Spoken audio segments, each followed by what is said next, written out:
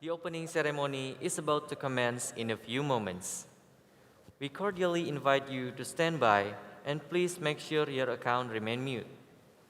Before we start the ceremony, we kindly remind all participants to turn on the video and use the virtual background. Thank you.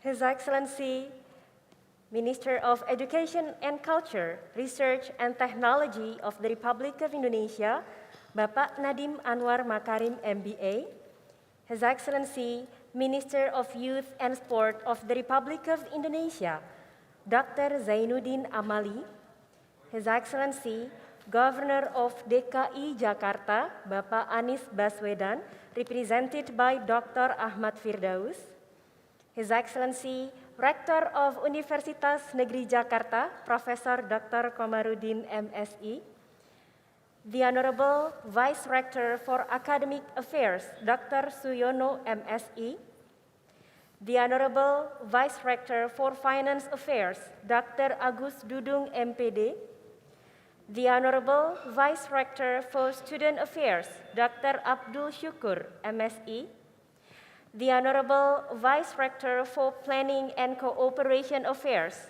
Dr. Toto Bintoro MPD.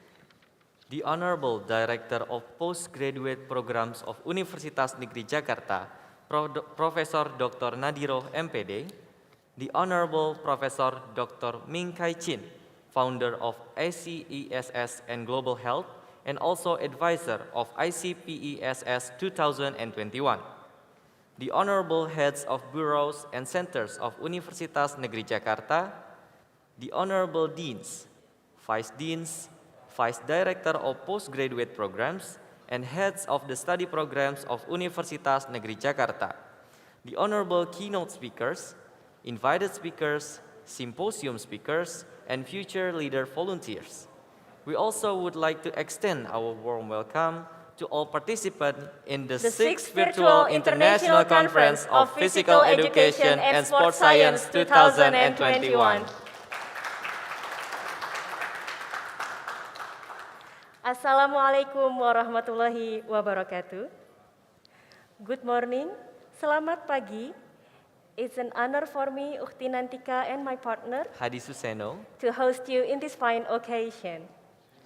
First of all, let us praise and thank God for the grace and its gift as we can gather on this morning. This conference is organized by Postgraduate Programs Universitas Negeri Jakarta and Bank Negara Indonesia, supported by Pegadaian, Bank Mandiri, Bank Rakyat Indonesia, Global Health Foundation, and Access. Moving on to the next agenda, we will sing Indonesia National Anthem, Indonesia Raya. To give our respect, ladies and gentlemen, please stand up.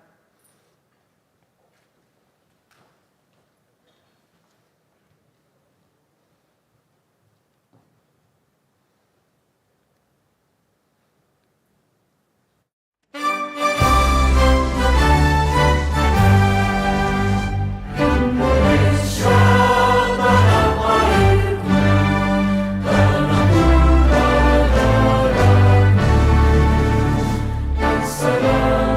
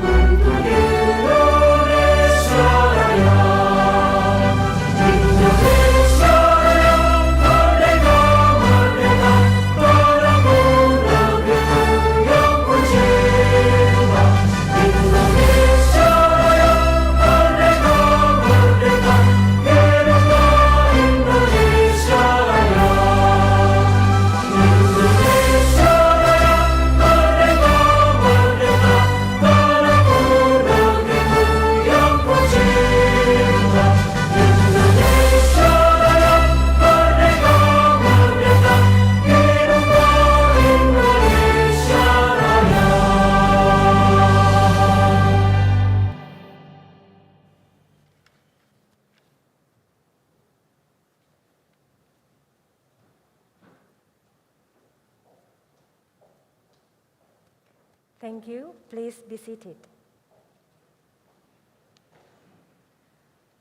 Ladies and gentlemen, we would like to invite you to see Indonesian traditional dance from Bali that will be presented by students of Faculty of Languages and Art, Universitas Negeri Jakarta. Please enjoy.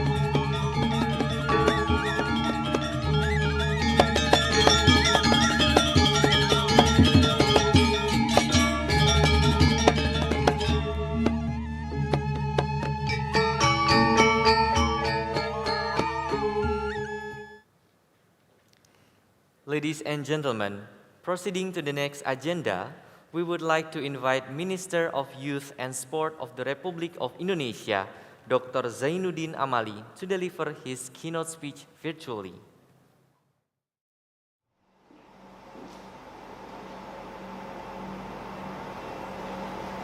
Bismillahirrahmanirrahim. Assalamualaikum warahmatullahi wabarakatuh. Profesor Dr.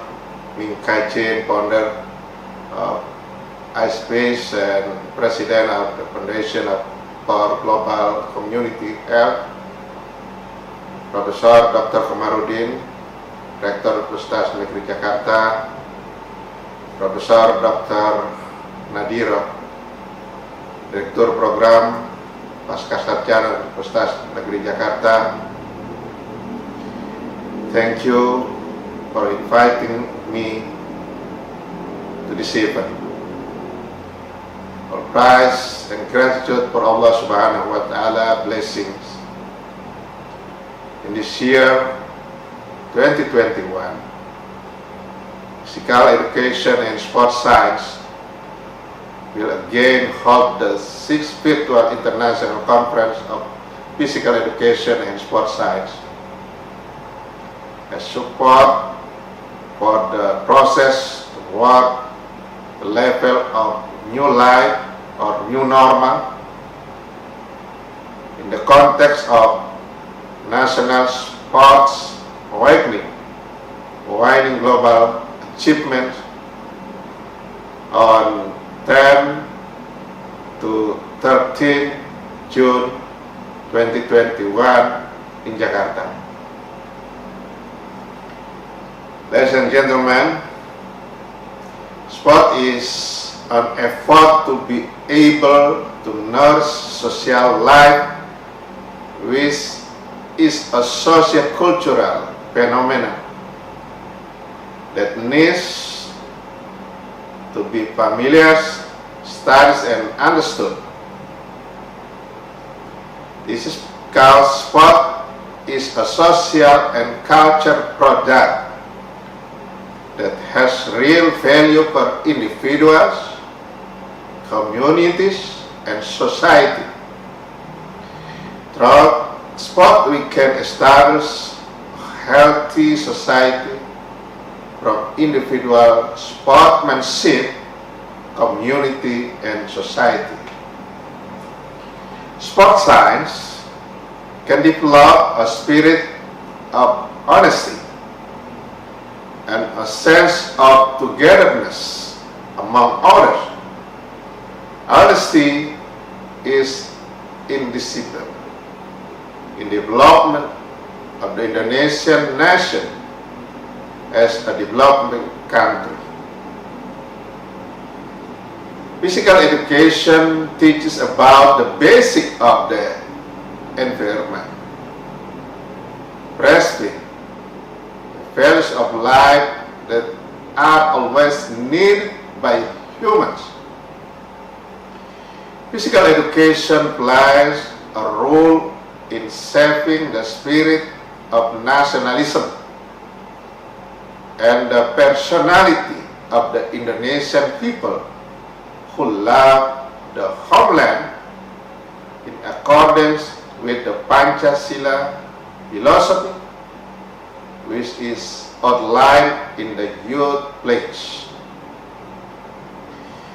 Given the importance of the role of sportsmanship in life, which will have an effect on sport development involving all components of the nation, there has been much discussion, but it is still discourse. The Minister of Youth and Sport welcomes and expresses full support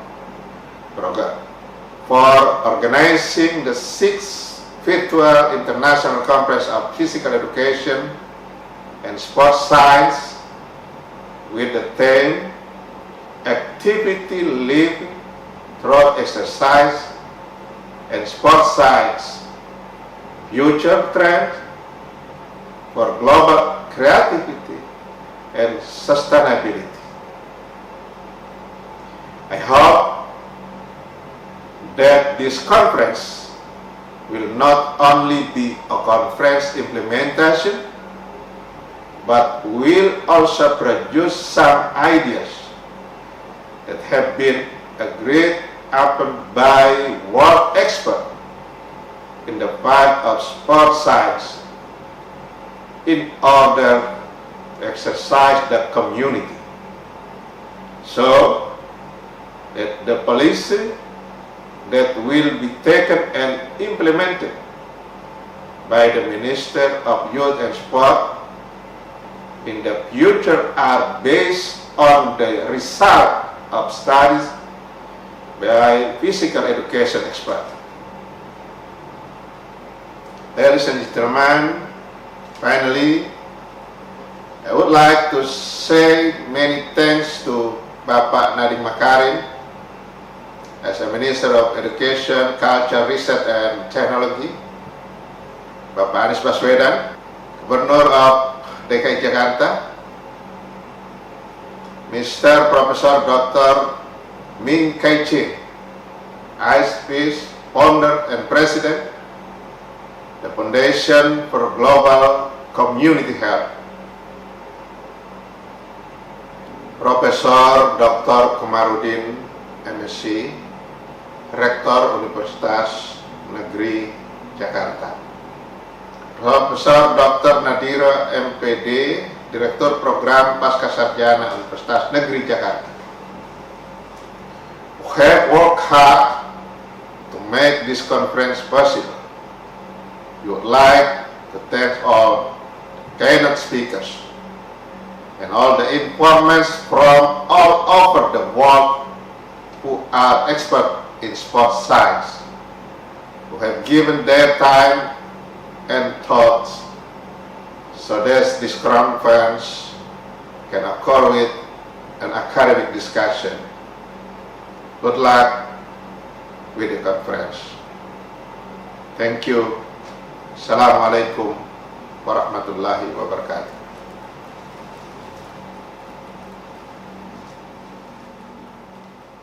Thank you, Dr. Zainuddin Amali, for the welcoming speech.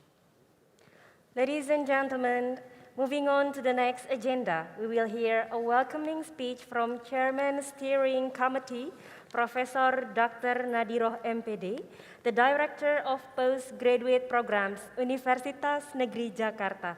Please welcome Professor Nadiro.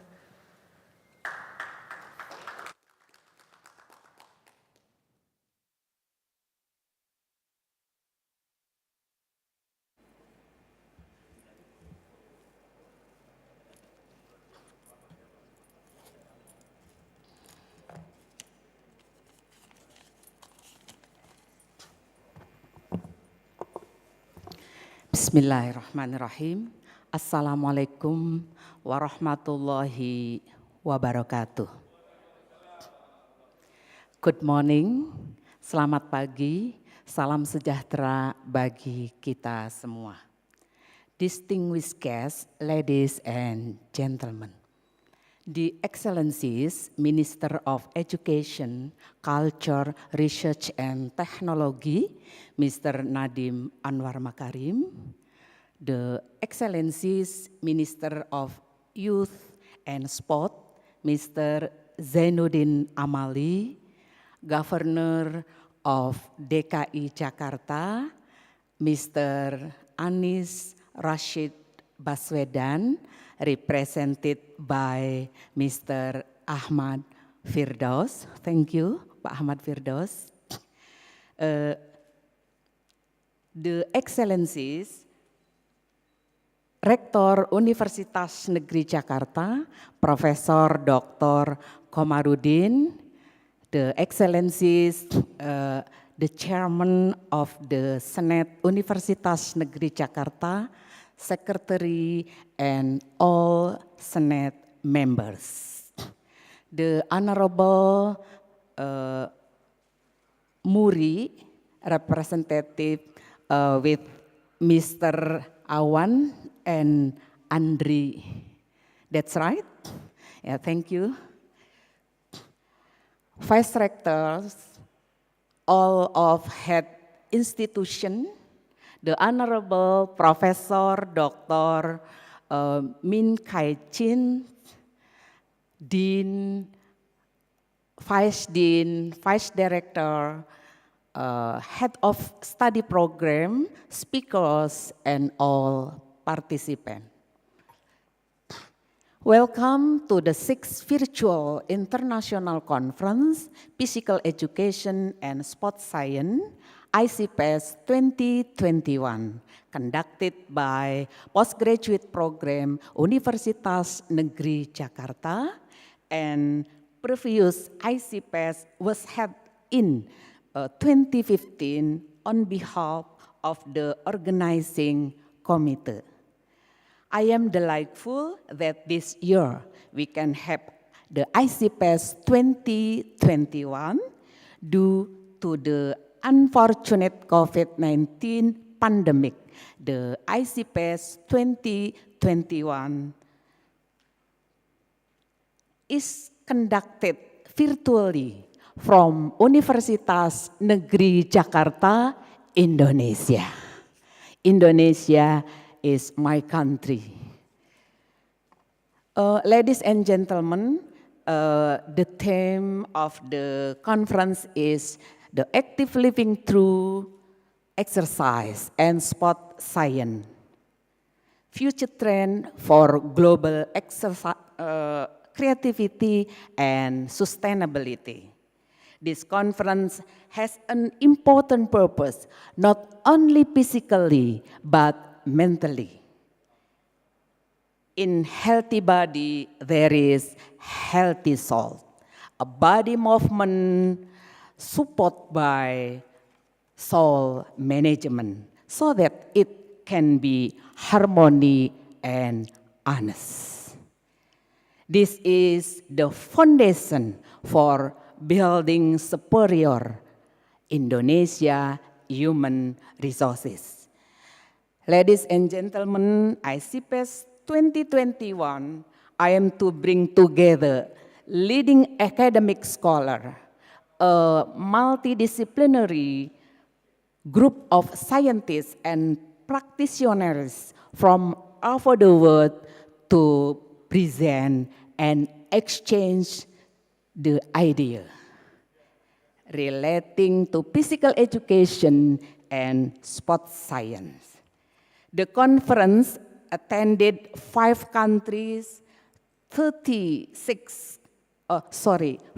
continents, 36 countries, 76 speakers, and 259 participants. We also have received papers from various topics of physical education and sports science. The paper will be published in the Journal of Physical Education and Sport, JPES. We will index it by Scopus.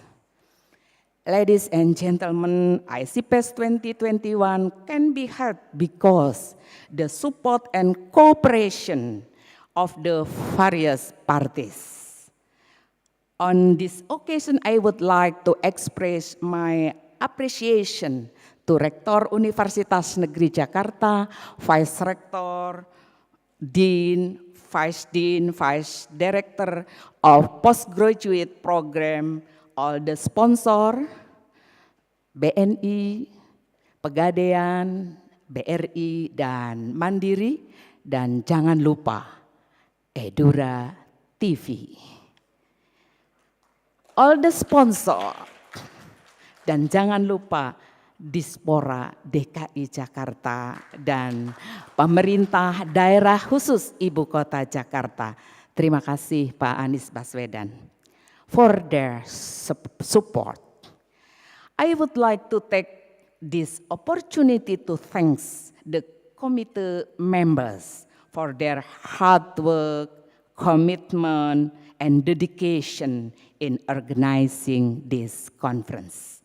Ladies and gentlemen, we hope that all participants of the ICPS 2021 will gain insight and knowledge on physical education and sport science. We wish you good luck to all speakers, participants, and committee members. Enjoy the virtual conference and have a nice day. Thank you. Assalamualaikum warahmatullahi wabarakatuh.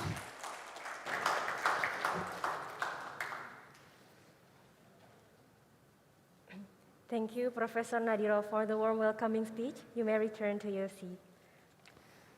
Ladies and gentlemen, proceeding to the next agenda, we would like to invite Professor Dr. Ming Kai Chin, as ACESS and Global Health founder and also advisor of ICPESS 2021, to deliver the opening statement virtually.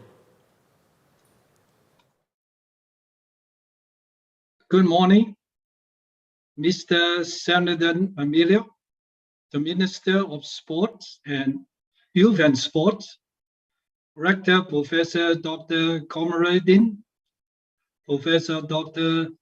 Nadiro, Director of Postgraduate Program, Dr.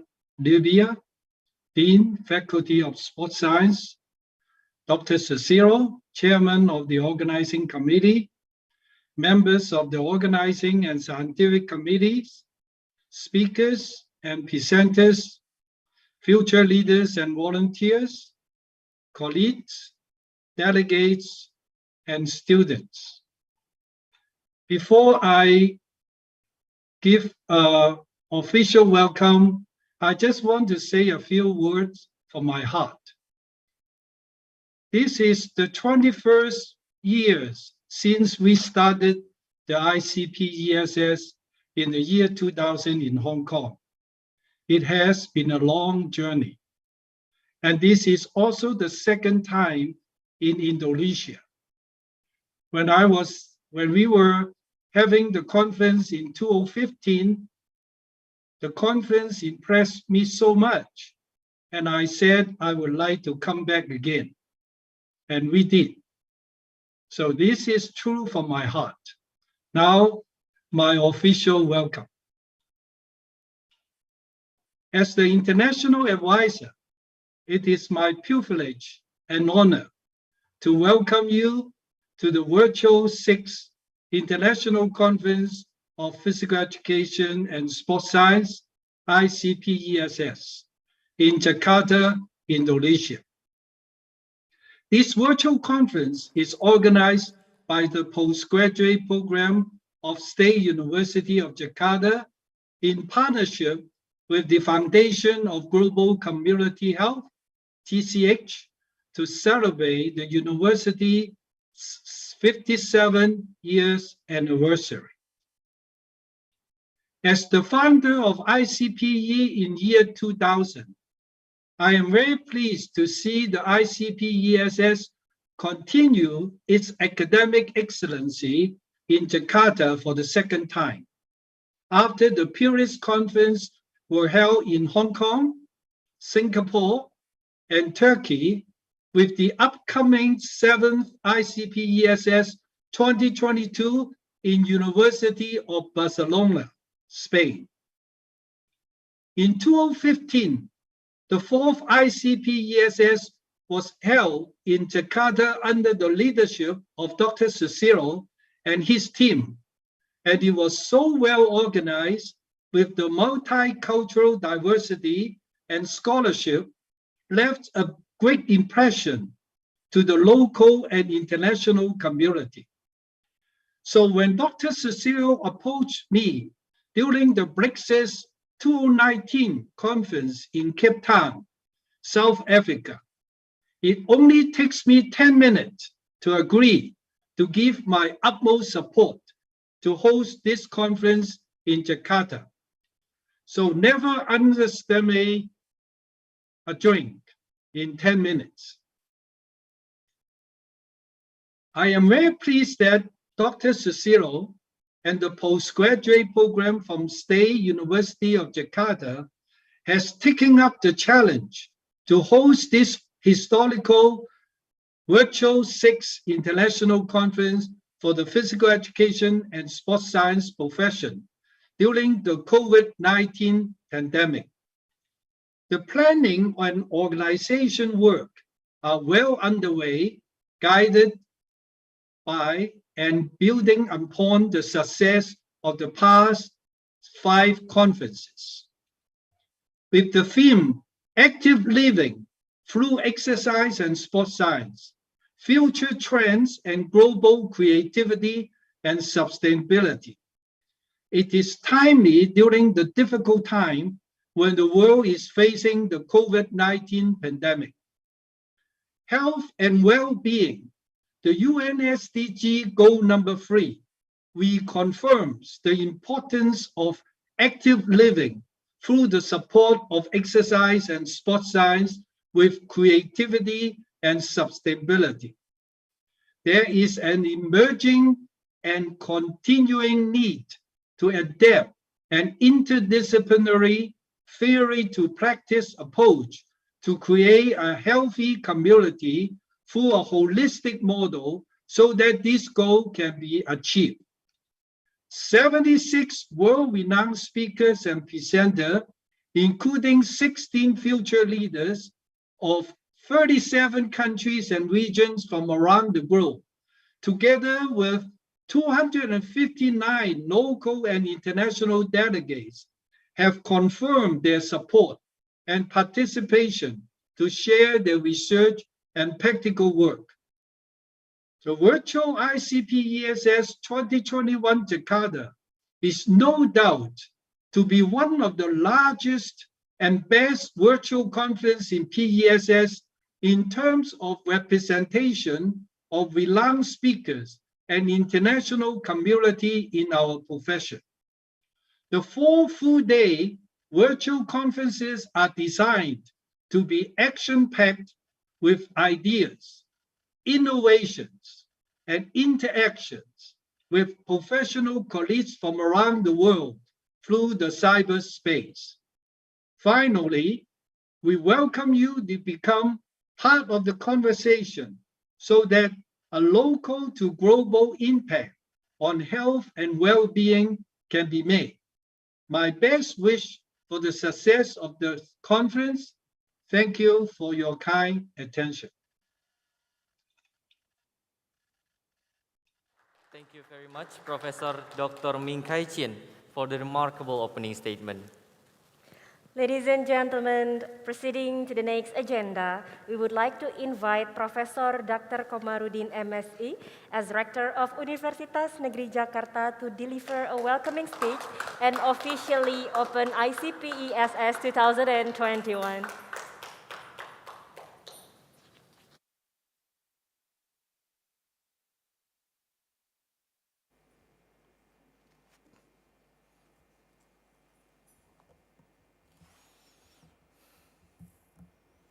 Bismillahirrahmanirrahim. Assalamualaikum warahmatullahi wabarakatuh. Good morning, selamat pagi, salam sejahtera untuk semuanya. The Honorable Minister of Education, Culture, Research and Technology, the Honorable Minister of Youth and Sports, the Honorable Governor of the Municipal City of Jakarta, represented by Ahmad Firdaus, the Honorable Professor Dr. Ming Kai Chien, founder of ICPES, the Honorable all keynote and invited speaker of the 6th ICPES, para pimpinan Universitas Negeri Jakarta, Wakil Rektor, Ketua Lembaga, Dekan, Direktur Pasca Sarjana, dan semuanya. Distinguished guests, ladies and gentlemen, may God the Almighty bless us all. Amen. In this very momentous event, I would like to welcome all delegates for the 6th International Conference of Physical Education and Sport Science, ICPES, in Jakarta, Indonesia. I hope within 4 days from 10 to 13 June 2021, you can find this event beneficial and enjoyable. Indeed, I feel honored that our university can host this great conference for the 2nd time in the last 5 years. The first was made in 2015 for the 4th ICPES. I believe this 6th ICPES is more challenging because it will involve more delegates and include broader coverage. They come from 36 countries to cover 5 continents. There are 76 speakers and 259 participants in this big conference. It is expected that students, lecturers, researchers, and other stakeholders can take benefit from it. The theme of the conference reads Active Living Through Exercise and Sport Science, Future Trend for Global Creativity and Sustainability. I think it is very significant to align with the global challenges, with promote creative thinking for sustainable living. Therefore, it is expected that this conference can accommodate and disseminate research findings in physical education and sport and health science. By so doing, platform of interaction between local and international experts can be encouraged.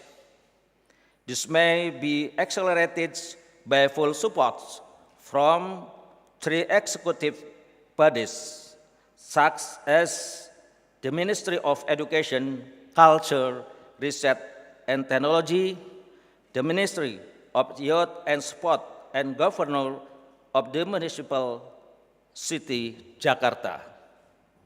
In this occasion, I would like to extend my appreciation and gratitude to the founder of ICPS, Professor Dr. Ming Kai Chin, who has given trust and opportunity to Universitas Negeri Jakarta to host this very important gathering. My appreciation also goes to organizing committee of the 6th ICPS School of Postgraduate Program and Faculty of Sport Science UNJ, who have worked hard for this event. Our appreciation is also addressed to all sponsors who have given significant support to make this event happen. For all delegates, once again, welcome to this virtual conference. We hope someday you visit our university, Universitas Negeri Jakarta, and other part of Indonesia to witness the beauty of Indonesia and to feel the warm and generous greeting from the people of Indonesia. Ladies and gentlemen, now on behalf of the committees and with permission from all of you, I declare the 6th Virtual International Conference of Physical Education and Sport Science officially open.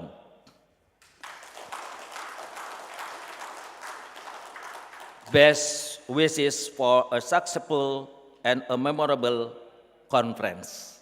Thank you. Assalamualaikum warahmatullahi wabarakatuh.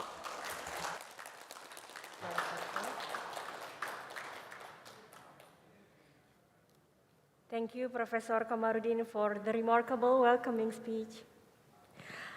Ladies and gentlemen, in a few moments, we will be witnessing a very historical moment of postgraduate programs Universitas Negeri Jakarta. Indonesia World Record Museum, MURI, listed this 6th ICP ESS Virtual Conference as the virtual international conference on physical education and sports science with the largest speakers from 5 continents. Konferensi Internasional Pendidikan Jasmani dan Ilmu Keolahragaan secara daring dengan pembicara terbanyak dari 5 benua.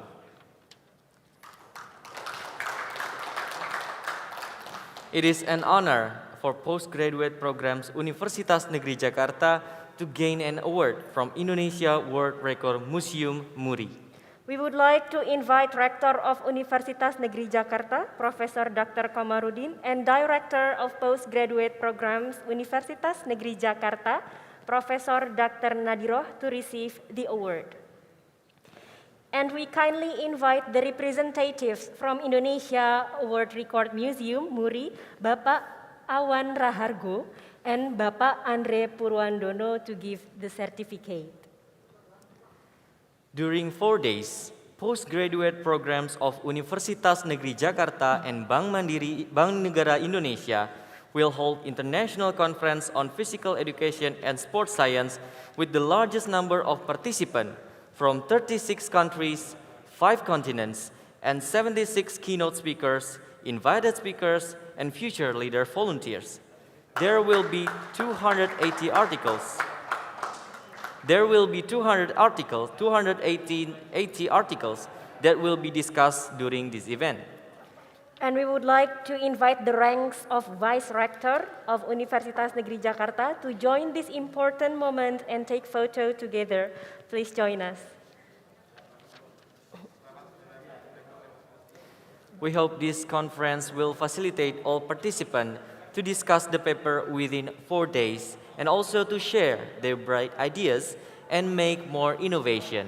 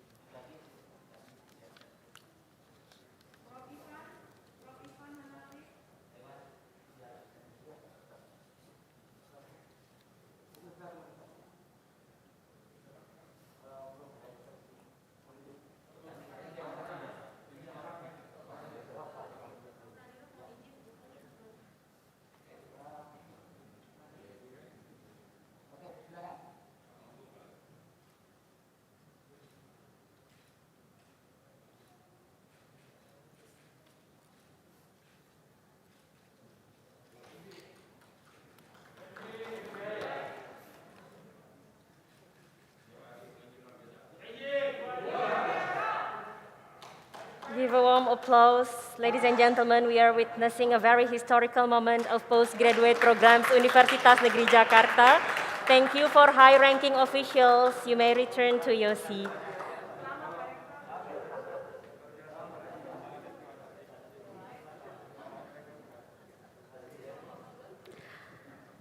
Ladies and gentlemen, for the success of the whole event, let us pray together, and we kindly invite Dr. Agung Purwanto as Coordinator Dr. Program Population and Environment Postgraduate Programs Universitas Negeri Jakarta to lead the prayers. Please welcome Dr. Agung Purwanto.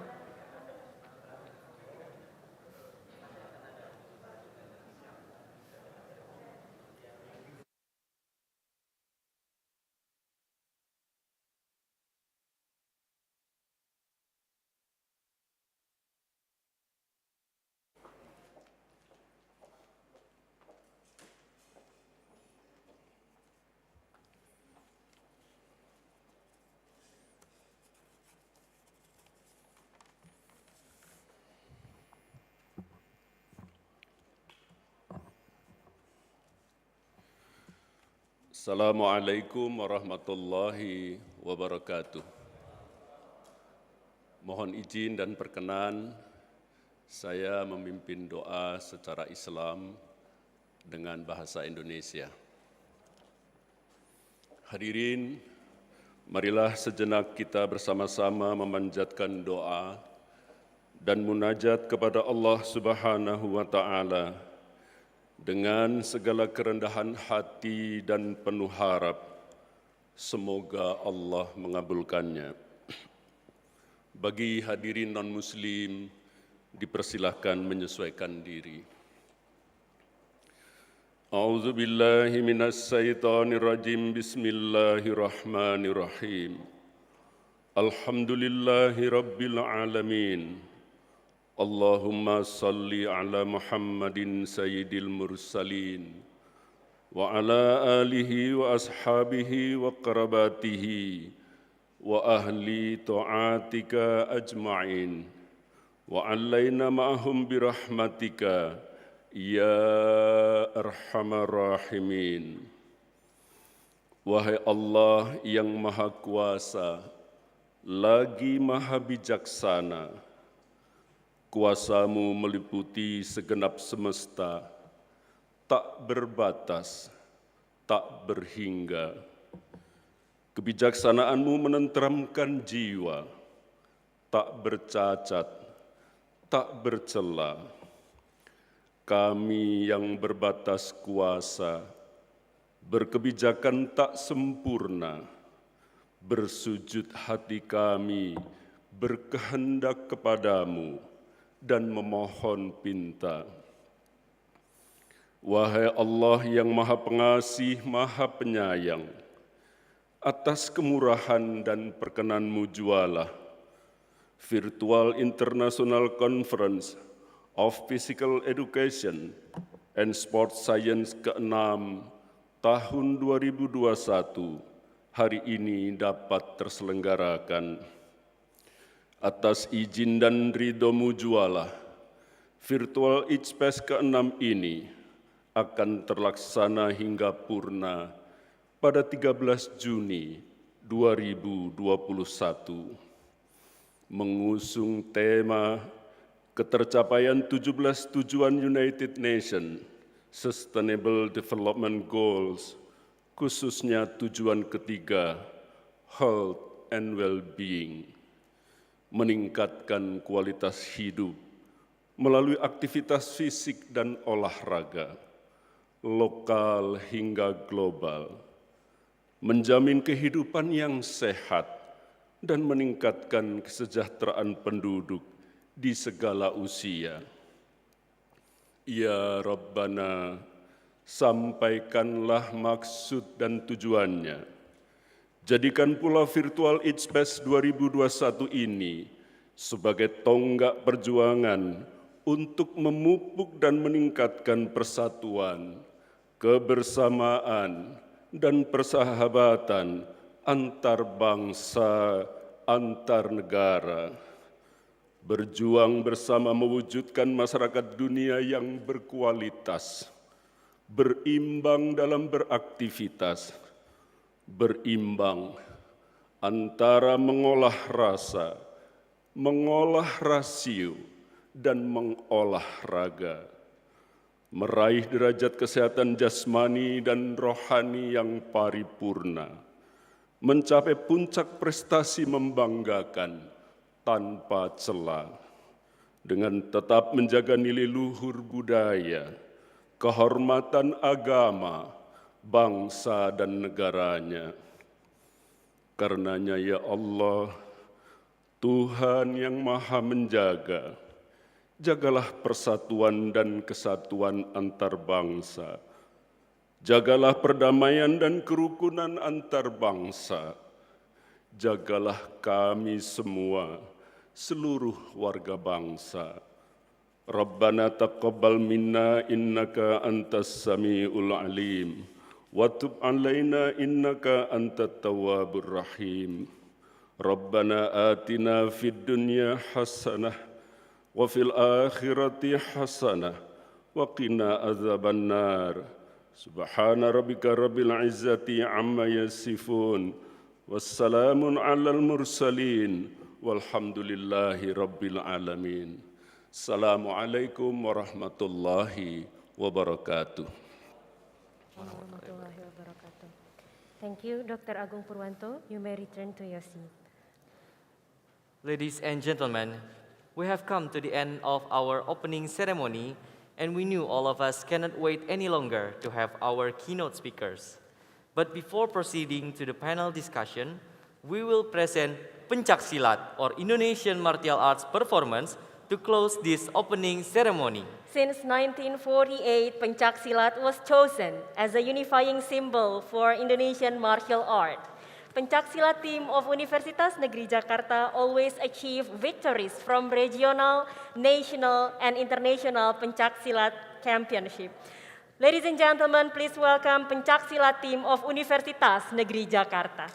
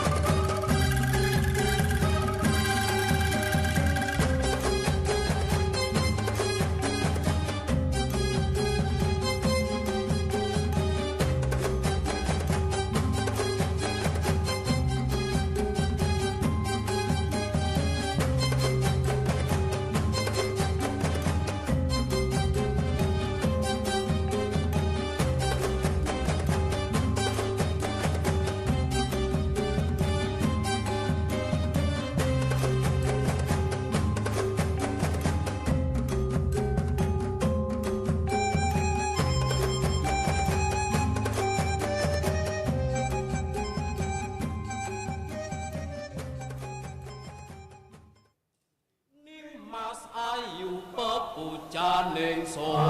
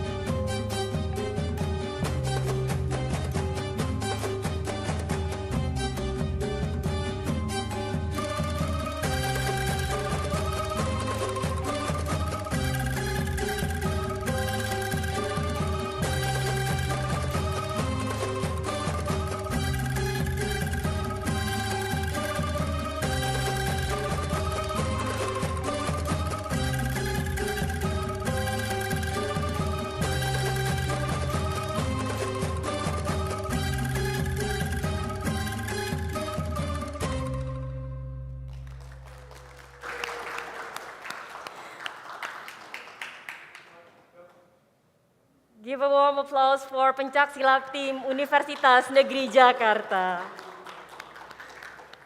Ladies and gentlemen, we have come to the end of the opening ceremony. Thank you very much for attending this beautiful occasion. Again, we would like to extend our gratitude for all support. Special thanks to Bank Negara Indonesia, Pegadaian, Bank Rakyat Indonesia, Bank Mandiri, Global Health Foundation, and ACESS. In a few moments, we will proceed the panel discussion. We will be having two keynote speakers, Professor Dr. Larry Drastin from USA and Professor Dr. James Tangkudung from Indonesia, that will be led by our moderator, Dr. Andi Rahman, MPD, MSc. He is Head of Sports Cooperation for National and International Relations, Republic of Indonesia. He contributes in the establishment of EMMS, or Asian Ministry Meeting and Sports, and SOMS, Senior Official Meeting of Sports since 2011. He was former director of Indonesia Sport Academy. He was presenter in several APEC meetings in Taiwan and Philippines related to Asian Games 2018 and became a national speaker of sport organization and sport management. He attended Genesis 21 Badminton in Japan as the head of delegation and attended expert group meeting on sport in Laos PDR. Besides, currently he is the head of international partnership in Indonesia Judo organization. He has been traveling around 50 countries around the world. So please welcome Dr. Andi Rahman. Thank you.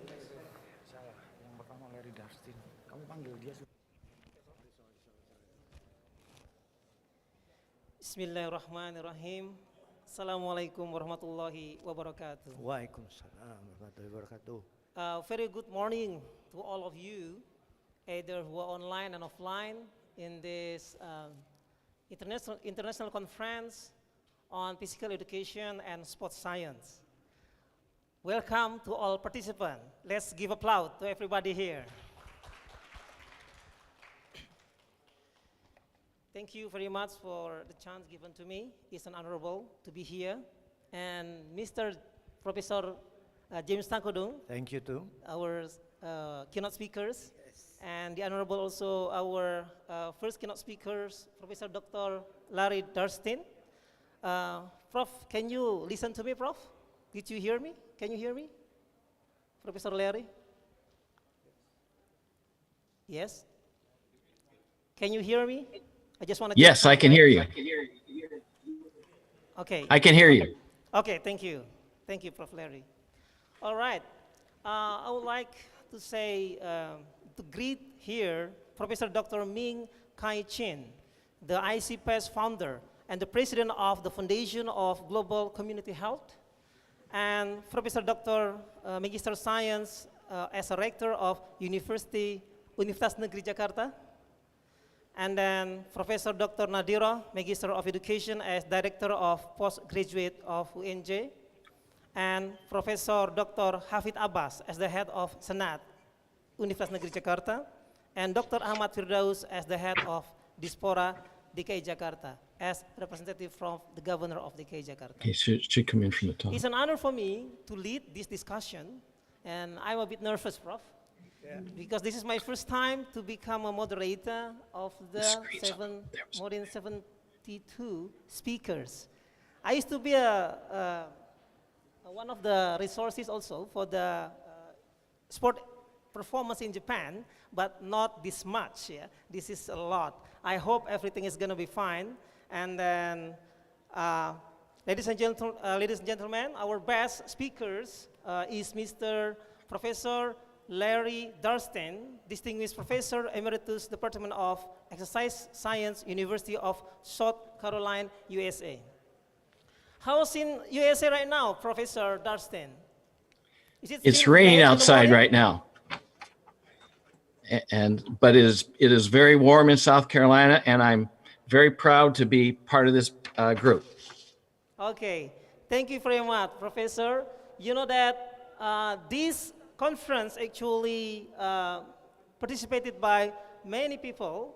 If I'm not mistaken, Prof, here they have 36 countries and then 5 continents and 72 speakers. Yeah, so this is amazing.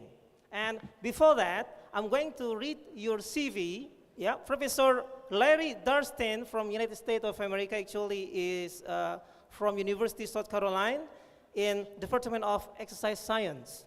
And he's got the Professor Exercise Science in University of South Carolina and earned his PhD in Exercise Physiology, Biochemistry, and Medical Physiology from University of Toledo and the Medical College of Ohio at Toledo.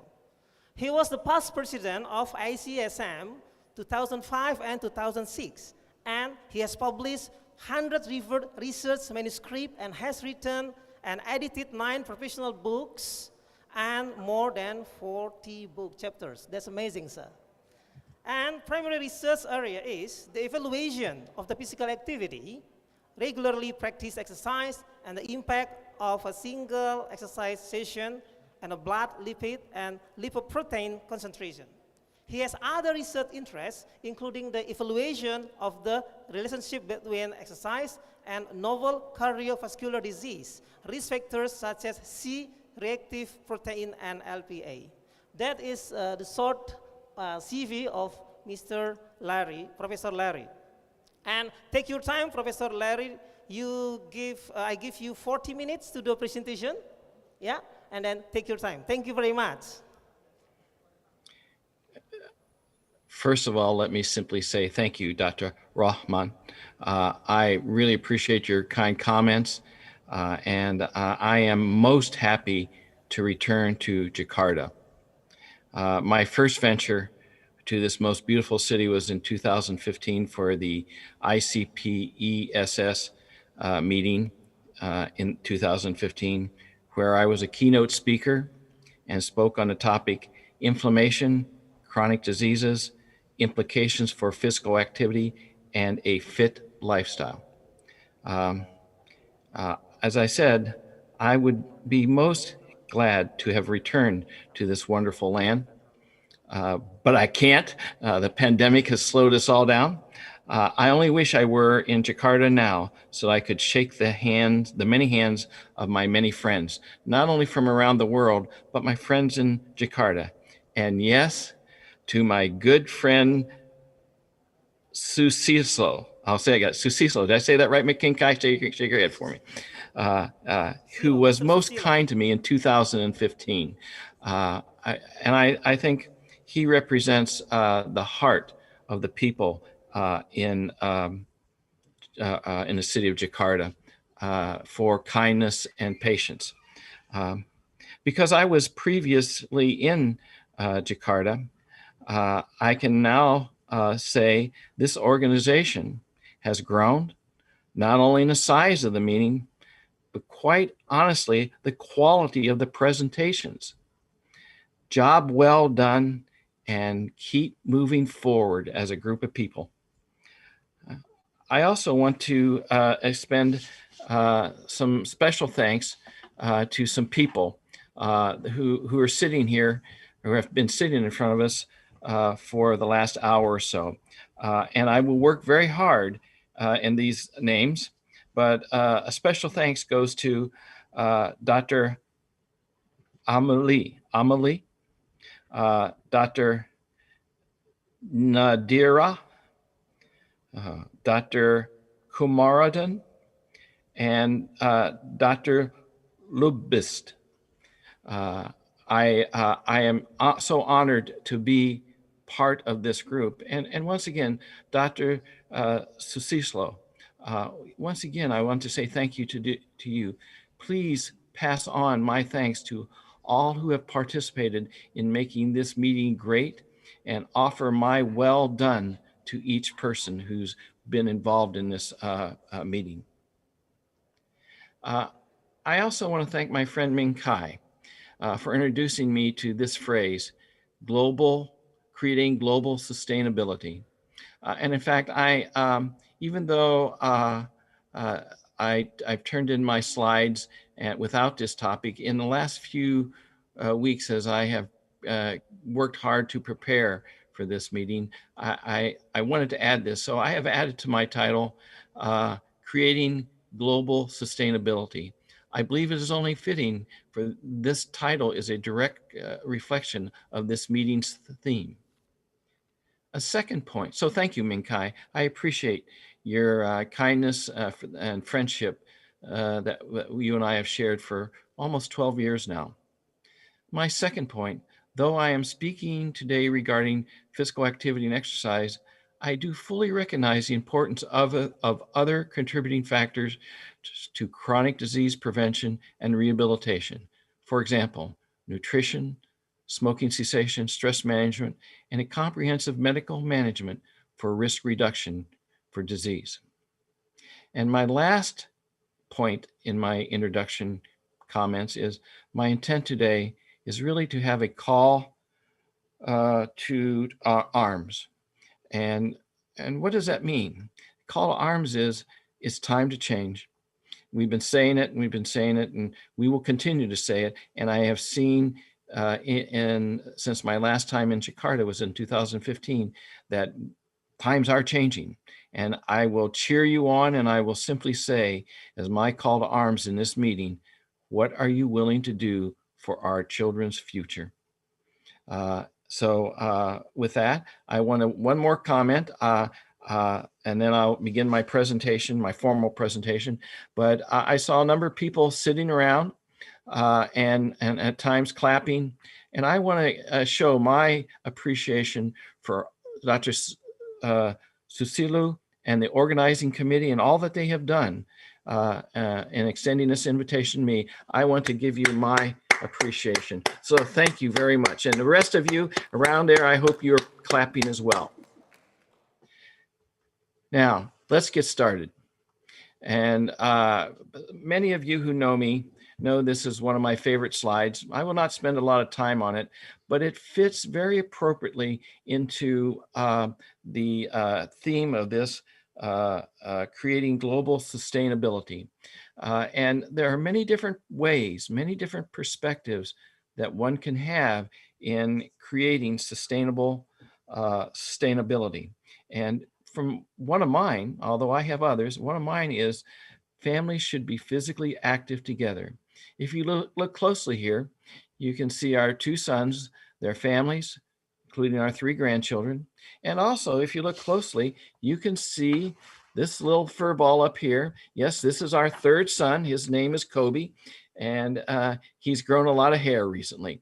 So, and we are all physically active. So in terms of creating global sustainability, in my opinion, one important factor is families should be active together. And so you'll hear me talk about this as we go through my presentation here. And again, my theme is creating global sustainability. And I'm going to talk today about major preventable chronic diseases, physical activity, exercise, and health, and what is in the future for our children. So let's get to the gist of it right now. If we look at global causes of death in 1990 versus 2017, we can look at the red portion here and here in these two pie charts, and that represents communicable diseases. And quite frankly, not only in the last 30 years have we done a really good job with this, but in the last 100 years, we have seen a tremendous reduction in communicable diseases.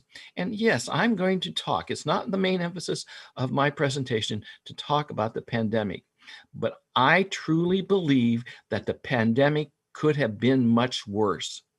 I'm going to say that again. I truly believe the pandemic could have been much worse, not only just for the United States, but for all countries, if we hadn't had good public health practices being developed and doing away with many communicable diseases over the last 100 years. Yes, I'm going to tell you, I think it's bad enough as it is, but it could have been worse. And public health is in part responsible for it not being as severe as it could have been. But then that leaves us, what's happened with non-communicable diseases, the part in blue here and part here, it's increased. And that is a major concern. And that's what I'm going to talk about is non-communicable diseases. Well, so let's move to the next slide. When we talk about non-communicable diseases, those are unhealthy conditions that are caused or worsened by physical inactivity.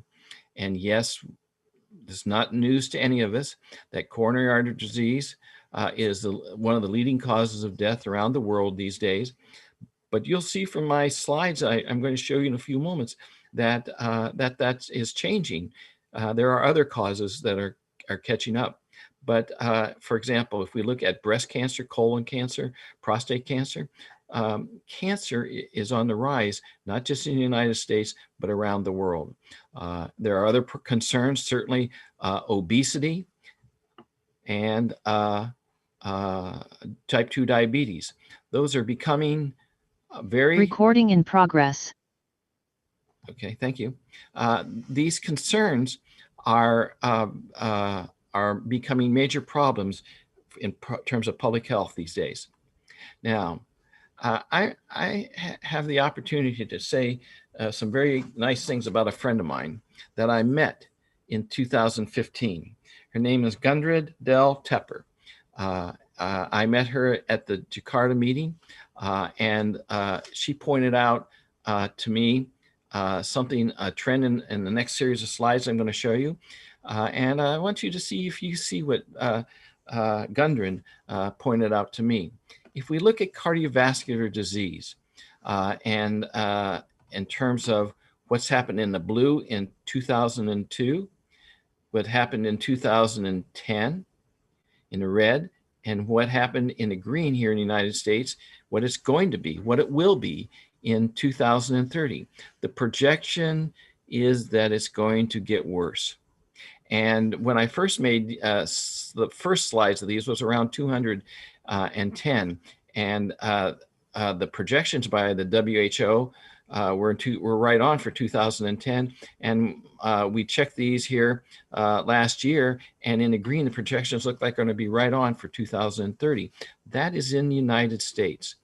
Well, if we come over here and look at what's happening in Brazil, Brazil was slow to get started, but their likelihood or the percentages of individuals with coronary vascular disease is on the rise. It's an exponential rise. It's probably the worst in the world right now. We look at what's happening with Germany, and we look at what's happening in China. The trends are there. They're not so bad here, but the trends are developing in China. They're already here in Brazil and in the United States. But cardiovascular disease is not the only disease that we're going to be concerned about here. If we look at type 2 diabetes, again, we look at the 2002 data, look at the 2010 data, and look at the projections for 2030. In the United States, it's to get worse. It's getting worse in Brazil. The trend is there in Brazil, and not much of a trend in Germany. And the trend for type 2 diabetes in China, it follows what we see in the United States. It's going to get worse. And if we look at obesity, if we look at the percent of the population that is obese, it's worse. It's gotten worse over the years, and the projections are quite high for 2030 in the United States. Brazil is outpacing the United States. Germany, it's still, these are their most significant trends here. And then in China, those trends are gaining speed over here. And the last one is cancer. And the trend is all there, except maybe not as great here in Germany. So I said I was going to ask the question, and the question is, what's the trend? Well, the trend is in Germany. And I showed these kind of these slides. They were in different form at the time. And these have been published here recently in Sports Medicine Health Science in 2019, December of 2019. And what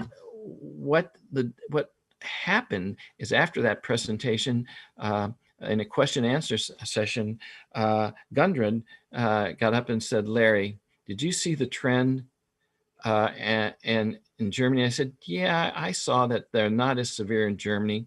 She, can you help me explain that?" And I go, "No, I really have no idea." And she came to me after my presentation, and we spoke for quite a bit of time.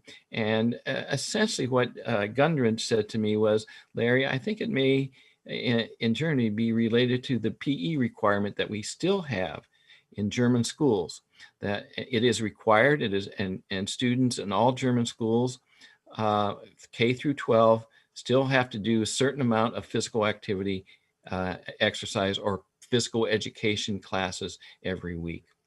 Well, my first thought was, really? Because I know what was happening in the United States at the time, is that although we have requirements, that we don't meet those requirements. But I did talk with a number of people, among other friends in Germany, and he said, and this was back in 2015 and 2016, said, "Yeah, we still require physical education." I will point out, though, that I've heard recently that may be changing, that requirement may be changing in Germany. And Gundren, if you're out there, you have me cheering you on to keep that requirement. Because what I found out in the United States is a good friend of mine, Kim Graber from the University of Illinois, she and I were talking about these same kind of things. And I said, "Kim, you know a lot about what's happening in the United States in terms of physical education programming. Fill me in. What's going on?" And she said, "Larry, is very depressing, because only schools in one state, the state of Illinois and the District of Columbia, meet the national recommendations for being physically active, or for requiring physical education courses." Well, that to me is very depressing, because I think there are so many things, and all of you, I know I'm talking to the choir, all of you feel the same way, that physical education has so much to offer, not only in terms of fitness and physical activity, and in my mind, for children to carry those activities on throughout their life, disease reduction. There are other kinds of things in terms of academic performance, which I am not an expert on and will not talk about, but I'm hearing a lot of good things about academic performance in people who are physically active, or children who are physically active. Let's come back around for a minute, and let's just talk about prevalence of overweight and obesity in children. So we've been talking about adults. Let's talk about children. And I know some of you have heard me say this before. I'm embarrassed with this slide. We are number one. Look up here in the red, the United States, number one. We have the highest prevalence of overweight and obesity in female children, and also in male children. And quite frankly, I'd like to be down here where Germany is, or France, Denmark, Japan, or Switzerland, or Norway. And these are children ages 5 through 17. And this is in part, not necessarily entirely, but it's in part brought on by a lack of physical education programming in the public schools. Well, I have a good friend, Beth Mayer Davis, up in University of North Carolina in Chapel Hill. And she published in the New England Journal of Medicine in 2017. And what she showed was that in girls and boys, that the percent incidence of type 2 diabetes is increasing from 2004 to 2012. And that's not new to us. We knew that was happening. These were the first solid data to show that and be published in a very prominent journal like the New England Journal of Medicine. Certainly the girls are worse. That surprised me. The girls are worse than the boys. The boys are represented in the green, but it is very concerning what lack of physical activity is doing to our children in the United States. The other area to look at that I showed for adults was the increased likelihood of cancer. And in the United States, the data from the CDC in 2018 showed that incident rates of cancer, childhood cancer, is growing. And again, I've said this today, and I've said it at other meetings. Children are our future. And when I first saw these, I think Liz Anderson showed me these data. I was terribly depressed looking at the incidence rates. But I did have an opportunity to be cheered up when she came back and said, but look at the mortality rates. And she said to me,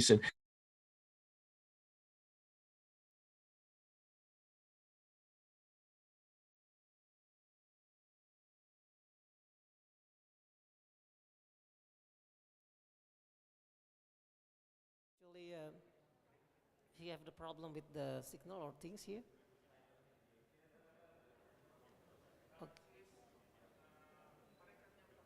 Okay, got problem with the connected. Okay, so we're waiting for him then. Okay, ladies and gentlemen, we are very sorry that there is a bit problem with the connections. So we are waiting maybe for, hopefully it's not long, so that the connection of Professor Larry will come back. Professor Larry Durstin, can you hear me?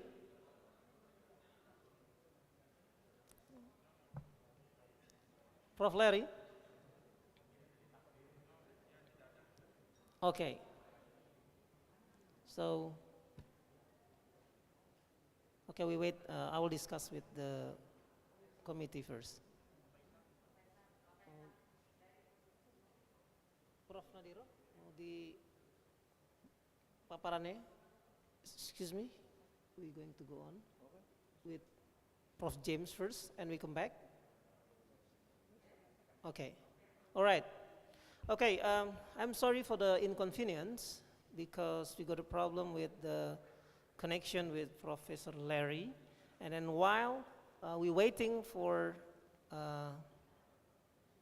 Professor Larry, maybe we will come back, we will go to Mr. Professor James Tangkudung. Okay, okay, maybe the last time. Prof. Larry, I will count until 3, yeah? 1, 2, 3, okay, still got a problem. All right, ladies and gentlemen, we're going to go to our next keynote speakers, and then here, Mr. Professor James Tangkudung. Give applause for Mr. James Tangkudung. Okay. Actually, I know him since 2011 when he was the deputy in Ministry of Youth and Sport, and he's a very Thank you. He's a very great man. And then Thank you. The title of the presentation from Professor James is Sport Against Coronavirus. Sport Yes. Against Coronavirus. And I'll read the CEV of Professor Dr. James Takudung. He's doing the doctoral degree on sport education in State University of Jakarta, and also master's degree on sport education and IKIP Jakarta. And he is specialist of sport medicine at Frankfurt University, Germany, and bachelor degree on medicine on Mainz University of Germany, and got doctor specials in sport medicine with a doctoral degree developed on exercise physiology, and full professor and full professor of sport medicine, Yes. and also lecturer in the Faculty of Sports Science, lecturer in Postgraduate State University of Jakarta. He has a lot of background and a lot of experience. I cannot read one by one. This is only the summary, Professor, yeah? Thank All right. you. He was appointed as the deputy at CDM of Youth Olympic Nanjing, China, 2014, a deputy of CDM at SEA Games 2015, Singapore, and a coordinator of sport medicine at Asian University Games 2016 at Singapore. And he also had been a coordinator of doctoral degree program in postgraduate during 2 periods. And research focus on sport health science, sport science, and sport education, all sport scope. And then 2007, professor in sport health science at degree of Ministry of Education and Culture. And he has 7 grandchildren. Yes. That's amazing. And 4 children and 7 grandchildren. Yes. How old are you now, Professor James? B96. 90. All right, okay. No, And 69. 69, being 69. B70. And you look very healthy. And Thank of you. course, it's from one wife, yeah? All right. Thank Okay, thank you, Prof. James. I give you time, and I give you more or less 40 minutes to do the presentation. Thank Take your you, time. Dr. Rahman, distinguished guests, ladies and gentlemen. Good morning, everybody. We have our chairman, Professor Nadiro, our president of the senator, Professor Hafid Abbas, and sorry, I forget Pak Teguh, yeah, sorry. Today I will speak about how we fight the coronavirus, like we hear before that the COVID-19, SARS, severe acute respiration syndrome. That can be from that. Why it's called by SARS-19? Because began in Wuhan in year 2019 in China. That's why we call SARS-CoV-19. Yeah.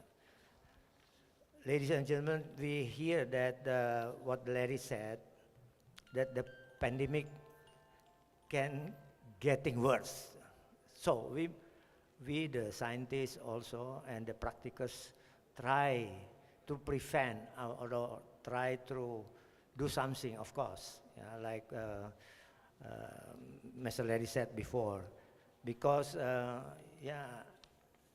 all part of the world have the same problem. Yeah. That's why I try to do my best, like I do myself, exercise means walking, jogging, and so on, every morning, about 1 hour. So I have my target always 16 walking steps every morning. It is about -3, that means about 13 kilometers. About 13 kilometers. That's why it's important, because myself, I'm practicing that.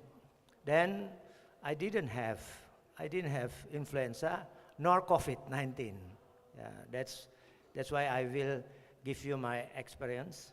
Yeah. And then I found it that our sweat exercise, after exercise we have perspiration. My sweat, after exercise we have, of course, sweat, keringat. And I make research about that, an experiment, that the sweat from our body can prevent and destroy the virus. Why? Because our sweat fluid inhaled, release, there are salt-based water. Like we know, salt can destroy everything. Our car can be destroyed by salt also. That's why, And I have a supporting also from the hyperhidrosis group. They say that the perspiration is good. That means to prevent the transmission of COVID-19. And the professor from George Washington University, Mr. Adam Friedman said, Professor Adam Friedman said that sweat has some inherent antimicrobiological activity. That's why I try to do by my own self. That's the finding of me. Secondly, about long COVID. I have a patient or student, they have the COVID disease and call me how to do that, how to fight that. I say, through exercise. And after, before COVID, during the sickness or illness, and then after, because in the world, there are about 2 till 3%, 3% people after illness still have long COVID. Long COVID means in our language we say chronic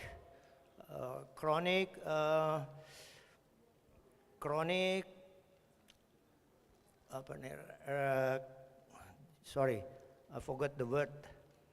Chronic, same like that. I will come back to this word.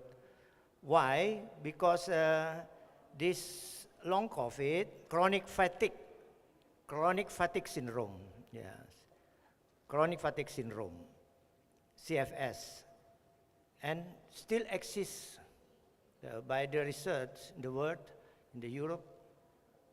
About 3 months still long COVID there for the middle age, and for the older can be longer, about 6 till 1 year.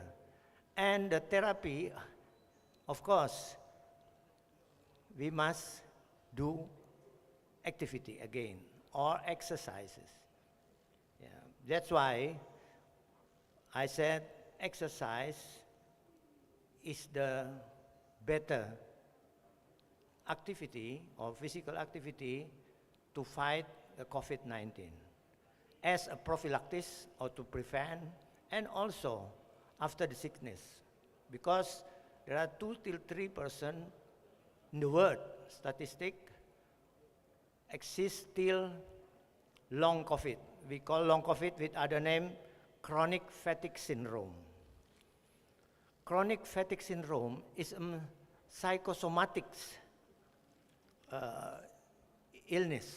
That means the patient still think in cognitive, still think that he or she still have the COVID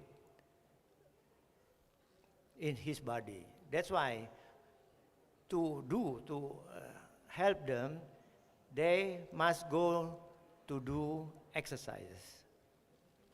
And why I said that? Because in our body, through exercise, we will activate our psychobiological weapons against. Through exercises, we will activate our psychobiological weapons.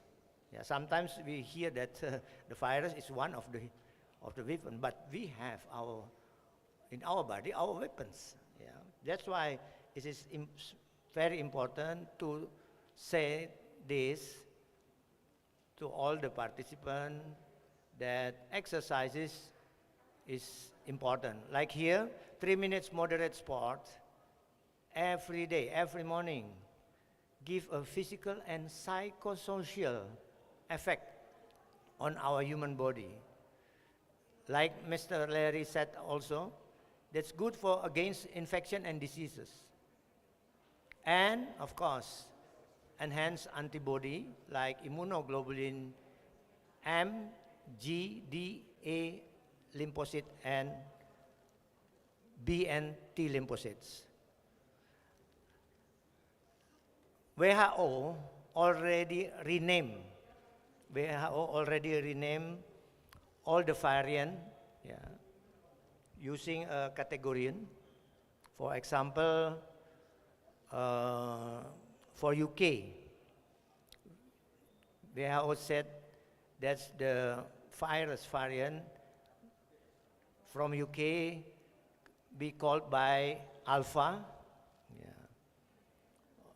And then the virus from South African be called by Beta, and the virus variant from Brazil called by as a Gamma, and then Brazil also as a Gamma, and the last one is there are 4 variant from India they call as Delta variant. Of course, in my interest, I don't know really what kind of variant we have. Of course, I want to know what kind of variant exists in Indonesia. That's why I said perhaps we must do more, the scientists in Indonesia, because it can be a multiple or combinations variant exists in Indonesia. Because WHO said also they suggest that there is still others variant like epsilon, zeta, eta, iota, and theta.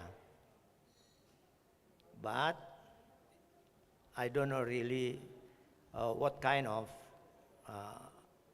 we have in Indonesia. As conclusion, of course, if we have the virus effect, it can be decrease our cognitive, associative, and motoric learning. That's why it is important to think about the children, about the schools, and so on. And last but not least, again, I will say the exercise is important and can be used as psychobiological weapon against COVID-19 disease. Last but not least, again, there is a word, health is not everything, but without healthy, you cannot do anything. Thank you. Okay, give applause for Mr. James Tangkudung. So I'll make the conclusion that actually first is we need to do exercise, because exercise can destroy the COVID-19. And the sweat. Yeah, the sweat. Yeah. The sweat that comes from the exercise actually can destroy the COVID-19. And then we need to do that in 30 minutes every day to do the moderate sport. Okay, so minimum. Minimum. Okay. Okay, thank you very much, Prof. James. And then actually, I'll try to check again with the committee whether Professor Larry already come up in the online or not. Okay, still talking to him? Can he back? Hopefully, okay. All right, so while we're waiting for the Prof. Larry, maybe we give, there is a question and answer that maybe can be addressed to Mr. Professor Dr. James Tangkudung related to sport against coronavirus. Prof. James, I checked in the online, there is at least 150 people, 50 Wow. participants attend, yeah? Because I have in my tab also. And then here we have also the offline participant. So, Thank you for your if there is participation. questions that can be addressed for Mr. James Tangkudung, we give a chance for the participants, Yes, and then maybe can raise hand, yeah? If there are any participant who wants to give a questions, please, I give you time.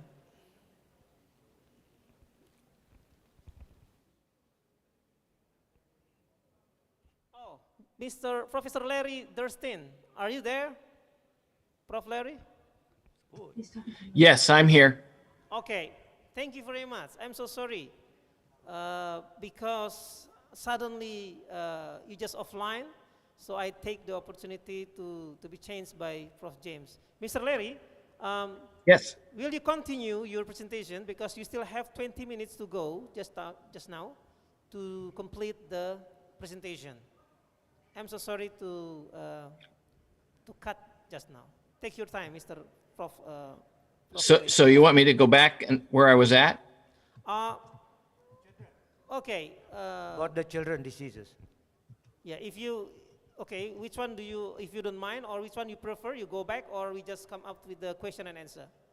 It's whatever you want me to do. I'm happy to do. Okay, you can complete for the last 10 minutes for the presentation. Okay. Okay. Liz, help me with this.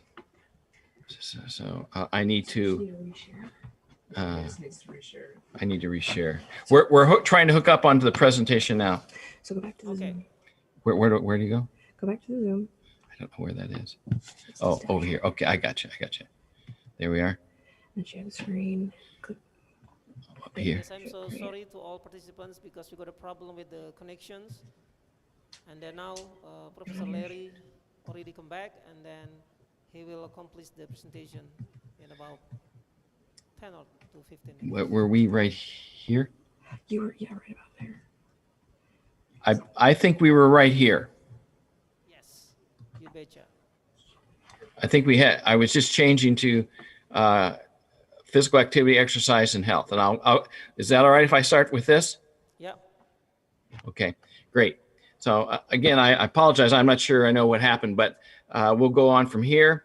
If we look at this slide, this is Bill Haskell's presentation at the Wolf Lecture in American College of Sports Medicine. In 1992, he published this in Medicine and Science and Sport and Exercise in 1994, and he looked at relative risk of coronary heart disease mortality and very low fitness people and very low physically active people here to very high physically active and very high physical fitness individuals. And there was a reduction in the relative risk of coronary heart disease mortality as we went from the low groups to the high groups in terms of fitness and physical activity. It was one of the very first studies to show this. Many studies have shown it since then. Then the next thing that led me to be thinking about was something that Ellsworth Buzzkurt from University of Pennsylvania talked a lot about, and that was maximal oxygen uptake changes with aging. And V.O2 max is a measure of functional capacity.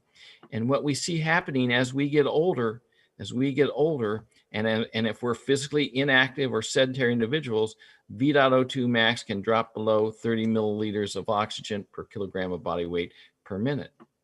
But we do know that by maintaining physical activity throughout our adult life, that this decline in V.O2 max is less.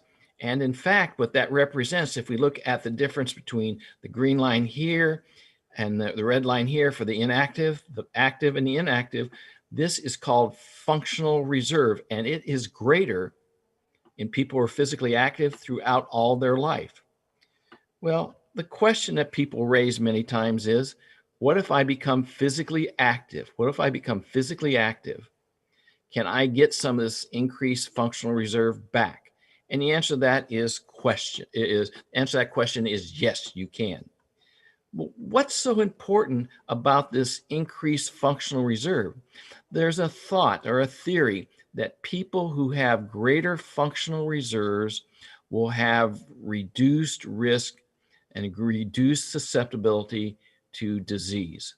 And so by remaining physically active throughout our lifetime, that risk is reduced. If we look from another perspective, and that's the quality of life, if we look at good health here and not so good health as we get older, look what happened to the quality of life curve after the age of 30. It slowly decreases for the person who's physically inactive. So how happens if we compare this person who's physically active throughout all their life? They have a greater quality of life. And what does that mean? It means that they're less susceptible to disease, they're less likely to have chronic health conditions, and they enjoy life more. They enjoy life more. So a person, again, who's 35 or 45 years of age saying, I want to have a greater quality of life. Can I get some of that quality of life back if I become active? And the answer to that is yes. Now, one of the questions that people ask all the time is, if I exercise, will I live longer? Now, there's a little data to show that you might age a little longer if you're physically active. But we're not talking 10 or 15 years. We're talking a few years, and that's great. But when I first started many years ago, when I graduated from undergraduate school and went to graduate school, that was my thought. I want to live longer. Well, when I finished my graduate program, and it was, well, I want to live longer and I want to have better quality of life. And by the time I turned 40, it was, well, I want to have reduced risk for health. And when as well as living longer and having good quality of life. But by the time I turned 60, my thoughts wasn't for longevity, it was for quality of life and improved health. And that's what these curves are showing us. Well, in terms of creating global sustainability, what is in the future for our children? And if we look at these physical activity guidelines for the United States, they are very similar to every country's guidelines for being physically active. For adults down here, it's 150 minutes a week of moderate intensity or 75 minutes a week of vigorous intensity aerobic exercise with some muscle strengthening activities 2 or 3 times per week. But if we look at children, it's 60 minutes or more of physical activity every day, and it's moderate or vigorous intensity aerobic exercise at least 3 times per week, vigorous intensity activity with some muscle strengthening exercises as well. And these, again, are across all populations in all countries. These are very similar guidelines. Most recently, the WHO guidelines, new guidelines came out for children, and they're very similar to this. They're very similar to this. And they stress the importance of physical activity for children. Well, if we look back to 2012, this study by Eklund I think is most impressive, and they're looking at moderate to vigorous physical activity and sedentary time and cardiometabolic risk factors in children and adolescents. And what they found is that there was some relationship here in terms of moderate, vigorous physical activity, in terms of low, moderate, and high tertiles, and in terms of time spent in sedentary, that the rectangles represented the highest tertile for moderate to vigorous physical activity. They had the lowest waist circumferences. They also had the lowest blood pressures. But what is equally and more important is you looked at fasting insulin levels. Their insulin levels were lower. That meant that the less active individuals had higher insulin levels, and their insulin sensitivity was less, and they were more prone as children to develop type 2 diabetes.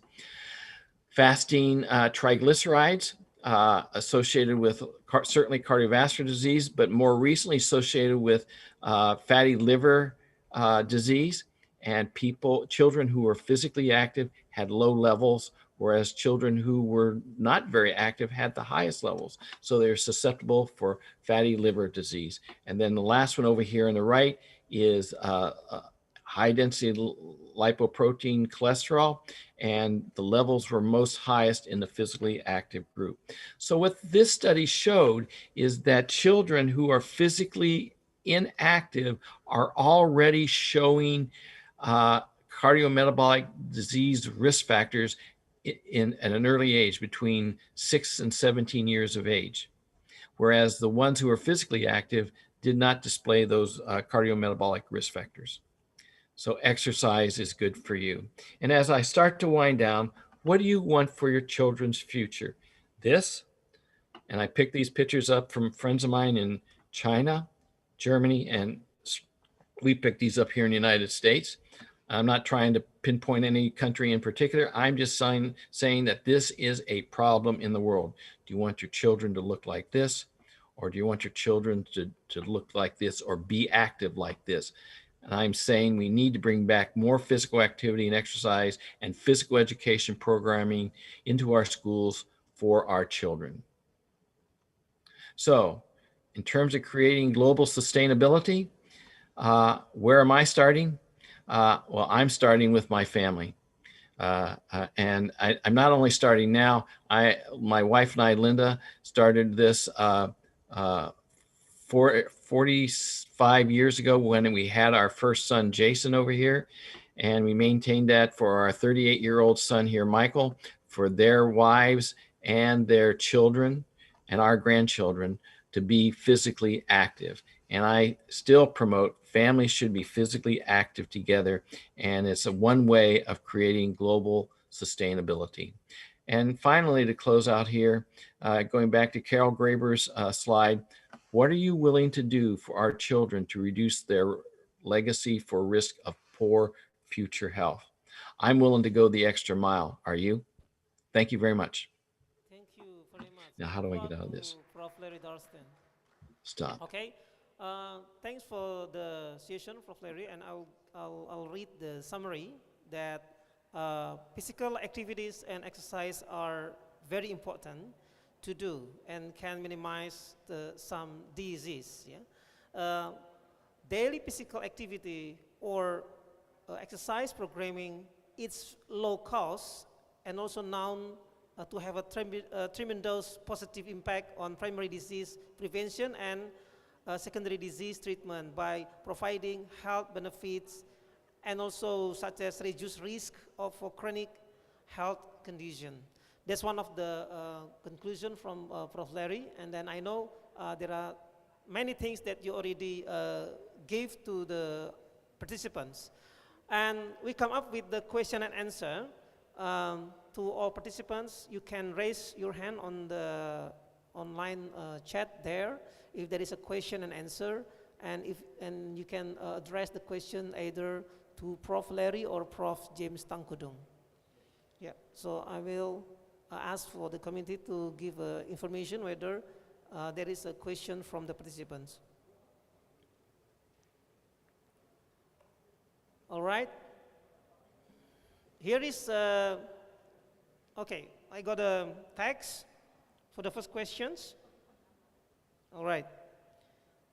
This questions actually is addressed for Professor Larry Darston. The question is about the Sport Development Index. Maybe this question is come from the Indonesian participants. How is the Sport Development Index in United States? And then how many Sport Development Index, the index of the sport development in United States? That's the questions. I need a clarification. What index is that again?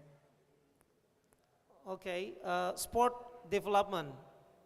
Is Sport there development. any sport development index in United States, Mr. Larry?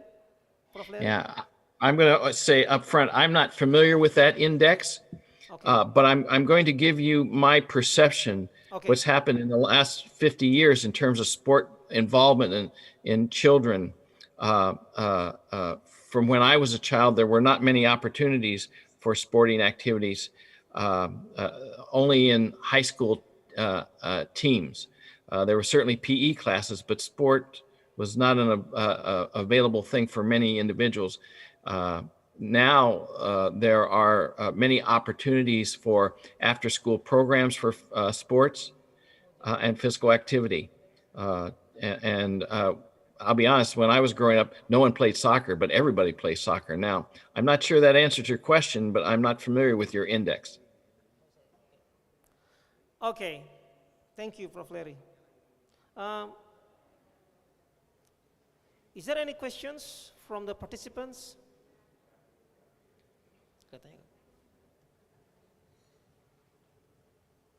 Okay, let's check in the tab. Are you familiar with that You can sport raise your index? hand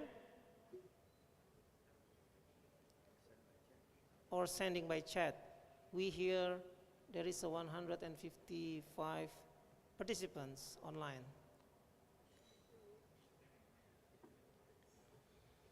Okay, we give you the opportunity. Thank you. All right. Can you give your name and where you're from? Okay. Assalamualaikum warahmatullahi wabarakatuh. My name is Shaini. I am from Indonesia, the University of Negeri Jakarta. I would like to ask to Professor Larry. Actually, my children, my daughters, like to do the dancing, especially the dancing like the Korean K-pop, the K-pop dancing like the Blackpink group singer. The question is that I would like to know if that kind of dancing, is it one of the type that we can allow our children to do it, to reduce the risk of the chronic health disease. I mean, is that the type, because I saw your presentation about the 30 minutes physical activity, and actually the dancing things, it only takes like 3 minutes or 1 minute like that. That's a very, very good question. There's Yeah. several questions there. The first Now question, children like to do the dancing of like from the K-pop singer. Yeah. They got very sweat, but it only takes like 1 to 3 minutes duration. So how about it? yeah, your first question, and there's several questions here. The first question, is dancing a viable activity Yes. and the answer is absolutely. Absolutely. I would encourage all children to dance. Yeah. In fact, if I would go back in my life, I would learn how to dance. Minkai laughs at me and when I dance, but that's okay. That's okay. Okay, So thank yes, you. the answer question is dancing is good. Is dancing for 3 minutes okay? Do you get benefits? Well, let's say you dance 3 times in 2 hours and a total of 10 minutes. That's good exercise. Now you need to get 30 minutes, so you probably have to figure out how to get another 20 minutes of physical activity in. But first of all, dance is good, and what you're talking about is a form of interval training, dancing for 3 minutes now, dancing for 3 minutes later on, and 3 minutes throughout the day. If you could do that at 3 minutes, a total of 10 times, you can meet that 30-minute goal that's and recommendation that's set up for children. Okay. Thank you, Professor Larry. Okay. Thank you for the question. Thank you very much, Ms. Shaini. Okay. We go on for the second questions.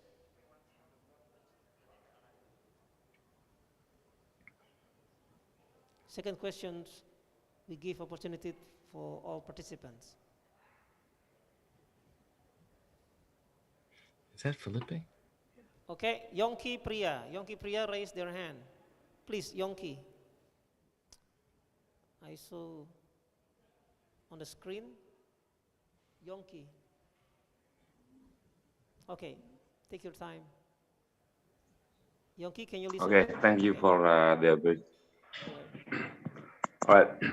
So, Mr. Rari, regarding PE class in the school, especially in the elementary school, how we can increase our PE learning when we don't have sport facilities that supports our program.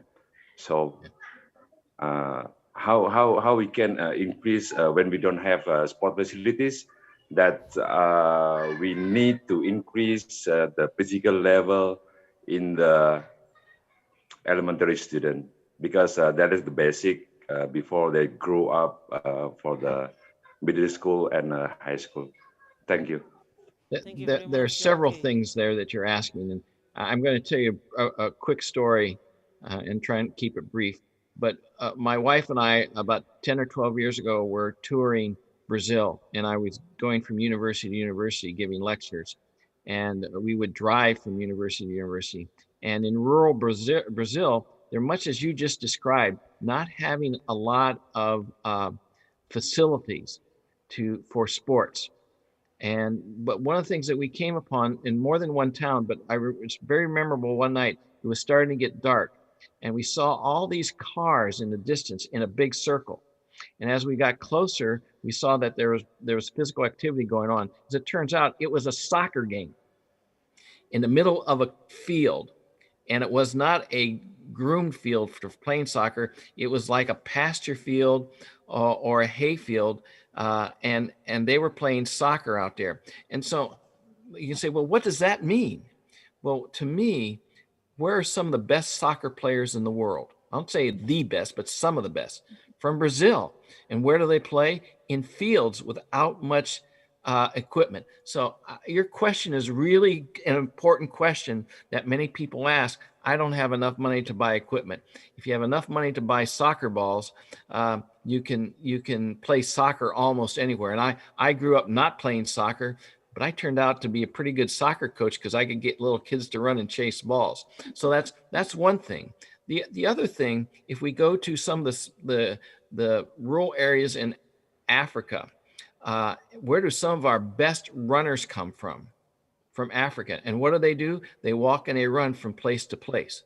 So my question is, and again, it's a very important question that you've asked.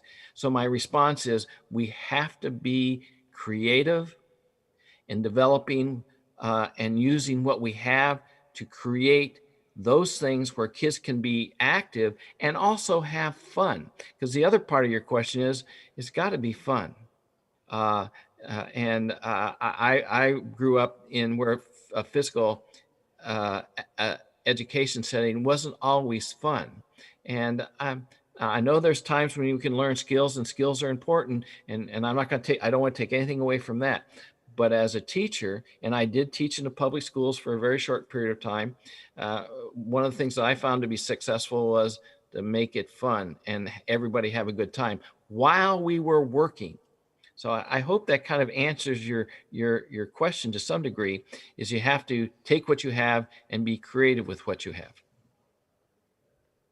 Thank you, Prof. Larry. Is that enough, Mr. Yongki? I think it's enough. Yeah. Okay. There are two more questions. First is from Philip Arya, and the next one is from Ibnu. Philip Arya, you can start giving the questions. Philip Arya. Yes. Mr. Philip Arya? Hello. Yes. Felipe? Dr. Dustin, how are you? I'm doing well, my friend. How are you? I'm doing well. Greetings from Costa Rica. Yes. Great talk, as always. I really enjoyed your presentation. I have one question. You show us in a graph that VO2 max can go up after certain time of being inactive. If there's a difference, how long it will take to your VO2 max to go up between children and adults? Yeah, again, this is another good question, and Felipe, that is being asked. And and there is a difference. Children have higher V.O2 maxes than older people. And that's only because if you watch children normally, they play. When they're out on the playground, they play. In fact, if you watch them closely, they even do interval training out there. They run and then they walk. And they run and they walk while they're playing, and then they don't know what they're doing. So my experience with children is that you can raise their V.O2 max, and I don't have a lot of experience with this with children, but you can raise their V.O2 max at a pretty quick rate. But I have a lot of experience with older adults, especially 40 and older, all the way up to, I've worked with people in their 70s. And most of them carry extra weight, haven't been very active, and the tissue, muscle tissues, and the other supporting tissues in the body aren't developed, and it takes time to develop them, those supporting tissues. So their rise in V.O2 max is slower, but they can still attain higher V.O2 maxes. And if in the two different graphs that I showed you, the quality of life curves, that could actually be a V.O2 curve as well as the V.O2 max curve that I showed you. You can increase that. It does take longer, and you have to be careful. So because of the weaknesses in the joints and the joints surrounding the tissue, that you don't cause injuries. Thank you so much, Dr. Darstein. Great to see you, and please say hello to your wife, Linda. She's sitting right next to me, and she says hello back to you. Say hello to your wonderful wife as well. I will. Good to see you. Good to see you. I look forward to coming to Costa Rica again sometime. Yes, of course. Thank you so much, Mr. Philip Arya, Costa Rica. Okay, next questions come from Ibnu. You can start giving the questions, Ibnu, please. Hello, good morning. Thank you for the opportunity. My name is Ibnu. I'm a graduate from the University of Jakarta, UNJ right now. I have a question for Professor Larry. But first of all, it's very nice, it's very good seminar that we can develop our knowledge, especially for our PE teacher here. Good morning, Professor Larry.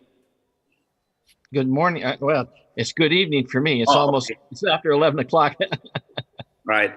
So I have a question, actually, maybe the fact is just two questions. Number one, I just like your opinion.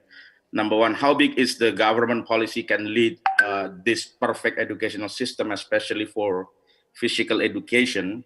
I mean, I'm talking specifically for Indonesia. I'm just asking your opinion. Number two, if there's such a way to create perfect educational system, especially for PE, how they can start it from. Why do I ask this question? Because many of the policy makers are joining this seminar, which is the fact that we just only have a PE teacher 1 week, only 2 periods. 1 period is approximately 45 minutes. It's very hard for us as PE teacher, especially for primary PE teacher, to develop such a ideal situation that we are talking about it. All right, thank you, Professor Larry. Give me your question. Review your question one very succinctly for me again, and I'll do with question one, and I'll go to question two. What's question one? Question one is I'm asking about your opinion. How big is a government policy can lead system, educational system, especially to develop physical education system that at least ideal physical education system? Yeah. I think that, again, that's another good question.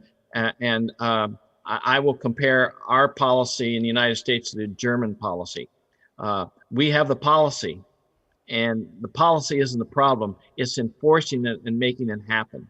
And in Germany, so far they've been able to make it happen. So policy is important, but I think the missing component in the United States is reinforcing that policy and providing resources. I think that that is the problem across the world, is providing resources so that proper physical education can take place in the schools. But again, I think if I were going back and teaching in the public schools, I would try and involve the community more and get community involvement. So there are better after school programs where kids can be physically active, is just one thought. I do know that here in the United States, there are after school programs that are coming into place that are growing, where physical activity is represented, but it's still a minority. So policy is important, but for me, it's not so much the policy as it is reinforcing that policy and making it happen. And making it happen depends on resources, and resources are funds, money. Can I have your second question? Yeah. Mr. Ibnu Susilo? Ibnu Susilo, are you with us? Yeah, okay, now they unmute me. All right, the second one, let's say if you do have, the government is very part of this solution, then how they can start it from? If they would like to start it the good policy to develop physical education system, then how do we start it from? Because I don't know, from I was primary school until until I'm now a PE teacher, I don't feel that we do have such a support from the government in terms of the physical education system. Thank you.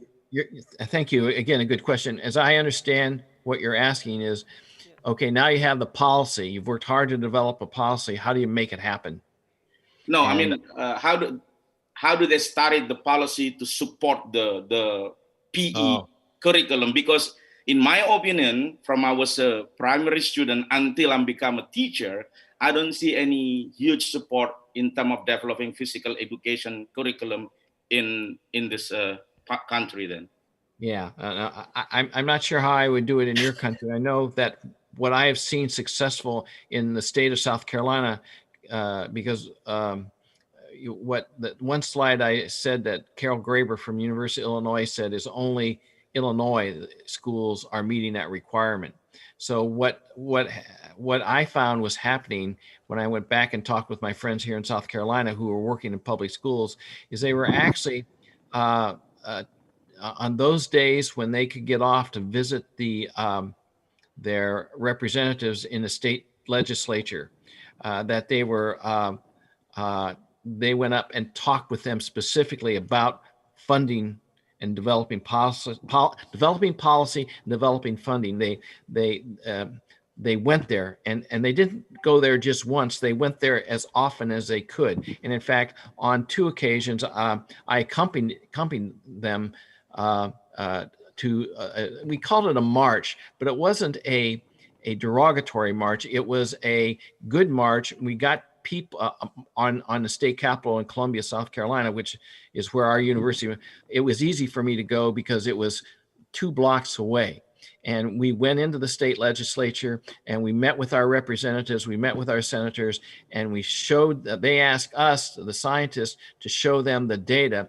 And the data we showed them were twofold: the risk reduction and the cardiometabolic disorders are happening in children. But more importantly, the thing that they were interested in was the increased academic performance in many of the physically active children versus those who were sedentary, leading sedentary lifestyle. So in terms of how do you get them to implement or develop and implement those programs, we had to go visit our state legislature, and that included the senators and the House of Representatives in our state. And I know other states are doing that. It's long and slow, but we're seeing progress. Okay. Thank you. Thank you. Mr. Ibnu Susilo, is that enough? Okay, thank you so much. Every country have their own policy. So in terms of in the United States, maybe you already shown and explained about how the policy actually is giving impact to the people of the United States. Okay, we have one more, I guess, is from Shishebai. Miss Shishebai, I don't know if I misspelling or right spelling. Hello. Shishebai. Hi. Are you ready? Can you hear me? Okay, I can Yes. hear. Shishebai. Okay. Yeah, okay, Mr. I have Shishebai. one little question for Dr. Larry. I am the undergraduate student from China. And I have a question that is, if we play the basketball for an hour, our heart rate may reach 160 to 180. Or if we run for an hour, our heart rate could reach 160 to 182.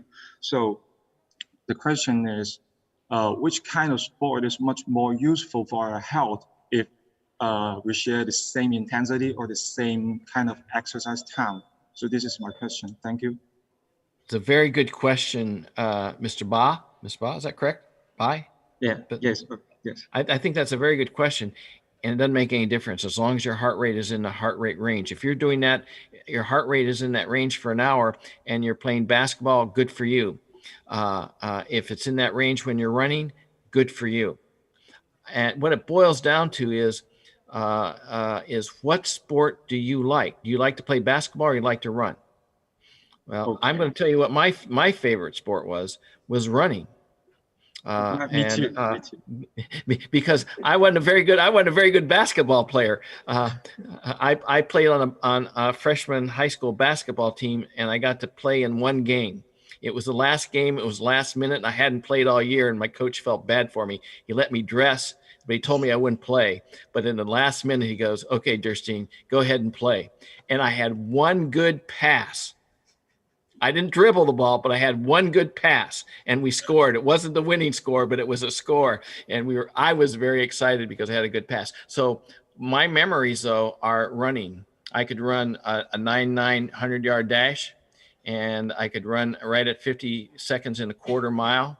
And at the same time I ran that, I could run a 4 mile in 20 minutes and 40 seconds. So I think I have pretty good distribution of fast and slow twitch fibers, and I trained. And as I heard me say earlier in my presentation, I think when I was a young man, I ran behind my father in the fields while he was working with his horses or working with his tractor. So running came natural to me. Which sport do I like? I like running. In fact, I'm 70 years old, and I got my 3 miles in this morning, and I got another 3 miles throughout the day. Walking. I wasn't running, but what was my intensity? My heart rate was average today about 130 contractions per minute for 62 minutes this morning. So am I in the heart rate zone for my age? I am. What do I like? I like running. So it comes down to, what do you like? Okay, I understand it. Thank you. Thank you. Thank you, Dr. Larry. Thank you very much, Professor Larry Darstein. Okay, is there any more questions? I am trying to check whether there is somebody who raised their hand. I think that's enough, yeah? Okay, thank you so much. All right, there are some participants, Shani, thank you Shani, and then Mr. Yongki, and then Philip Arya from Costa Rica, Ibnu Susilo from Indonesia, and Shishebai from China. This is very nice interaction and nice communication between the speakers and also the participants. Thanks, Prof. Larry. Thank you so much. Thank you. Thank you. Thank you. I enjoyed this evening. James Tangkudung. Okay. Yeah, this is the end of the session, of our keynote speech of our first session, ladies and gentlemen. And finally, we're going to come to the end of the conference, and then I would like to say thank you to all speakers and the participants who are online and also offline here. And let's give the final applause to all speakers, everybody. And I'm Andi Rahman, and then as the moderators, I would like to say, apologize if there is something that may be inconvenience during the session. Thank you so much, and then I will say, Billahi taufiq wal hidayah. Assalamualaikum warahmatullahi wabarakatuh. Good morning from Indonesia. Good evening to Larry in America. Thank you so much. Thank you, Prof. Selesai.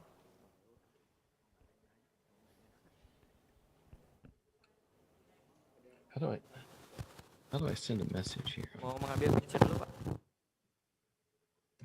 Okay, I'm muted. Thank you very much for Dr. Andi Rahman has been moderated for the first panel. Also, thank you very much to Professor Dr. Larry Darstein from USA and also Professor Dr. James Tangkudung from Indonesia. You may return to your respective seat, sir. Ladies and gentlemen, we are moving on to the second panel. The second panel will have two invited speakers. The first one is Dr. Uri Saifer. Dr. Uri Saifer. Yes, Dr. Uri Saifer has been with us at Zoom meeting. Dr. Uri Saifer is from ICSSPE Israel. Yes, and hello also everyone. the second speaker, thank you, Doctor. The second speaker is Dr. Johan Shah Lubis from Indonesia.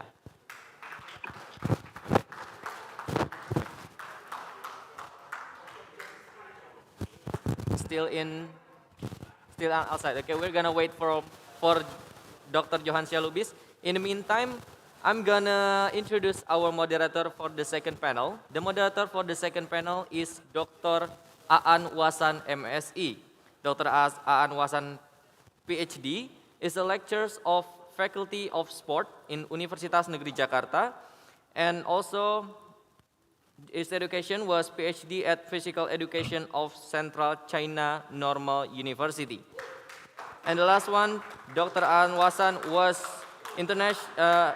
attendance in international conference in Bangkok. Without further ado, please welcome Dr. Aan Wasan.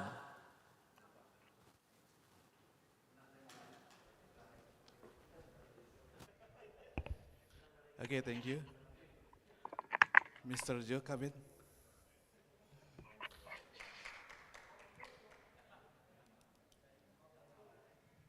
Hello, Dr. Yuri Skyver, that's right? Yes, yes. Okay, thank you very much. Okay, welcome to International Conference of Physical Education and Sport Science 2021. I am Aan Wasan from Indonesia as a moderator in this session. This time we have two invited speakers. The first is Dr. Yuri Skyver from Israel, and then the second, Dr. Johan Shah Lubis from Indonesia. It's my colleague. Welcome to this conference. Dr. Yuri Skyver from, I'm sorry, wait a moment, from, I'm sorry, from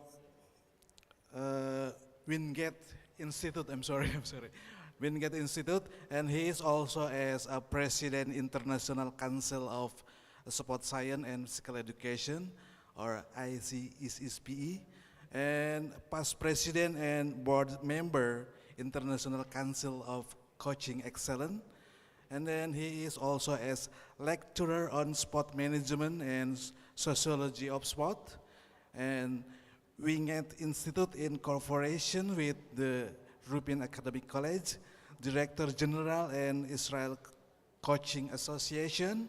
He's always received this master degree at the Tel Aviv University in the field of study and research in education.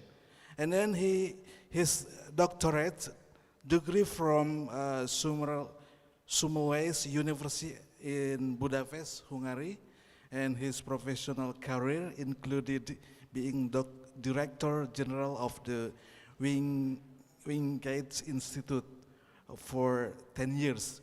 And he is as Deputy Director General and Director of the Sport Administration in the Ministry of Culture and Sport for 8 years.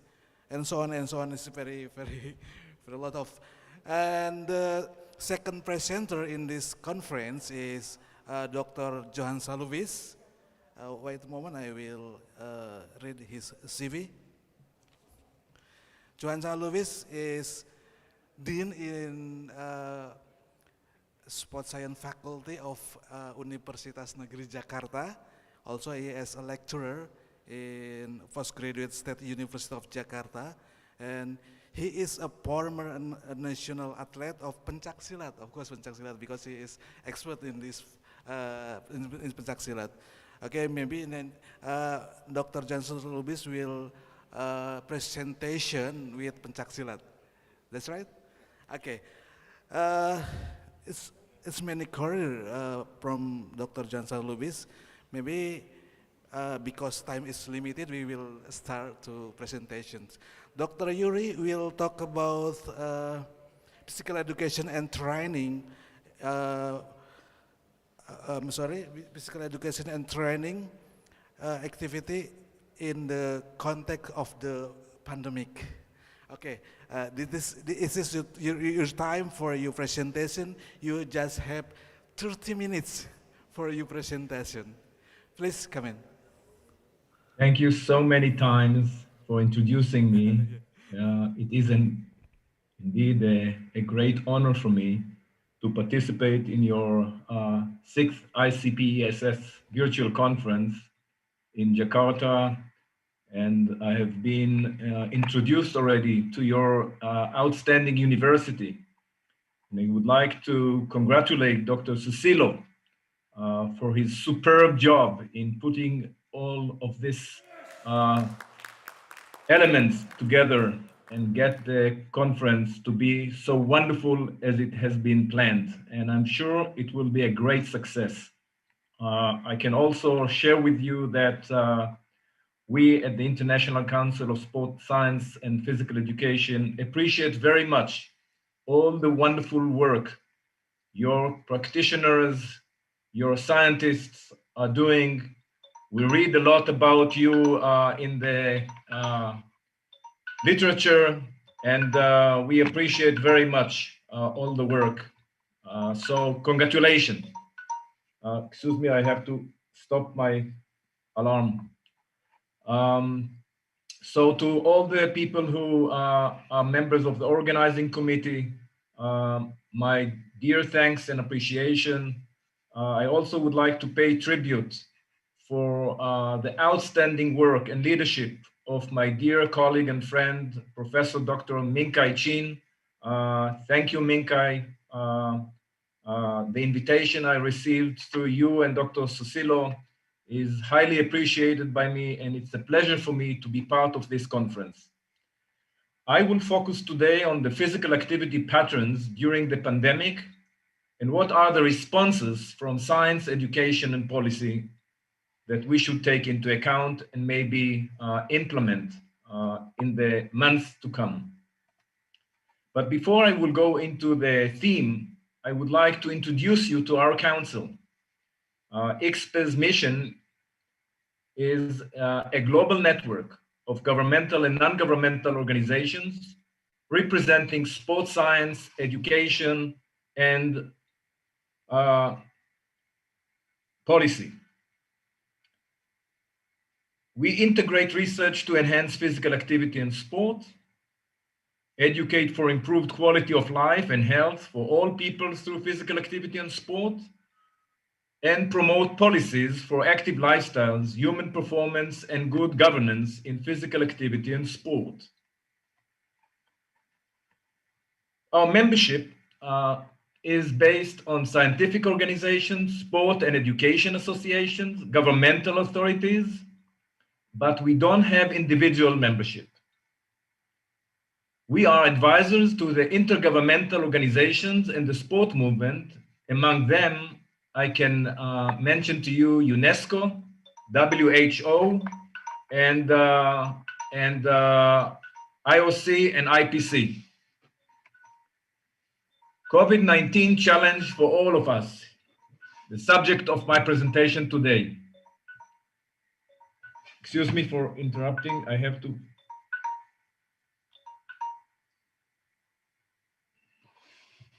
problem with my alarm system.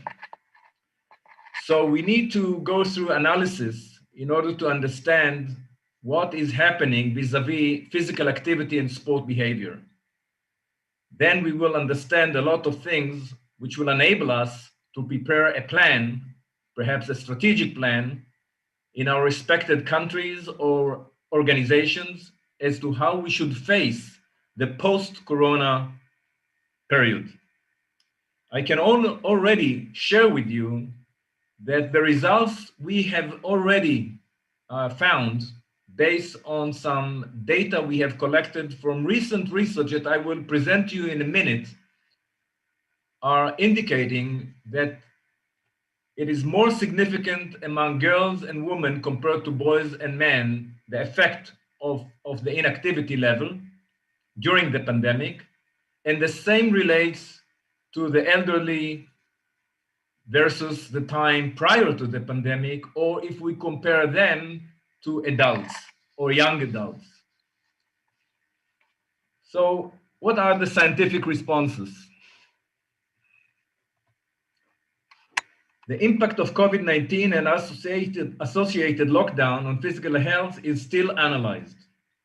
Because as you all can imagine, in some countries, there are still a lot of people who are affected by the virus. Many are still in hospitals. But all in all, we can say that the pandemic is actually slowly out of our life. It's going to disappear based on the vaccination processes that are taking place globally. Especially at the beginning of the pandemic, more studies were conducted which analyzed the physical activity and sporting behavior of children and adolescents. Some findings contradict each other. This could be because of different research methods, different samples, age groups, timing of the respective research during the lockdown, and different usage of terminology, not to mention socio-cultural levels, different geographical areas, and so on and so forth. When we analyze the motor behavior and physical fitness, we believe we need to take some areas into account and focus on them. Among them, I can mention the daily physical activity, the rate children or the intensity or the duration of the time that children are active in physical activity, or youth or adults or the elderly. Physical education, basically in the school system and in the community. Organized sports in clubs, active transportation, and others such culture and socioeconomic levels and so on and so forth. I will present to you right now results and findings of 5 studies that were conducted basically in Europe and USA during the beginning of the pandemic, and what kind of findings can we share with you all to give us an idea of what happened during the pandemic and what are the consequences and the results following the pandemic. At least I can share with you the fact that I'm coming from a small country where we actually were successful in beating the pandemic. I think that yesterday we reported by the health ministry that only 2 people were infected. So actually the pandemic here is behind us. The results of this first study, which was focusing on sport and exercise in times of self-quarantine, how German people changed their behavior at the beginning of the COVID-19 pandemic. And here are the results. These are the main results. Sport activity was found to decrease during first lockdown. And the number of inactive people increased from about 40% to 60%. 27% of the people did as much sport as prior to the pandemic. about 6% increased their weekly sport activity, which is great. 36% of the 14 to 29-year-old, namely the young people, reduced their sport activity during the lockdown. And approximately 52% of the elderly were more inactive than before. Given the knowledge of the benefits of physical education, authors of the study concluded that longer restrictions for sport last, the more likely the negative impact on well-being and health is going to be. The second study, and I will translate it from German, was conducted in Germany again, nationwide parent survey, homeschooling during COVID-19. Two main findings.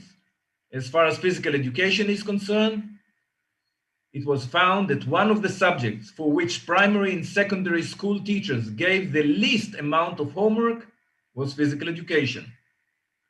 For example, we can ask why not to educate the children how they can practice at home, to sit on a chair, to stand up, to sit on the floor, to stand up, to jump, and many, many other exercises, which every child can perform at home. If the teacher would say that it is important, we can believe that the children would follow through, at least many of them. Since organized sport in clubs was not possible either, one can conclude that children were much less physically active during the lockdown than before. The third study was on physical activity and screen time of children and adolescents before and during the COVID-19 lockdown in Germany, a natural experiment. And there were four main findings. Sport activities in clubs, in community center, decreased during the pandemic. This is another finding that we can see once and again in almost all the studies. Other forms of physical activity increased. In total, physical activity increased across gender and age groups, which is very interesting. Screen time increased with all age groups. And as we will see, sometimes screen time is not something bad when the children are active, watching the screen and digital gaming. The fourth study was on early effects of the COVID-19 pandemic on physical activity and sedentary behavior in children living in the United States. Physical activity of children were found to do less physical activity during the lockdown. Physical activity among children between 9 to 13 years decreased more than among younger children ages 5 through 8. 36% of the parents claimed that their children were less active over the past 7 days as opposed to before the pandemic. And 11% of the parents claimed that their children were more active. The last study I want to share with you, its findings, was a physical education in Europe and COVID-19, and that was done in the European Union. 74% of national professional organizations were not involved in decision-making whether school would be closed and whether physical education would be continued. Physical activity of children decreased during the lockdown. Here, once again, physical activity of children decreased during the lockdown. 15% of the respondents reported that schools were open, but physical education classes canceled. Why? 60% of the respondents said that physical education classes were shortened. Why? Restrictions were highest in Greece and lowest in Sweden, followed by Finland, and actually throughout all the Scandinavian countries. So what are the conclusions of the study I have introduced to you? Increased screen time does not necessarily lead to less physical activity. Short-term decrease of physical activity runs the risk of becoming permanent. Physical activity and sport should be promoted at home and in neighborhood to avoid the increase of non-communicable disease. Sitting activities need to be reduced. If organized sport at clubs is not allowed but outdoor physical activity possible, it should be explored as of what age adolescents can do sport on their own. At the same time, neighborhood play and physical activity offers need to be developed for younger children. Sport facilities must not be turned into vaccination centers, which actually, as we all know, happened in so many communities.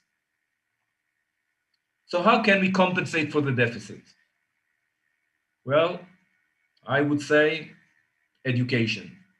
There can be no general answer because it is depending on the length of the lockdown, timing of lockdown, learning objectives, culture, socioeconomic opportunities.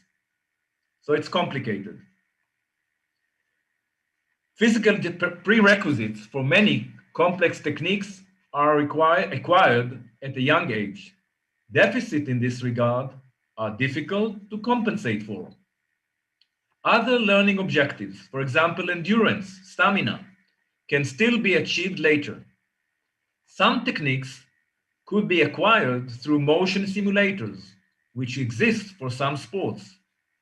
However, to purchase these by families can in most cases not be expected because it costs a lot of money. Young high-performance athletes may be able to learn and train certain techniques and competences on their own. But even very experienced athletes need corrections from teachers and coaches. Demand for multidisciplinary cooperation to minimize risks of infection is actually needed.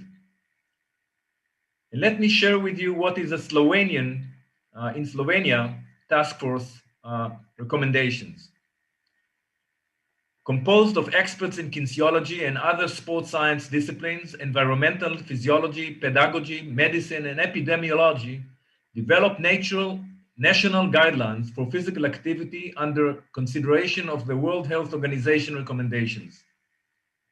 So what is their way? Do exercise outdoors wherever possible and perform your choice of low to moderate level physical activity daily, either alone or with your family. Do engage in a variety of exercises in your home and with your family, climb stairs, hop, skip, jump, and dance with children and other household members. Perform strength exercises or even active video gaming in short bursts of activity to increase heart rate, blood flow, and circulation periodically throughout the day. Do incorporate stretching and breathing deeply each day. Take at least 10 minutes each day to slowly move arms and legs throughout the range of motion comfortably.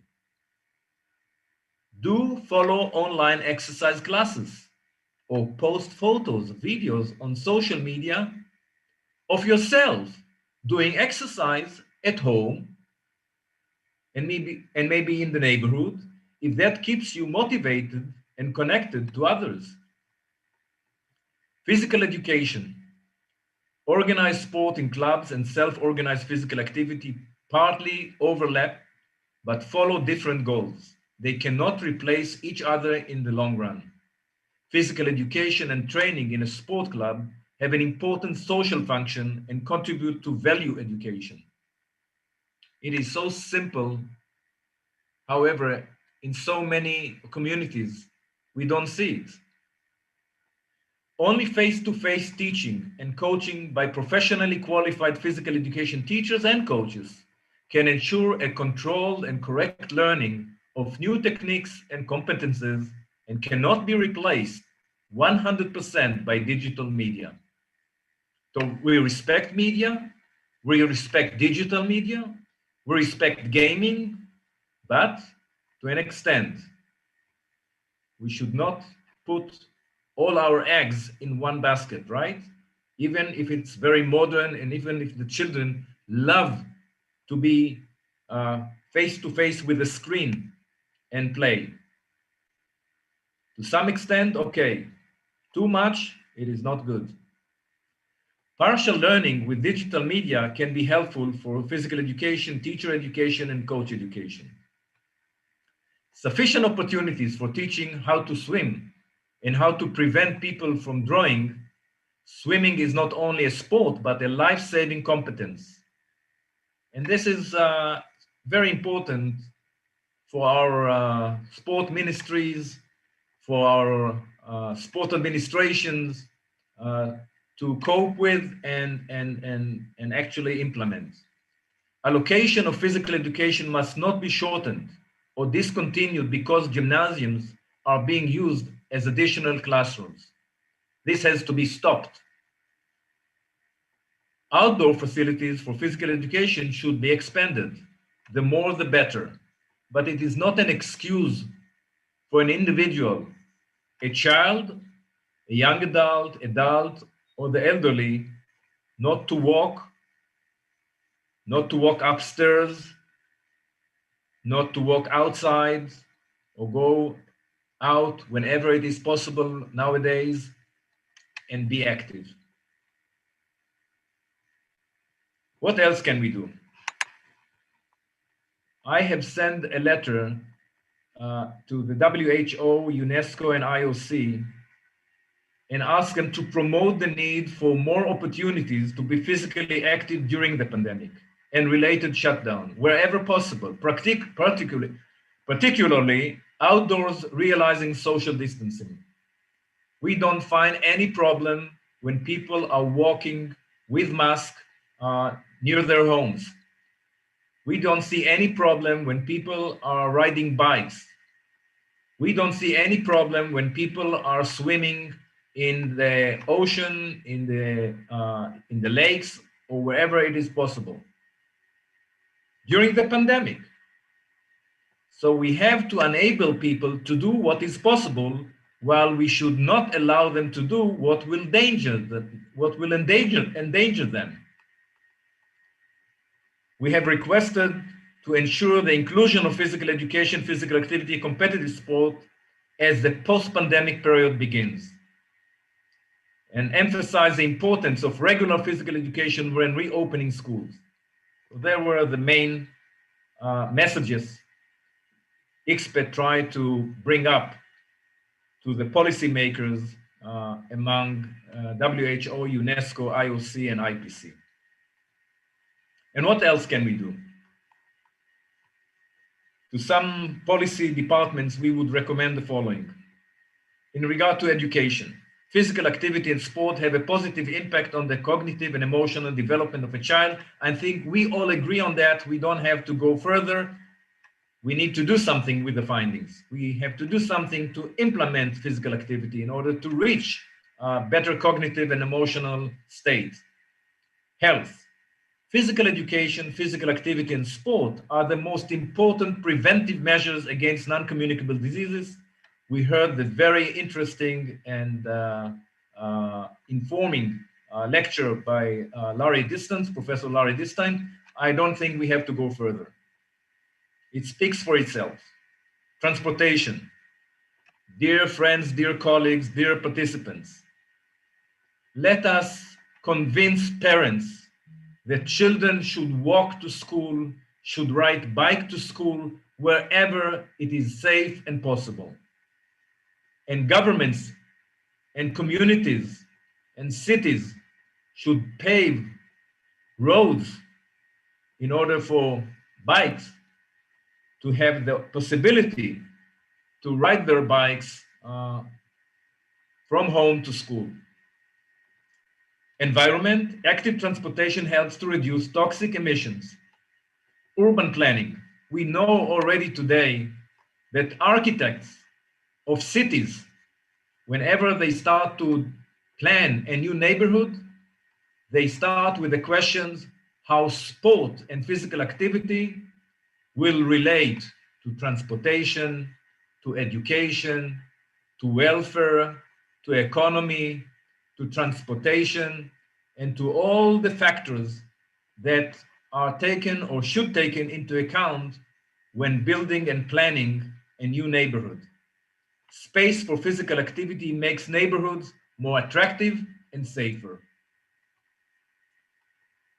Why is it so urgent that we all collaborate and work together?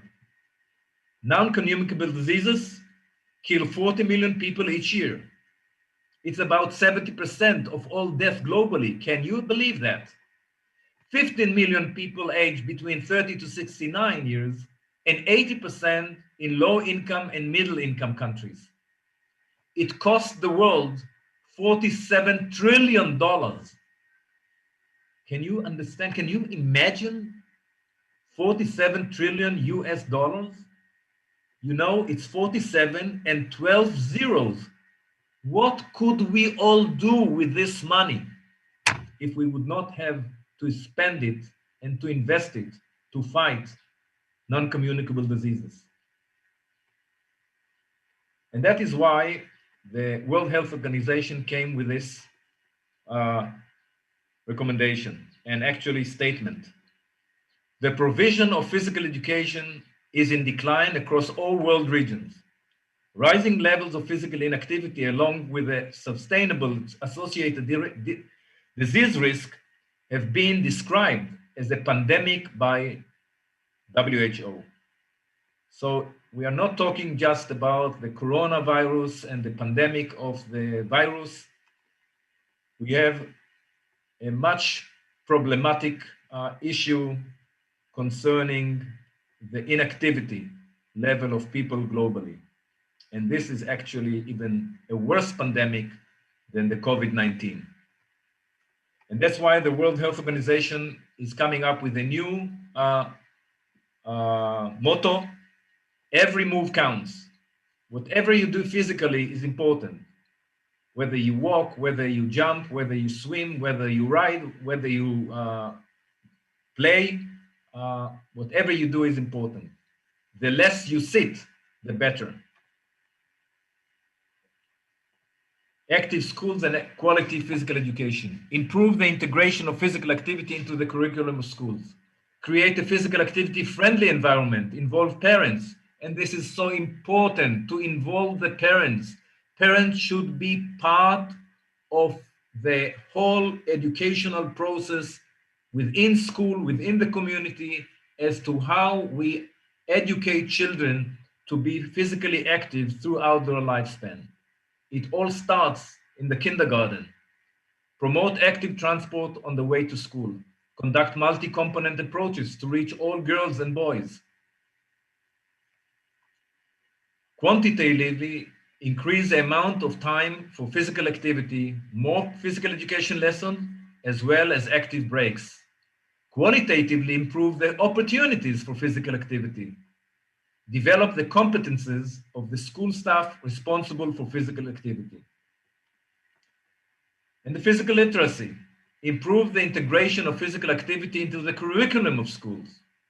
The physically literate individual will enjoy discovering new activities and will welcome advice and guidance, confident in the knowledge that they will experience some success, and will be able to look ahead through the life course with the expectation that participation in physical activity will continue to be part of life. Every girl and boy should have positive movement experience. Even children who are overweight should experience positive movement during physical education lessons. And that is the responsibility of the teachers and the coaches in the community. What are the benefits? School, we know that schools that promote physical activity achieve better academic results than schools that do not. Fitter children perform better on literacy and numeracy tests than their unit peers. Older adults who exercise regularly keep their cognitive functions longer and stronger than those who are inactive. State of good health provide additional benefits such as enjoyment, friendships, confidence, employment, and social and economic benefits for society. And if we talk about girls and women, some final aspects. Have you checked how many athletes participate in sport activities in your school or community or college? Do all athletes in your school or community or college or university have equal opportunities to engage in sporting activities? Initiate research which will shed light on equity and equality in your school and community or university. Develop a management process to achieve gender equity in program and projects. Designate a specific person to implement the process. Designate a person to annually review the process. Plan a monitoring and evaluation system. Address gender equity in all annual reports. Provide resources for the implementation process. Include activities which help to promote gender equity in programs. And make new staff familiar with your gender equity program. And as far as vulnerable communities are concerned, lockdown needs of people with disability often ignored. And that is something we have to take seriously into account. We have to make sure that people with special needs have the opportunity to practice and to be physically active as much as they can during lockdowns or shutdowns. We have to take into account logistical challenges. For certain disabilities, high infection risk. Fear of infection seems to be higher than in other groups. And we have to take all these components, all these factors into account when we plan activities for the disabled. So we all know and support the 17 sustainable goals of the United Nations. Some of them are specifically focusing on physical activity, physical education, and sport. And we should think in much broader way than just physical activity, getting our clients, especially the young ones, the children, the future of our world, to understand that well-being needs a holistic approach where we focus also on nutrition, sociability, meditation, coaching, and mindfulness.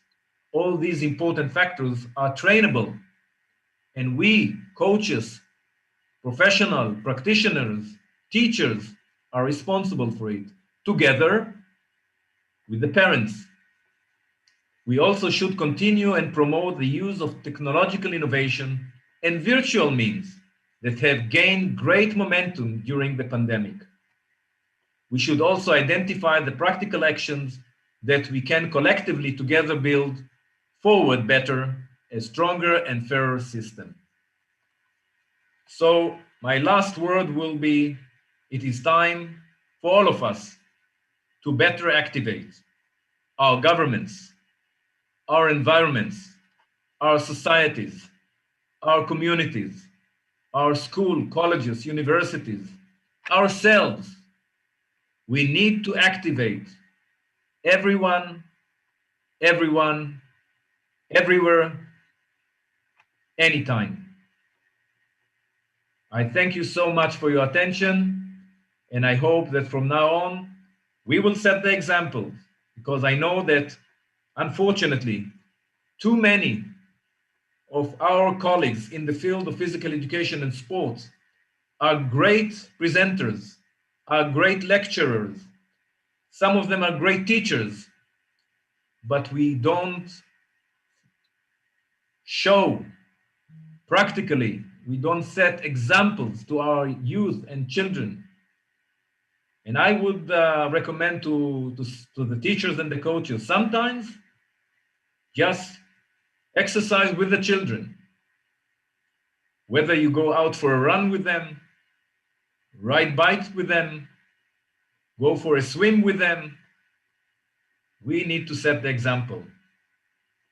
Everyone should be active, everywhere, every day. Thank you so many times. Give him applause. Thank you very much for Dr. Yuris Kiefer. He explained about the conditions of pandemics COVID-19. I think it's very interesting presentations. If you have any question, please hold on, because we will continue to the next presenter, Dr. Johan Salubis. He will discuss about pencaksilat with title, Did aerobic interval training induce decrease body weight in Pencaksilat elite athletes. Okay? Please, never mind, it's okay. Your time, 30 minutes. Okay, this time for you.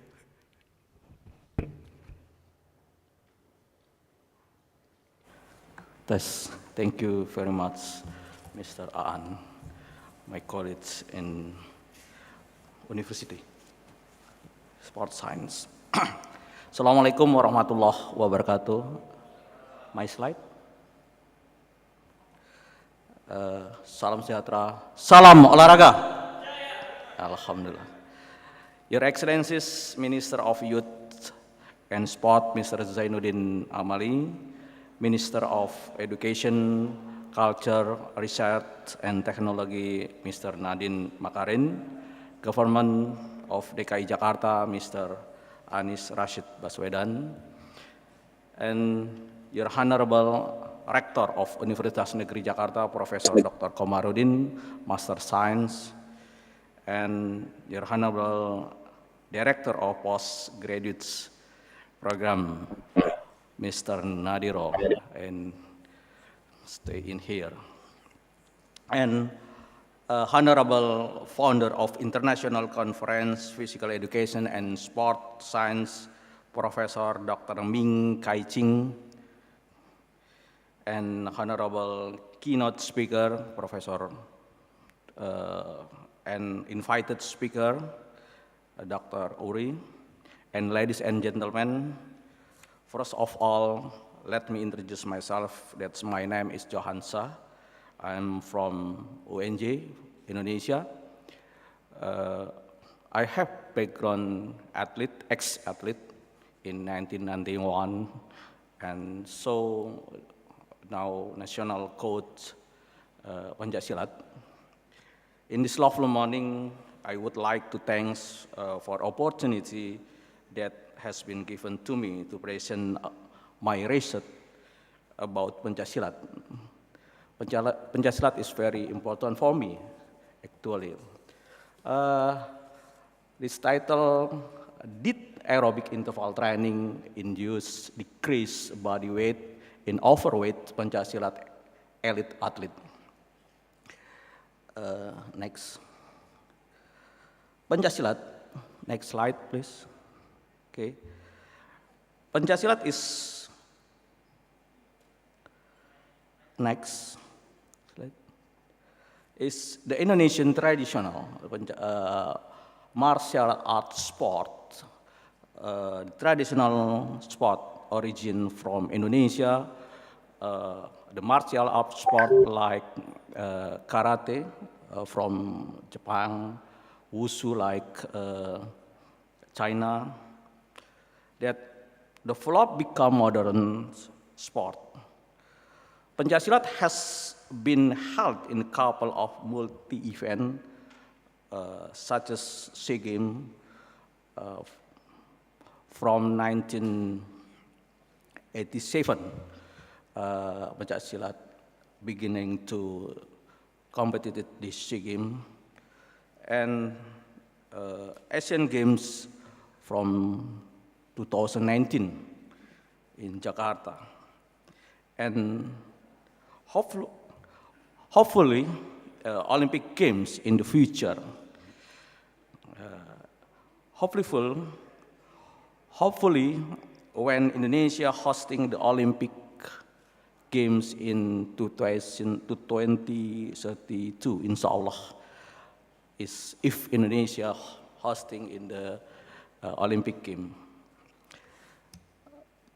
Pencaksilat has two categories, fight and artistic category in the like karate kumite, this batch category or fight category, and artistic category.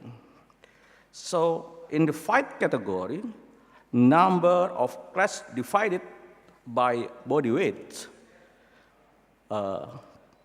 A class, B class, like E class from 50 kilograms to 55 kilograms, and Many athletes popularly using aerobic training to reduce weight and also to improve aerobic capacity in prepared phase. There are many methods in aerobic training. One of them is aerobic interval training method that has been focused in my research. So, aerobic interval training, period of intense work interspersed with time rest. This is very important for many coaches because interval training, like exercise and rest, is very maintenance for the flow performance. So, with variety of fitness type can be the flow. Aerobic interval is structured in repetition in set, and intensity of aerobic interval training is very, very important. Intensity of aerobic interval training is measured by percentage of maximum heart rate. This is principle, individual principle. For example, like I have my athlete 20-year-old, if 220 minus 20 is the heart rate, the maximal 20 per minute. So aerobic interval training can increase in cardiovascular efficiency and reduce body fat. Changes after aerobic interval training. Aerobic interval training giving effect to body composition, weight, BMI, body mass index, body fat, muscle mass, water, protein, visceral fat. Visceral fat is in the body, close the heart and in the body, the abdomen, like, and bone density. Also basal metabolic rate, VO2 max, basal pulse. Basal pulse we measure after wake up athlete every day. Yeah. This is very important for the program per session in the coaches. Next slide. About subject, my research. The subject my research are 8 participants overweight. Actually, I have 30 athletes, the national athlete, but only at 8 athletes overweight category from BMI category. We know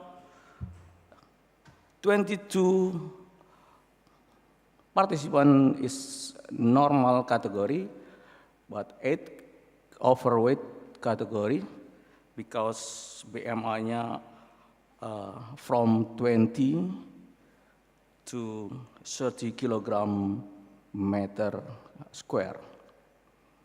So, from 8 athlete, overweight pencaksilat elite athlete, 6 male, 2 female with age 23, 23.75, plus minus 4.55 year old with height 101.63 plus minus 6.82 in sub-specific preparation periodization program. We know the preparation program is very important because the first stable is physical, technical, and psychological base. All subjects were completed aerobic interval training with a duration of 67 to 77 minutes per session, twice a week for 5 weeks.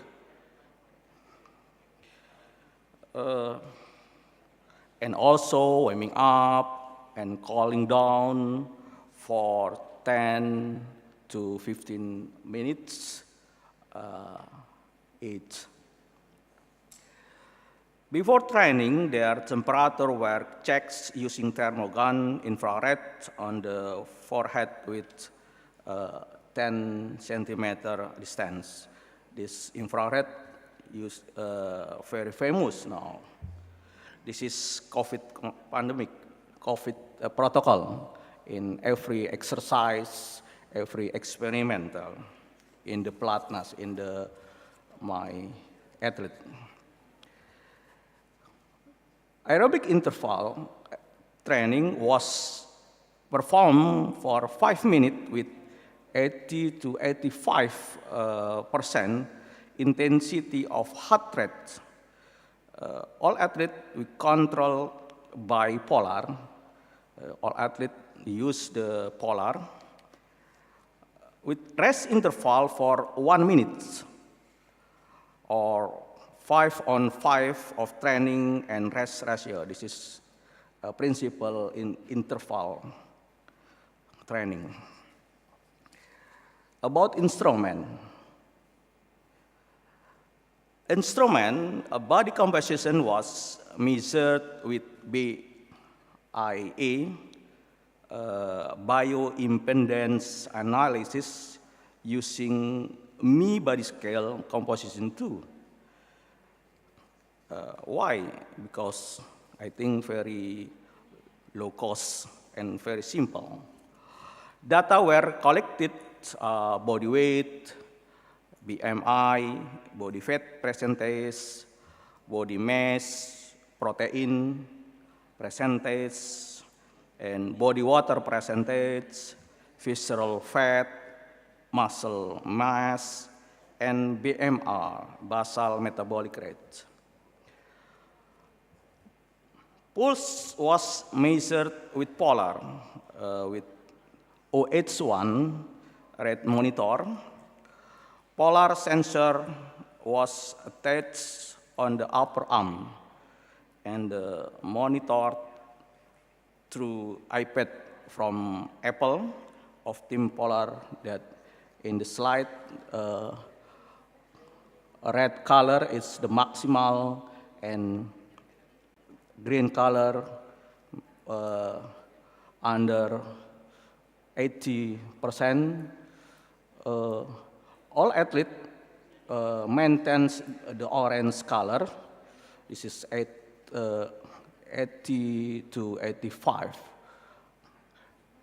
This control in athlete use polar. We call control with the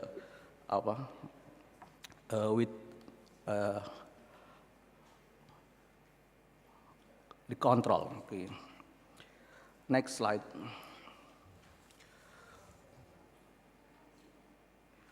VO2 max, about cardiorespiratory, VO2 max was measured MTV, multi-state fitness test at a distance of 20 meters by running with rhythm. Multi-state fitness test is very famous in the coaches in the athlete Indonesia. We call bleep test because sounds the bleep, that bleep. We call bleep test. Okay. Okay, slide. Next slide. The result.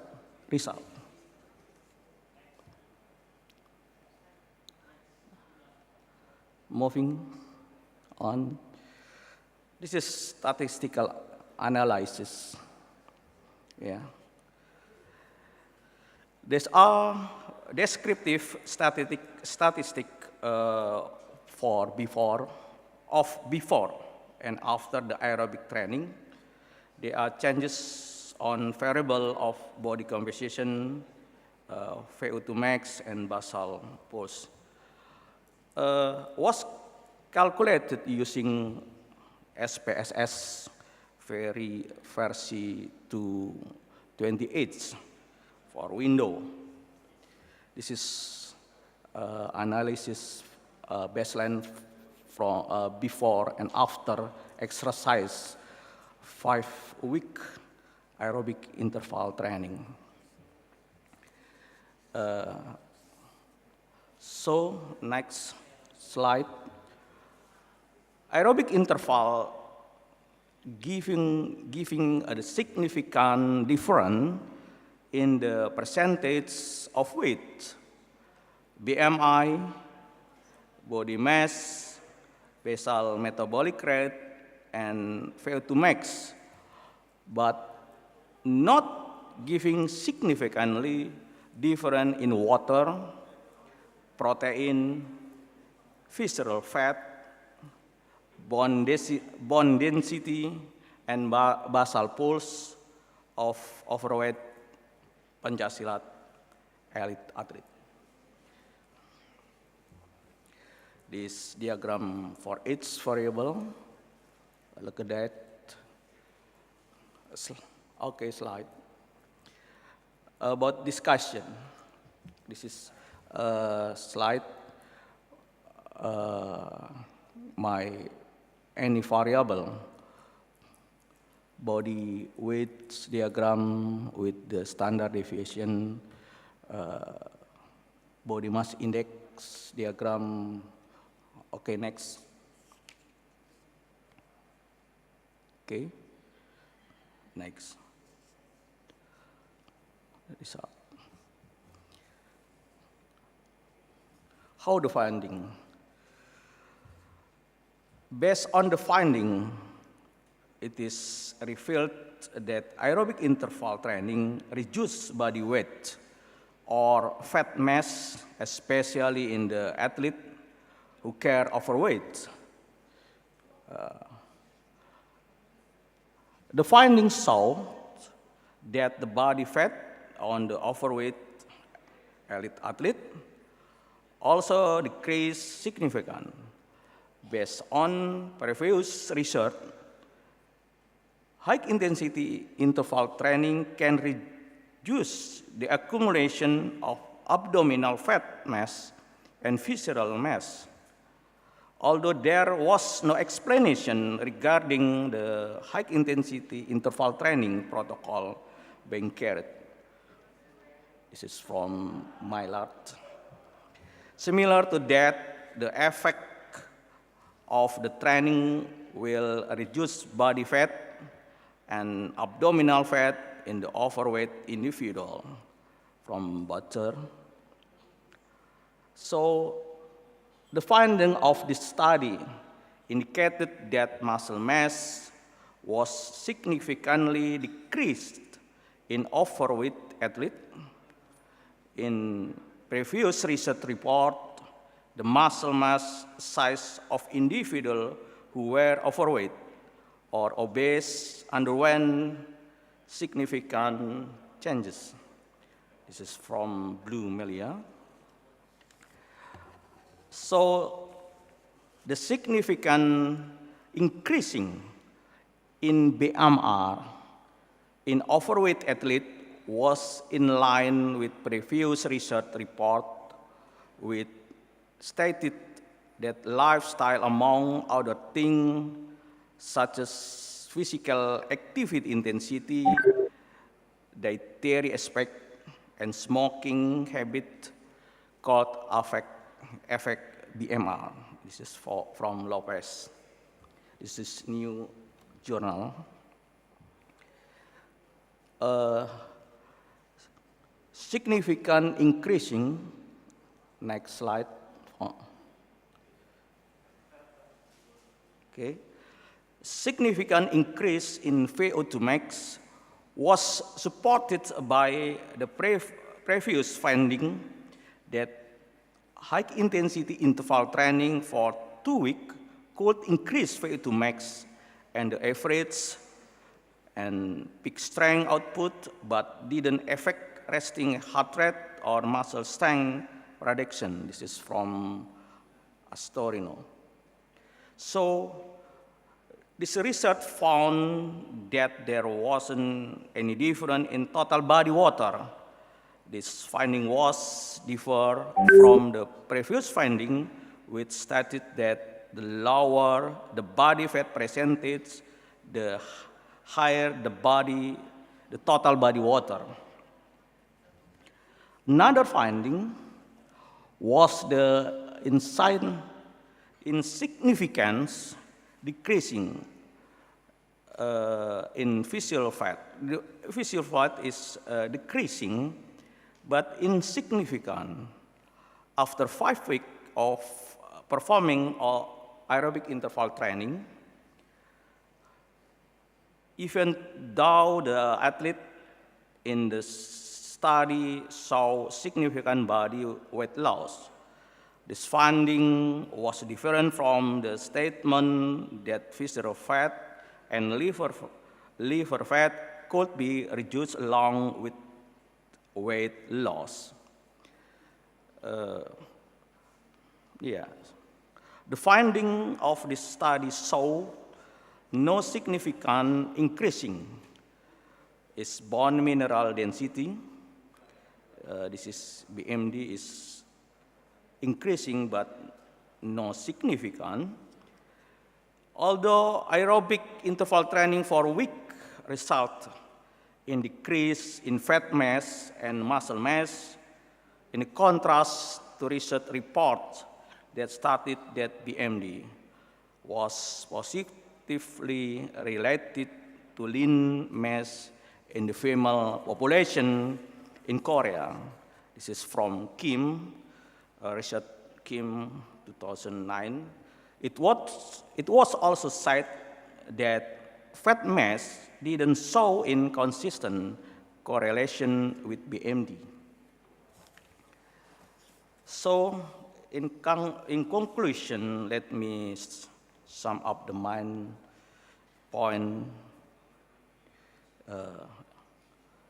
First, for significant for 5 weeks had effect on overweight athlete, weight loss,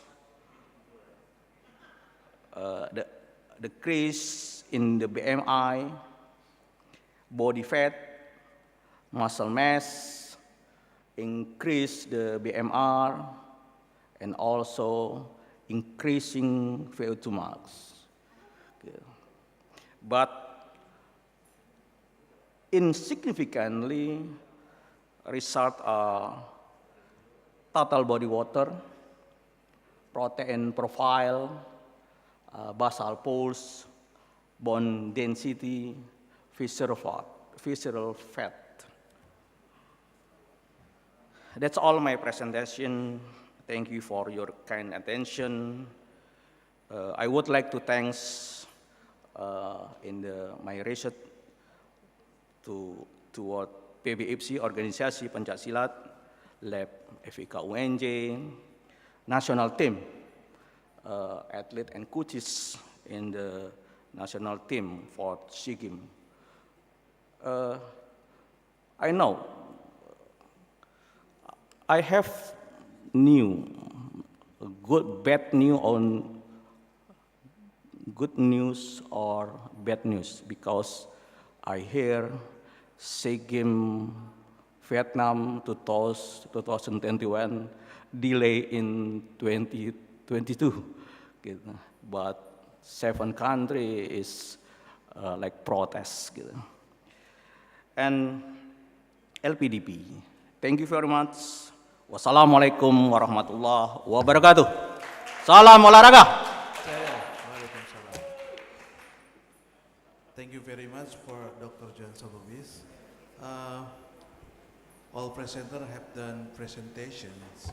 Dr. Yuri Seifer talk about conditions of pandemic 19, just not in his country but in the world, and this condition has effect to all sides of social life in the world, include physical education and physical activity.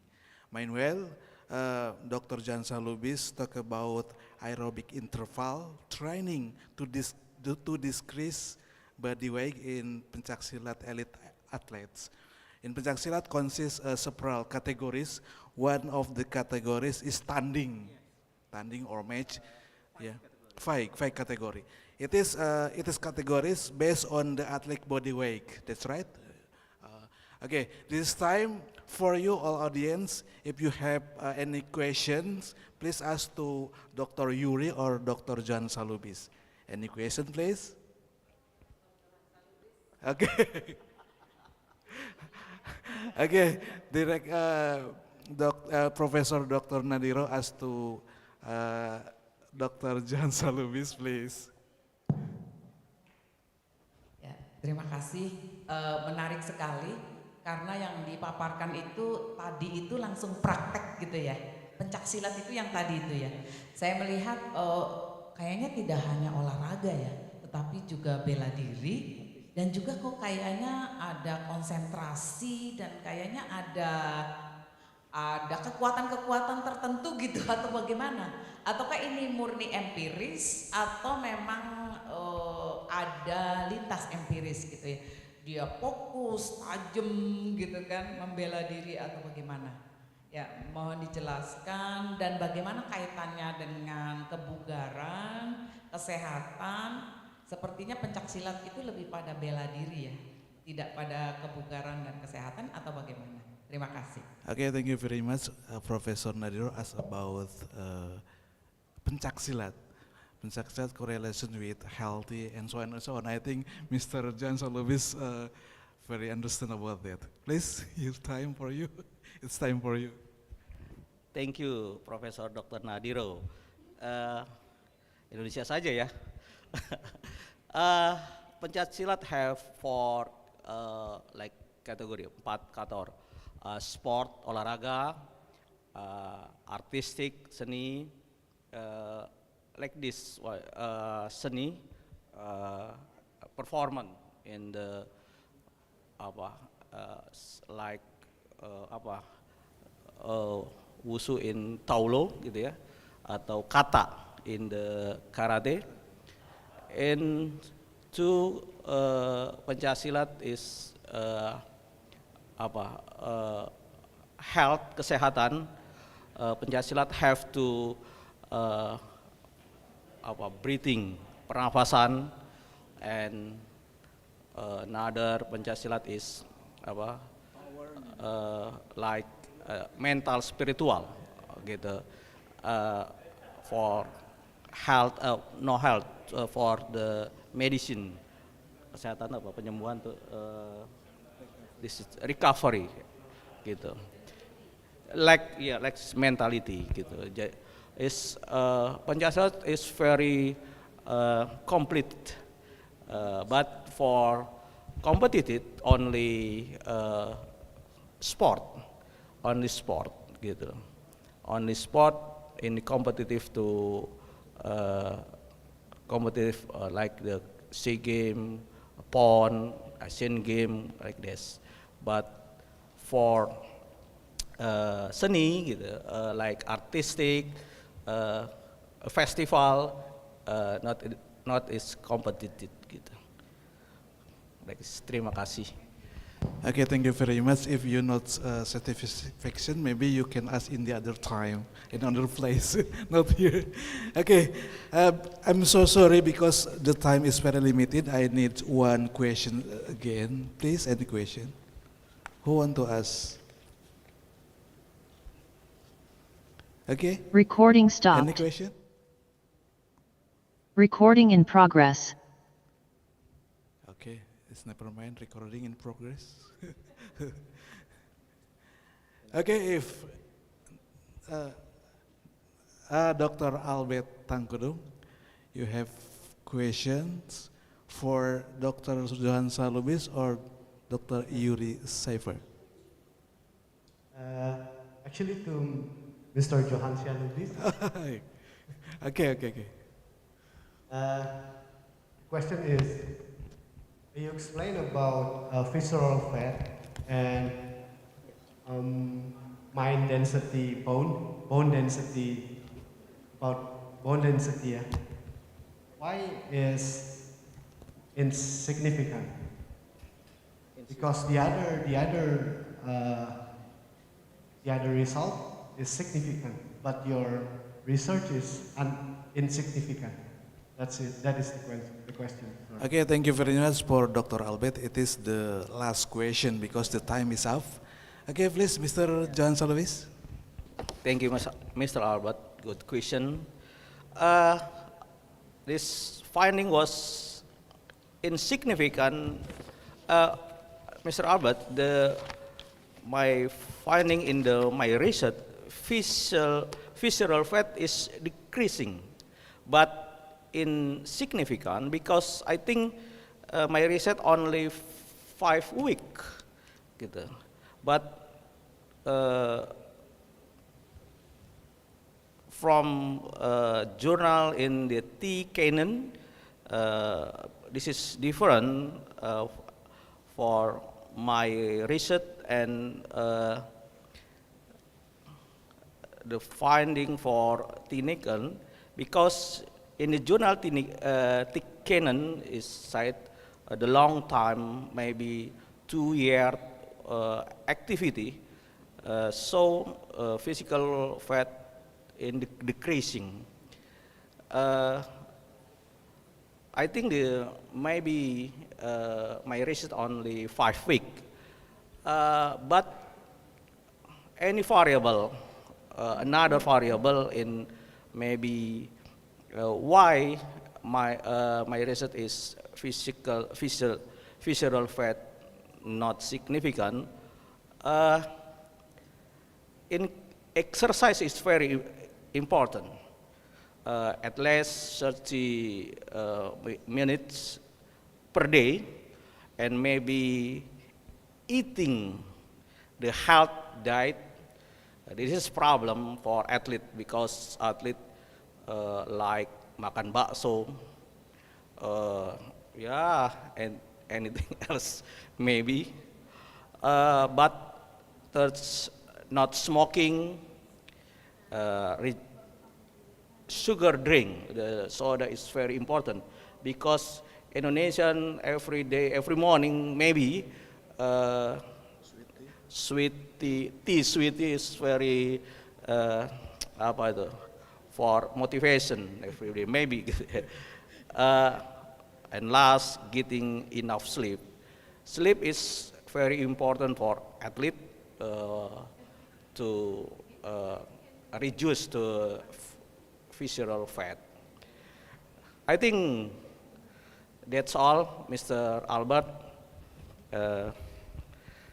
I hope you clear about that. Clear. Thank you very much. Okay, thank you very much. Okay, thank you very much for Mr. Dr. Johansa Lubis, and also I want to say thanks to Dr. Uri. See you next time, Dr. Uri. Okay, give applause again for all of presenter, and thank you very much. I hope next time we can meet again in the other conference. See you.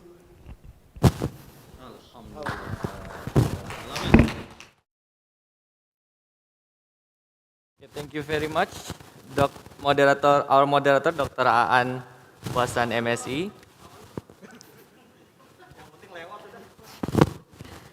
And thank you to Dr. Uri Seifer from ICSSPE Israel and Dr. Johansa Lubis from Indonesia.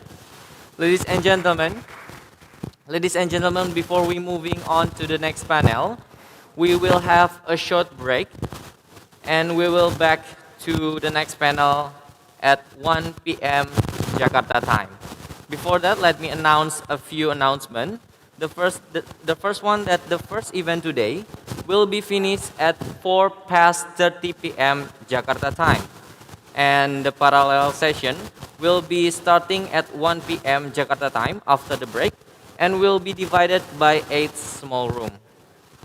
Ladies and gentlemen, once again, I reminded to all participants, distinguished speaker, that the session will continue with a short break and will be continue at 1 p.m. Jakarta time.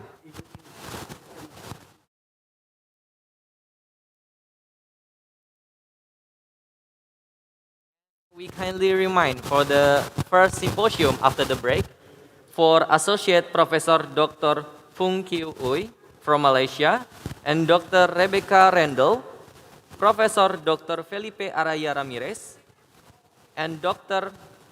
Michelle Lombardo, and lastly Professor Dr. Nara Rejane Cruz de Oliveira to be ready at before 1 p.m. at Jakarta time. Thank you very much.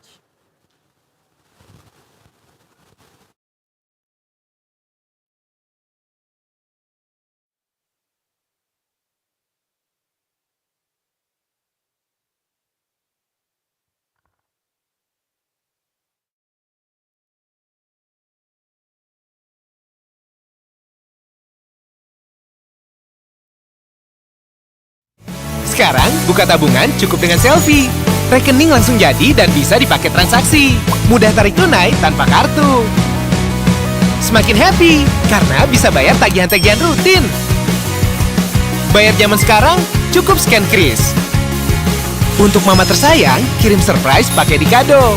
Ada kartunya lagi. Cukup satu aplikasi, download mobile banking BRI. Gak pakai nanti. Untuk setiap generasi pandai yang punya rencana, Pegadaian mempersembahkan Gadai Harian. Gadai lebih fleksibel dengan tarif yang semakin terjangkau. Untuk gadai Rp1 juta, kamu cukup membayar Rp900. Dengan beragam jaminan dan berbagai pilihan waktu pelunasan, siapkan rencanamu dan wujudkan mimpimu dengan Gadai Harian di Pegadaian.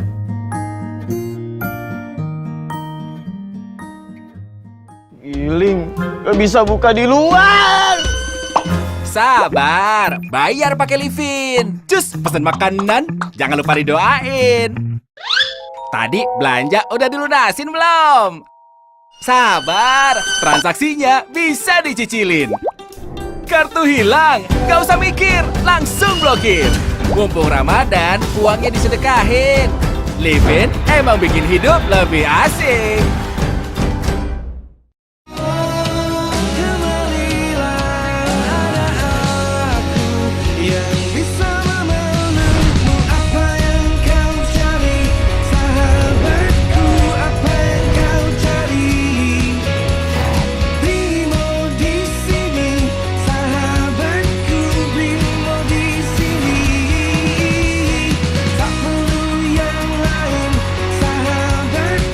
Tak perlu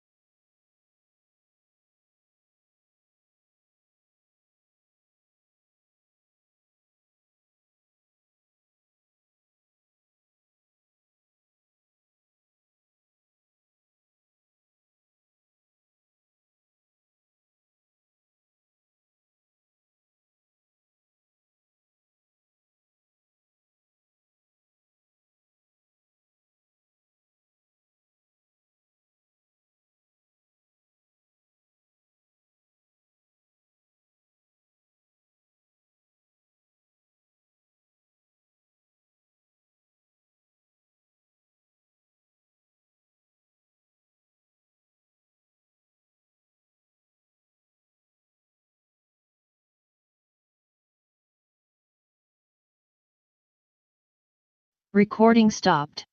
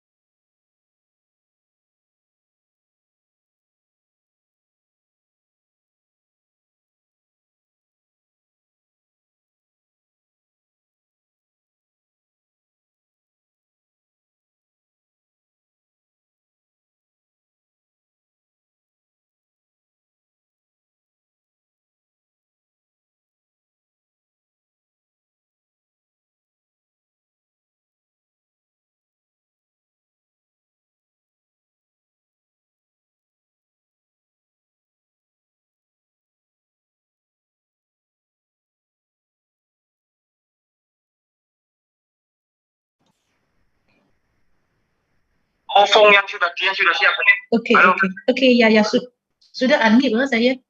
Okay, okay, thank you, thank you.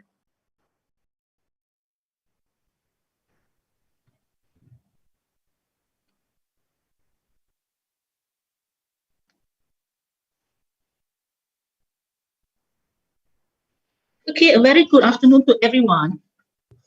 I'm Associate Professor Dr. Ifung Kiu from University Science Malaysia, Chairman of this symposium.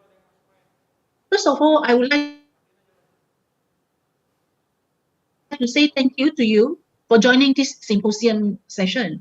And the title of our symposium is Contemporary Strategies to Enhance Health and Well-being Among Children and Youth. There are altogether 5 speakers in this symposium.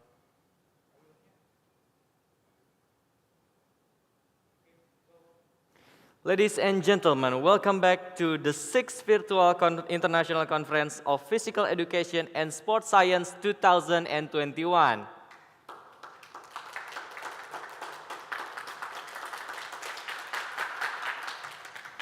Ladies and gentlemen, we will continue to the next panel discussion. There will be the first symposium of the day. There will be 5 speakers for the first symposium. The first one is the chairman and also the moderator for this symposium is Associate Professor Dr.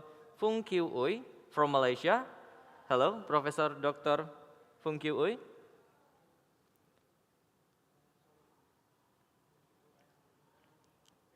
Okay, the professor has already online. The next one is Dr. Rebecca Randall. The third one is Professor Dr. Felipe Araya Ramirez.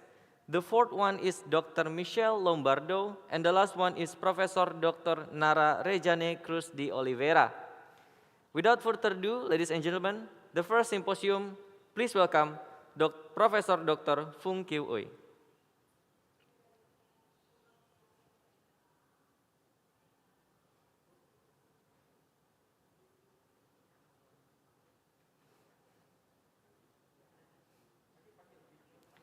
Hello, Professor Phung Kiu Uy, can you hear me?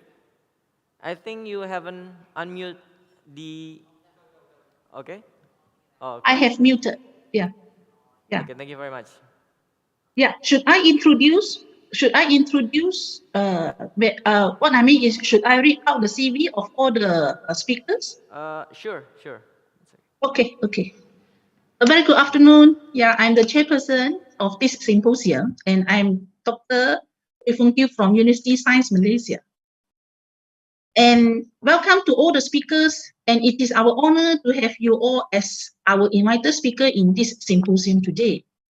Okay, without further ado, let me start off with my presentation first, and then it will be followed by the other speakers. And here is the brief introduction of myself. I'm currently the program chairman and lecturer in Exercise and Sport Science program, School of Health Sciences, University Science Malaysia. I have collaborated with other international universities as a visiting scholar since year 2001.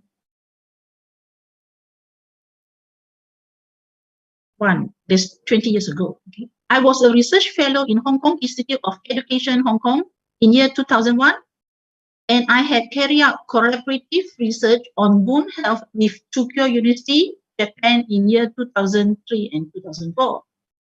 And subsequently with the Department of Orthopedic and Traumatology, Faculty of Medicine, Chinese University of Hong Kong in year 2009 and 2010.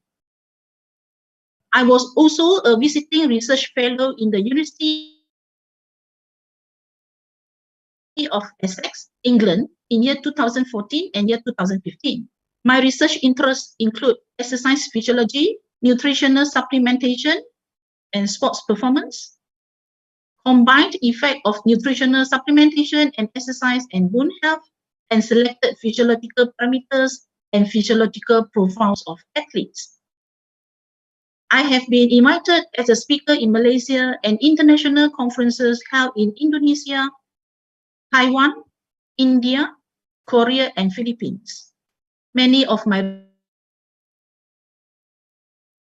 research work have been published in international peer-reviewed journals. And now I would like to start with my presentation today.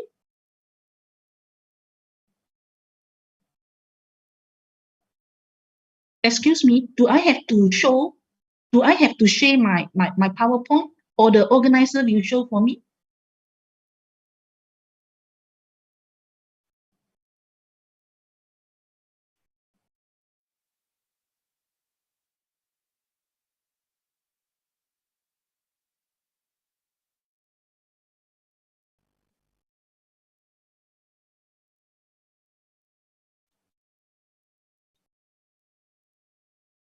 Okay.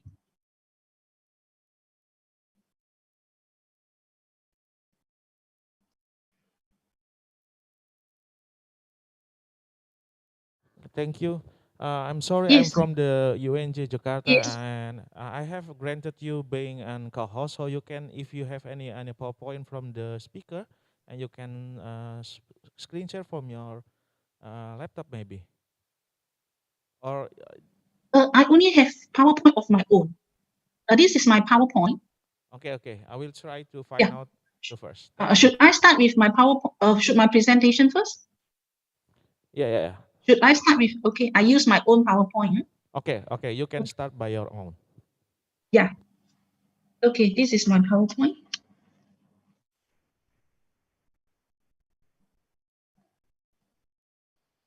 And the topic of my presentation today is influence of physical activity on bone health status and physical fitness component in young population, a Malaysian perspective. Sports participation by performing regular weight-bearing exercises has been shown to maintain or enhance bone health status. It is believed that early intervention of physical activity in childhood and adolescence play an important role in enhancing and maintaining bone health during early life and reducing osteoporotic fracture in bone. It is generally known that muscle contraction plays an important role for stimulating osteogenesis, that's production of bone. It is speculated that strong muscle can generate high force, which subsequently enable to produce strong bone. Therefore, there is a close relationship between muscular strength and bone health status. Active engagement in sports is well documented to elicit beneficial effects on various physical fitness components. Physical fitness components include aerobic capacity and muscular strength and power. In this presentation, I will share with you the evidences of influence of sports participation on bone health status and physical fitness components in Malaysian adolescent athletes involved in different types of sports. And now I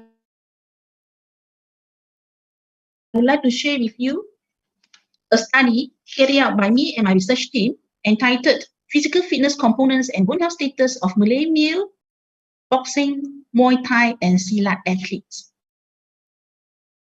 In our study, bone speed of sound, there's an indicator of bone mineral density of dominant and non-dominant arms and legs of the participants in sedentary control, boxing, Muay Thai, and Silat athletes were measured. And we found that Muay Thai athletes exhibited significantly greater radial bone speed of sound value of the arm compared to sedentary controls. Boxing and Silat athletes also exhibited non-statistically significant greater radial bone speed of sound value of the bone compared to sedentary control. We also found that boxing, Muay Thai, and Silat athletes showed statistically significant greater leg and arm isokinetic strength and power than sedentary controls. In addition, boxing athletes showed statistically significant greater arm isokinetic muscular strength and power than Silat athletes, and greater arm isokinetic muscular power than Muay Thai athletes. From our study, we concluded that involvement in the martial arts sports, that is boxing, Muay Thai, and Silat, elicited beneficial effects on bone health status and muscular performance compared to sedentary lifestyle. And our research findings have been published in the Journal of Sport Science for Health.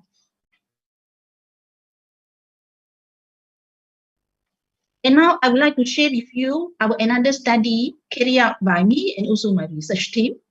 The title of this study is Evaluation of Bone Health Status, Muscular Performance, Aerobic and Anaerobic Capacities in Malaysian Athletes of Sports with Different Mechanical Loading Characteristics.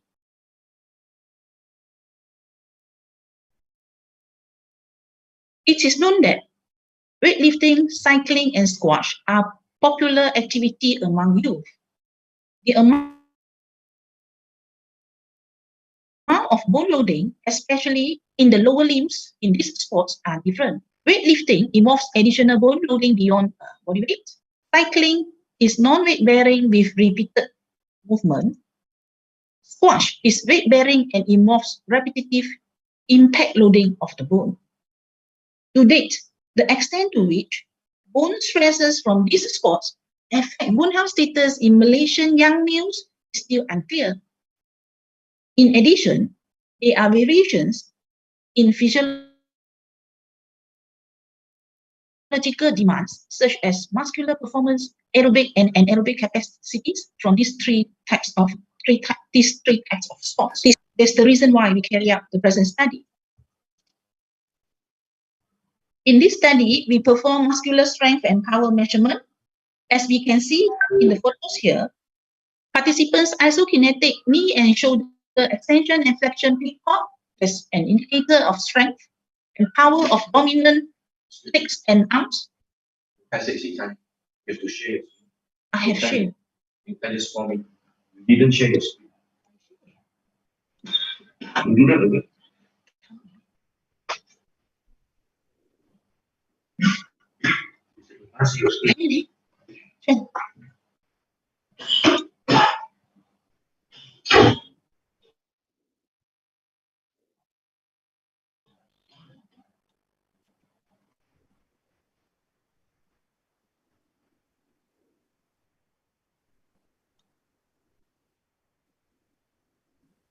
Hello. Hello. Yes. Can you hear me then? Yeah. In which screen that you would like to us to share it to you? Excuse me. Yep. Excuse me, can you see my slide? Can you see my PowerPoint? The audience, can they see the PowerPoint then? Can you all see my PowerPoint? Yes, that we can see and that we can hear clearly, no problem. Okay then, now it's no problem. You can continue. Okay. So which means you all can see, yeah? You all can see my PowerPoint, right? Yeah. Okay, that's good. Just go on. That's good. Okay, that's good. Thank you for that. Okay. Okay, let me continue. Then. Yes, okay, thank you so much. In our study, we perform muscular strength and power measurements. Participants' isokinetic knee and shoulder extension and flexion peak pop strength and power of dominant legs and arms were measured by using an isokinetic dynamometer.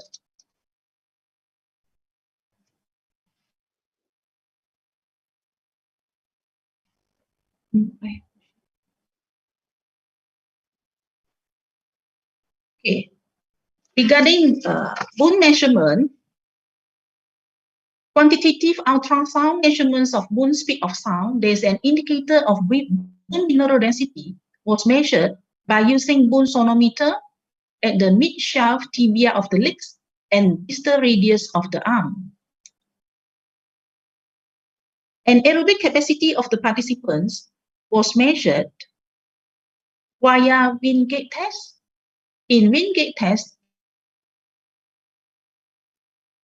the participants performed a 30-second maximum cycling on a cycle ergometer. Meanwhile, an aerobic capacity of the participants was measured via 20-meter shuttle run test.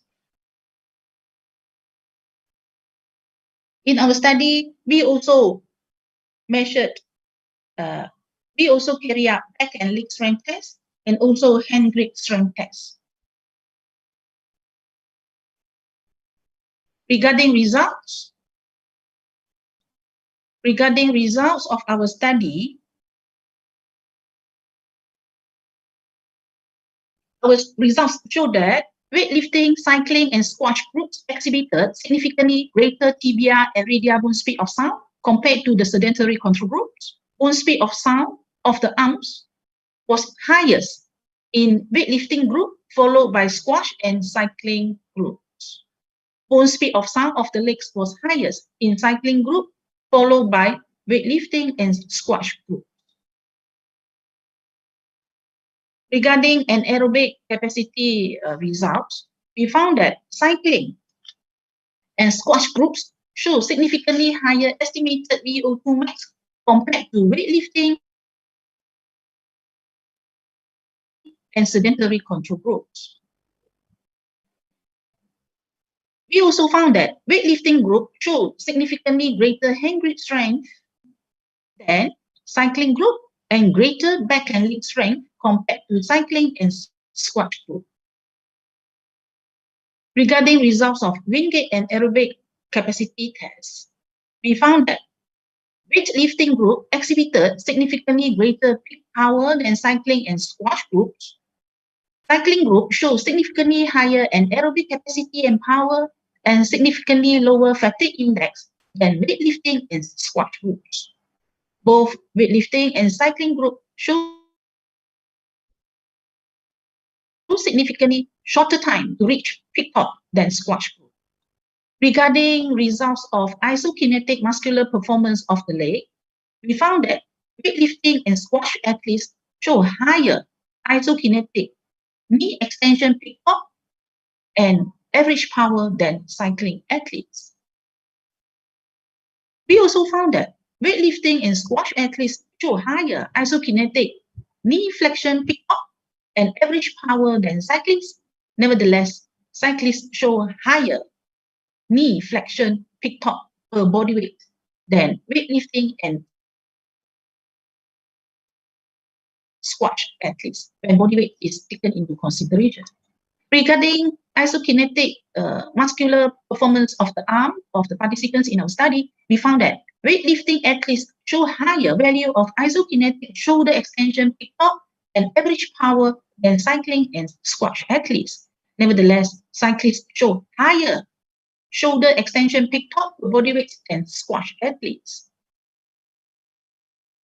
At the same time, we also found that weightlifting athletes show higher shoulder flexion peak torque and average power than squash and cycling athletes. Nevertheless,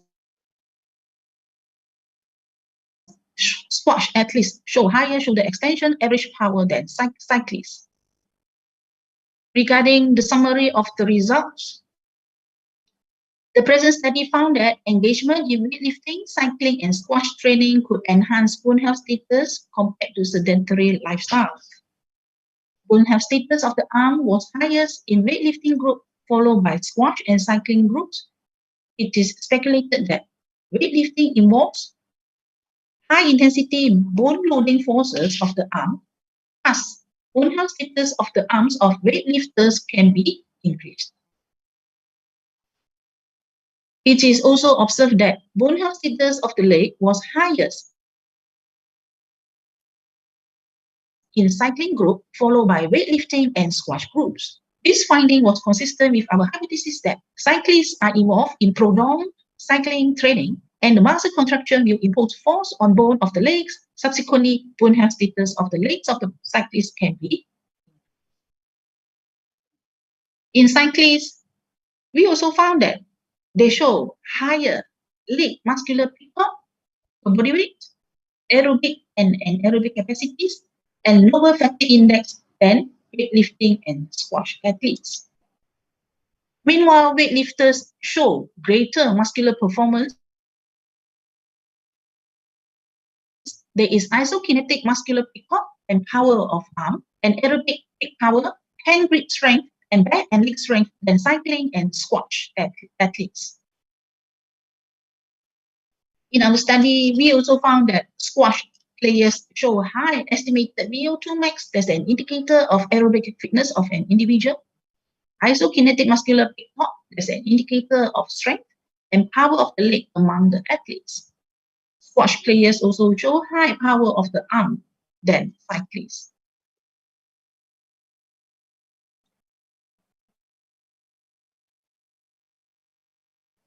In conclusion, our study results implying that bone health status and physical fitness component of the athletes are dependent on sports events that were involved in. And part of our study results have been published as chapter of a book, as we can see here.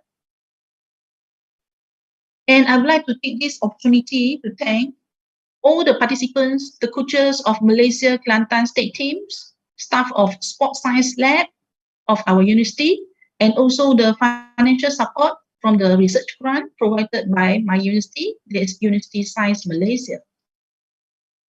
And once again, thanks for the support from all the participants and also coaches for making our project a success. And lastly, thanks for your attention. Thank you. That's all for my presentation.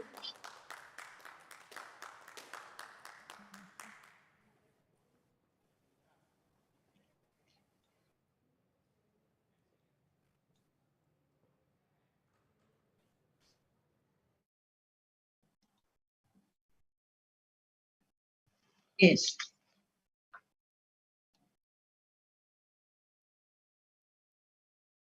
And our next speaker is Dr. Rebecca Randall.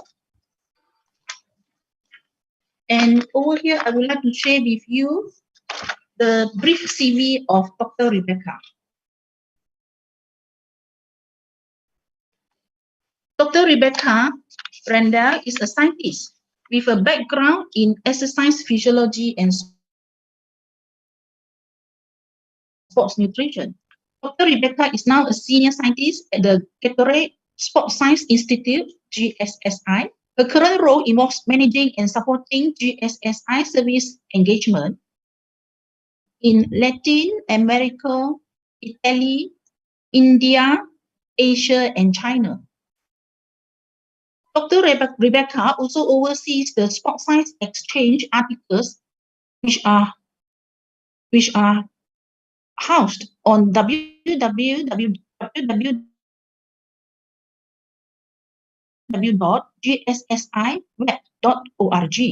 Dr. Rebecca is passionate about sports nutrition and enjoys working with athletes to design appropriate and personalized nutritional strategies. She has extensive experience working with elite athletes and clubs, such as Olympic distance runners, Olympic badminton players, FC Barcelona, and Manchester City FC. She continues to author publications in peer-reviewed journals and delivered invited presentations in the UK and abroad. Without further ado, I would like to invite Dr. Rebecca to have her presentation. Dr. Rebecca, please. Thank you very much. I'm just going to share my screen. Can you confirm that you can see it?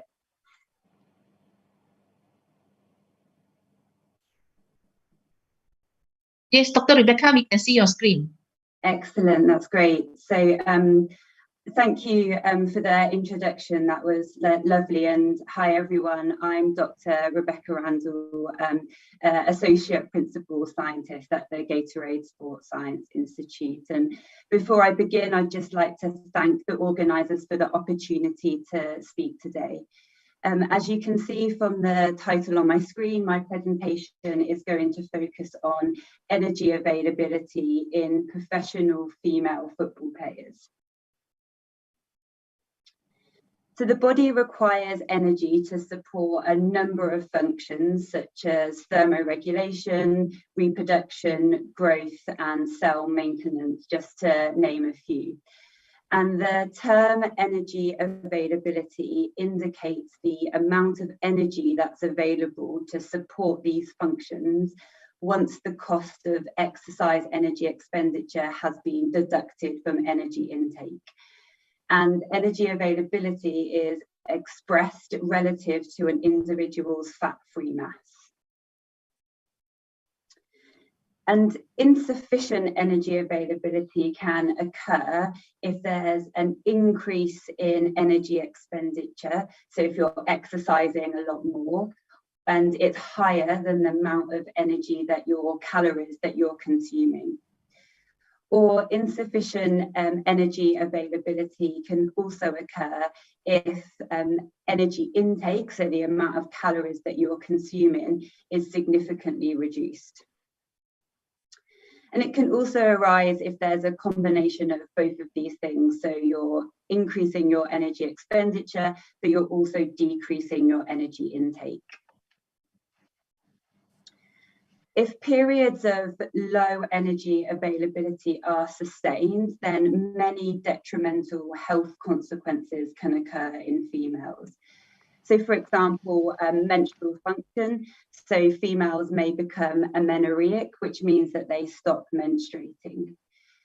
Bone health can also be compromised, and in extreme cases, this can result in osteoporosis. Growth and development is also compromised, so there's a reduction in protein synthesis. And we may also see a lowering of resting metabolic rate. Now, chronic low energy availability can also be detrimental for many aspects of athletic performance. And you can see some of them on the screen here. And it can also increase the risk of injury, which is something that professional athletes and professional teams are always trying to prevent. But also we're always wanting to get the best out of our athletes so they can perform at their best. Now, globally, female football has become professionalized, and that means that there's now a higher training and competition demand on these players. And as a result, this could put them at high risk of low energy availability. But at the moment, our current understanding of this population is lacking, so we need more research in this area. So the aim of our study was to assess energy availability, energy intake, and energy expenditure over a typical 5-day period for professional football players. We wanted to see if players were able to alter their calorie intake to match the different exercise training demands over this 5-day period. We also wanted to assess any between-day differences in any of the variables that I just mentioned that are presented above. And then finally, we wanted to look at any potential risk factors that are associated with low energy availability. So for this study, we had 13 professional football players that competed in the top league in England. They typically trained around 10 hours per week. You can see the average body mass of our 13 players here and our average height of our players. And the protocol for this study was conducted in 2 stages. So stage 1 took place in the 2 weeks leading up to the second stage. And the aim of this was to assess the players in various measures of things that are linked to low energy availability. So firstly, resting metabolic rate. And as I said previously, if you're in a state of low energy availability, then your resting metabolic rate is decreased. So to measure this, we had our players arrive at the training facility. They laid down for 30 minutes with as little movement as possible, and we took a measure of resting metabolic rate. We also performed a DEXA scan. So this had a dual purpose. Firstly, to look at bone mineral density to see if bone health have been compromised, but also to measure fat-free mass so that we could calculate our energy availability relative to fat-free mass. Blood samples were taken for hormonal and immune blood markers, as well as micronutrient status. So any energy intake deficiency would highlight low levels of some of those micronutrients. And then finally, we got our players to complete 2 questionnaires. Firstly, the Leaf Cube questionnaire, which looks at the assessment of low energy availability, and then also an eating disorder questionnaire. So just to summarize this section, all of these measures were taken to identify players that might be at risk of low-term energy availability, and then to see if there's any associations between these factors and low energy availability. So then our second stage was to estimate energy intake and energy expenditure. So for energy intake, we got our players to complete a 5-day weighed food diary. Verbal and written instructions were given, and players were also asked to take pictures of their food to add more context and accuracy to our records. Energy expenditure was calculated using GPS, and for strength training sessions, we asked the players to keep a log, and then we were able to assign a MET equivalent and calculate energy expenditure. So both of these variables, energy intake and energy expenditure, were put into the equation for energy availability, and then we divided that by fat-free mass to get a measure. And this is just to show some of the pictures that were taken by the players and fed back to us to add that extra context. Once energy availability had been calculated, this was our classification criteria. So if the calculation was measured and it came out at more than 45 kilocalories per fat-free mass, this player would be classified as having optimal energy availability. If the calculation was done and the energy availability came out at around 30 to 44 kilocalories per fat-free mass, the players would be classified as having reduced energy availability. And then less than 30, they would be put in the category of having low energy availability. And this is what our 5-day protocol or monitoring period looked like. So we had a day of heavy training where the players completed 2 training sessions. We had 2 rest day trials, and the data for those 2 trials have been combined and averaged. A day of light training where the players only completed 1 session, and then we also had a match day in this 5-day period. So if I go on to the results of this study, when all of the data was combined for that 5-day period, we had 54 players, or 54%, sorry, of players that had a reduced energy availability, and 23% of players that had low energy availability. When separated by training load, 58% and 62% of players had low energy availability on the heavy and match day, and 38% of players had low energy availability on the light training day. And not surprisingly, we had no players classified as having low energy availability on the rest day. So to just summarize this section, when all the data was combined together, we had 10 out of 13 players that had suboptimal energy over that 5-day period. And we need to have this optimal energy to support bodily functions once the demands of exercise have been accounted for, to prevent these long-term health and performance issues.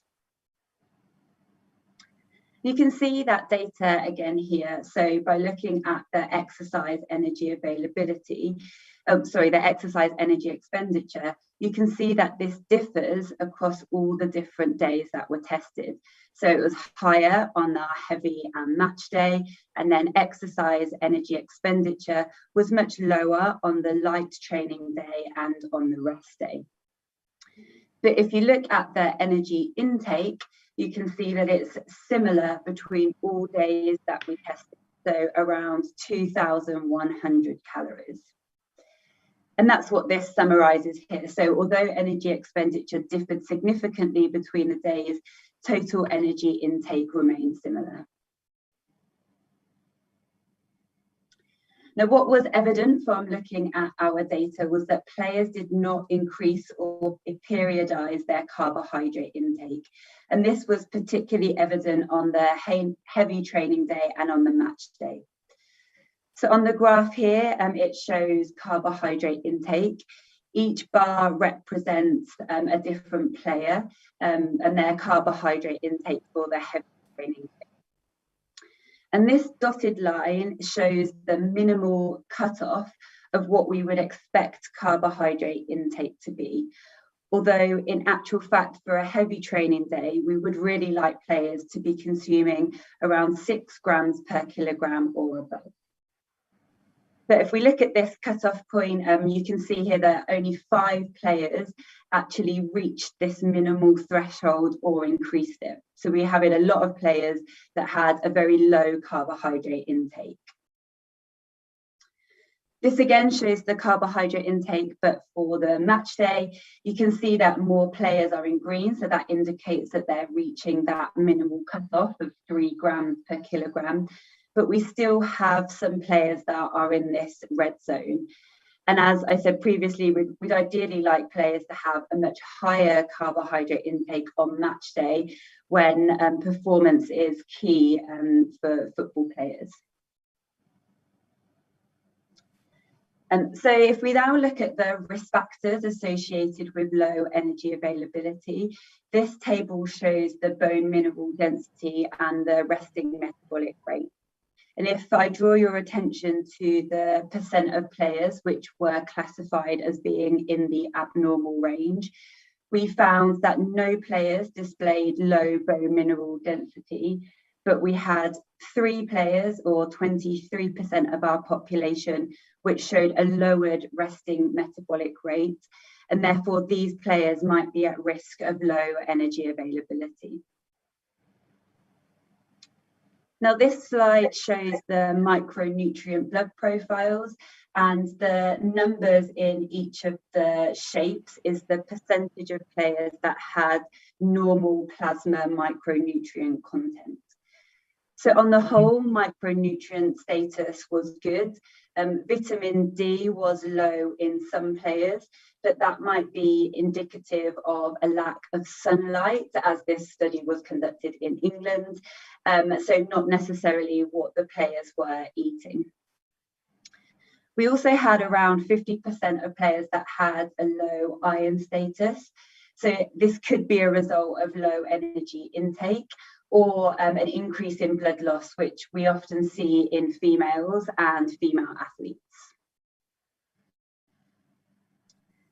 And then finally, the questionnaire data. So the LEAF-Q questionnaire, this, as I said previously, assesses the players that might be at risk of having long-term energy deficits. So the LEAF-Q questionnaire actually identified 3 of our players scoring more than 8 in the questionnaire, which actually categorized them as having a risk of long-term energy deficiency.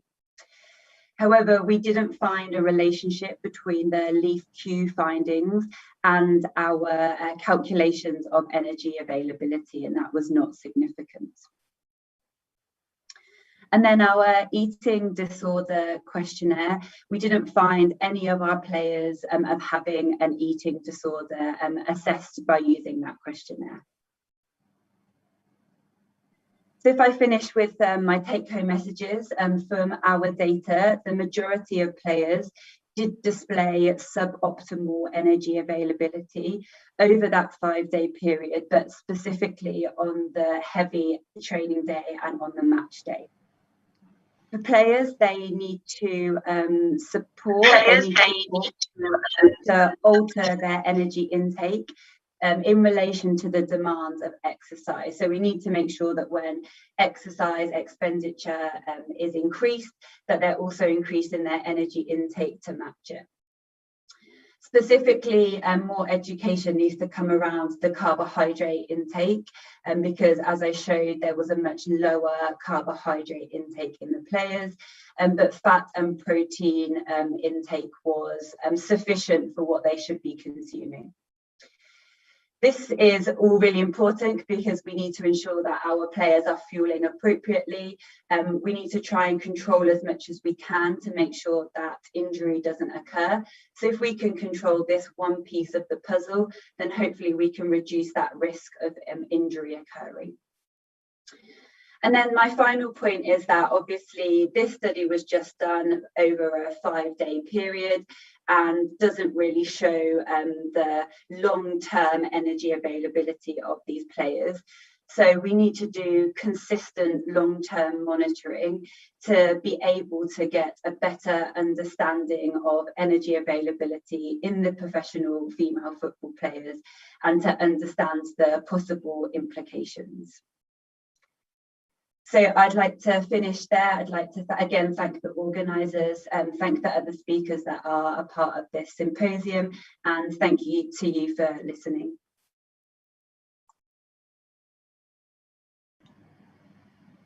Thank you, Dr. Rebecca, for your excellent presentation. Okay, for everybody, for your information, now is 7:45 in the morning in UK. Good morning, Dr. Rebecca. Thank you.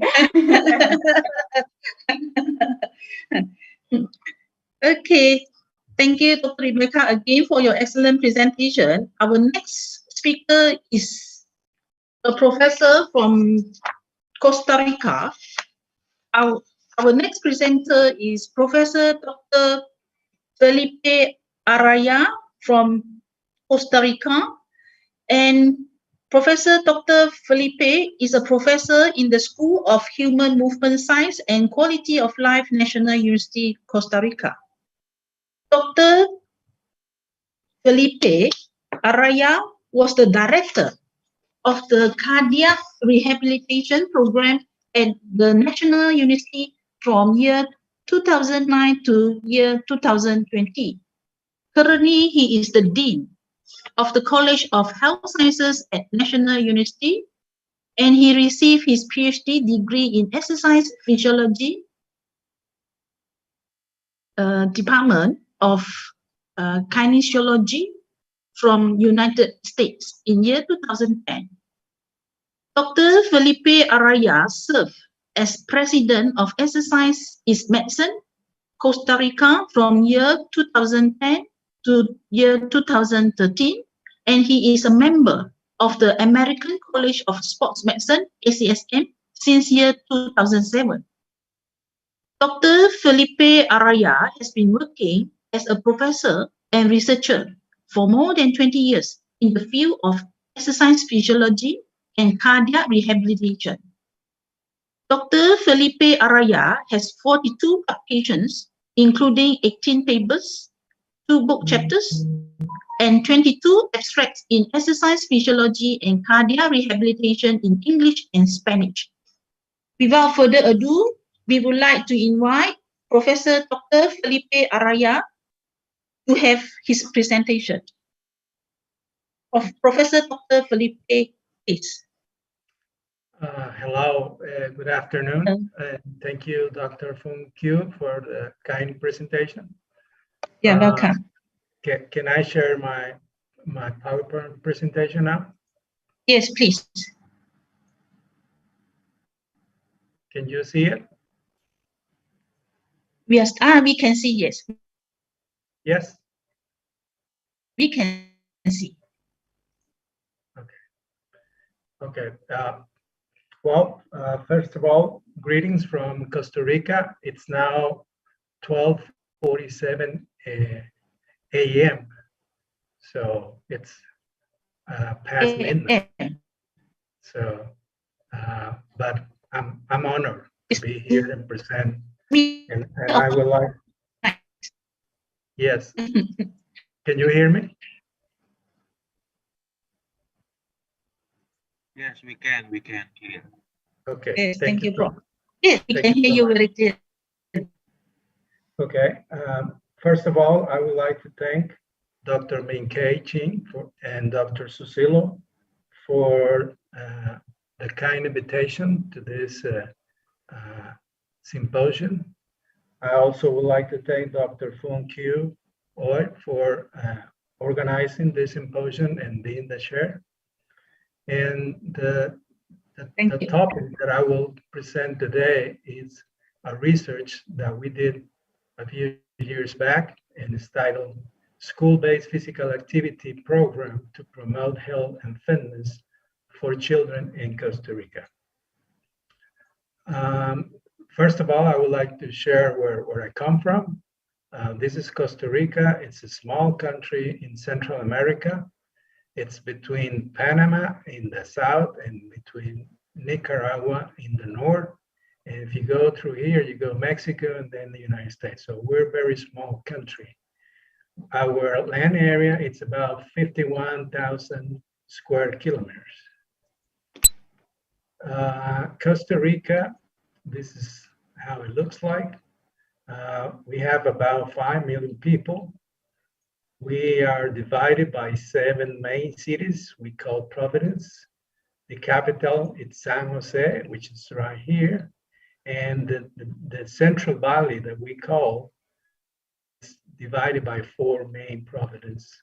And the university where I work, it's in Heredia, which is right here.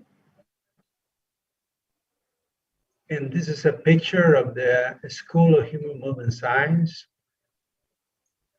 And this is a picture of the school that we did the study. This is a private school in San Jose. That's an introduction. Overweight and obesity in children have increased dramatically in recent years, both in developed as well as in developing countries such as Costa Rica. So we have the same problems. According to the Costa Rica National Nutrition Survey, the prevalence of overweight and obesity, it's alarming. Children between the age of 5 to 12 present about 12% overweight and about 10% obesity. And girls slightly more obese than boys, like 10.1% and 9.2% respectively. Childhood obesity has been associated with a higher risk of non-communicable diseases, and physical inactivity is a risk factor for obesity and non-communicable diseases. Children who are overweight or obese have an increased risk of developing hypertension, high cholesterol, and diabetes. School-based physical activity programs has proven to improve health and fitness, as well as reduce obesity in children, which will probably result in a lower risk of non-communicable disease during the adulthood. The evidence also indicates that the best primary strategy for improving the long-term health fitness of children and adolescents through physical activity can be to create and implement lifestyle models that last during the adulthood, in which regular physical activity, of course, is a key factor. And finally, the physical activity guidelines for the Americas indicate that children should perform 60 minutes or more of daily physical activity, and that most of it should be moderate or vigorous intensity. In addition, people or children who cannot meet these minimum recommendations can also benefit from less physical activity. So the purpose of this research was to examine the effect of a school-based physical activity program on health fitness in children. we had 227 children as participants, 116 men and 111 women. The age average was 8.8 and height average was 1.35 meters. And the average weight was 32.8 and BMI 17.8. Waist circumference 63 centimeters and body fat, the average was 20%. We also measured systolic blood pressure and the average was 100, and diastolic blood pressure, the average was 60. And resting heart rate was 90 average. This is a picture of the school where we did the study. We also assessed children before and after the physical activity program and some of the health fitness components such as body fat, heart rate, systolic and diastolic blood pressure. We also measure progressive aerobic cardiovascular endurance run test, the PACER test, at the beginning and after 6 weeks of exercise training. And children also complete the physical activity questionnaire for all the children and also the pictorial physical activity questionnaire for the infants. The program, we call it the Active Flag program, consisting of an implementation of a model in which a series of direct physical activity routines were designed and executed on a daily basis during 5 school days, and just 15 minutes per day at low and moderate intensity. And this is a picture of the children in the schoolyard.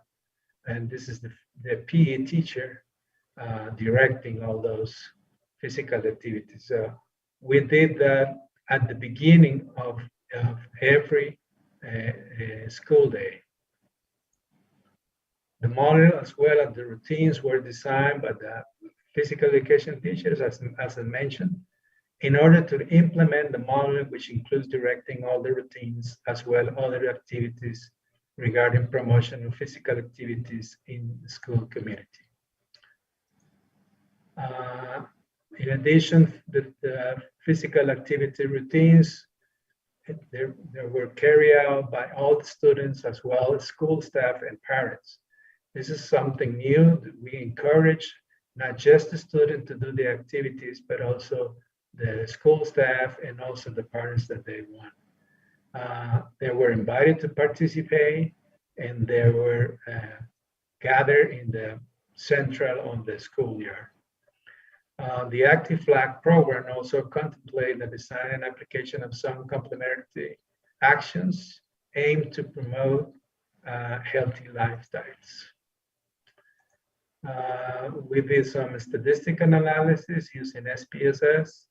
We did descriptive statistics, means and standard deviations, and we did a PERT test to compare variables of interests, like the ones that I mentioned before: BMI, body fat, waist circumference, heart rate, systolic and diastolic blood pressures, the results from the PACER test, and also from the questionnaires. At the beginning and after completing the 6-week physical activity program. These are the baseline characteristics of children. As you can see, this is the average age. We have children with 6 years old until 13 years old. This is the average weight. Children with 16.5 kilograms up to 65.8. And the rest of the anthropometric measurements. As you can see in body fat, we have, the average was 20, but we have one children with 7.6 and one children with 42%. This is the average of the waist circumference. This is systolic blood pressures. This is resting heart rate, systolic blood pressures, diastolic. This is VO2 max, calculate using the PACER test. The average was 43, and we have children with 36, and we have up to 51. And this is the score that we found in the questionnaires. When we compared pre at the beginning of the physical activity program and post after 6 weeks, we did not find any statistical significance in body weight. We did find an increase in body fat. It was statistically significant, about 1.9%. And besides that body fat increase, we found 1.2% decrease in waist circumference. This was significant. We did not find significant changes in heart rate.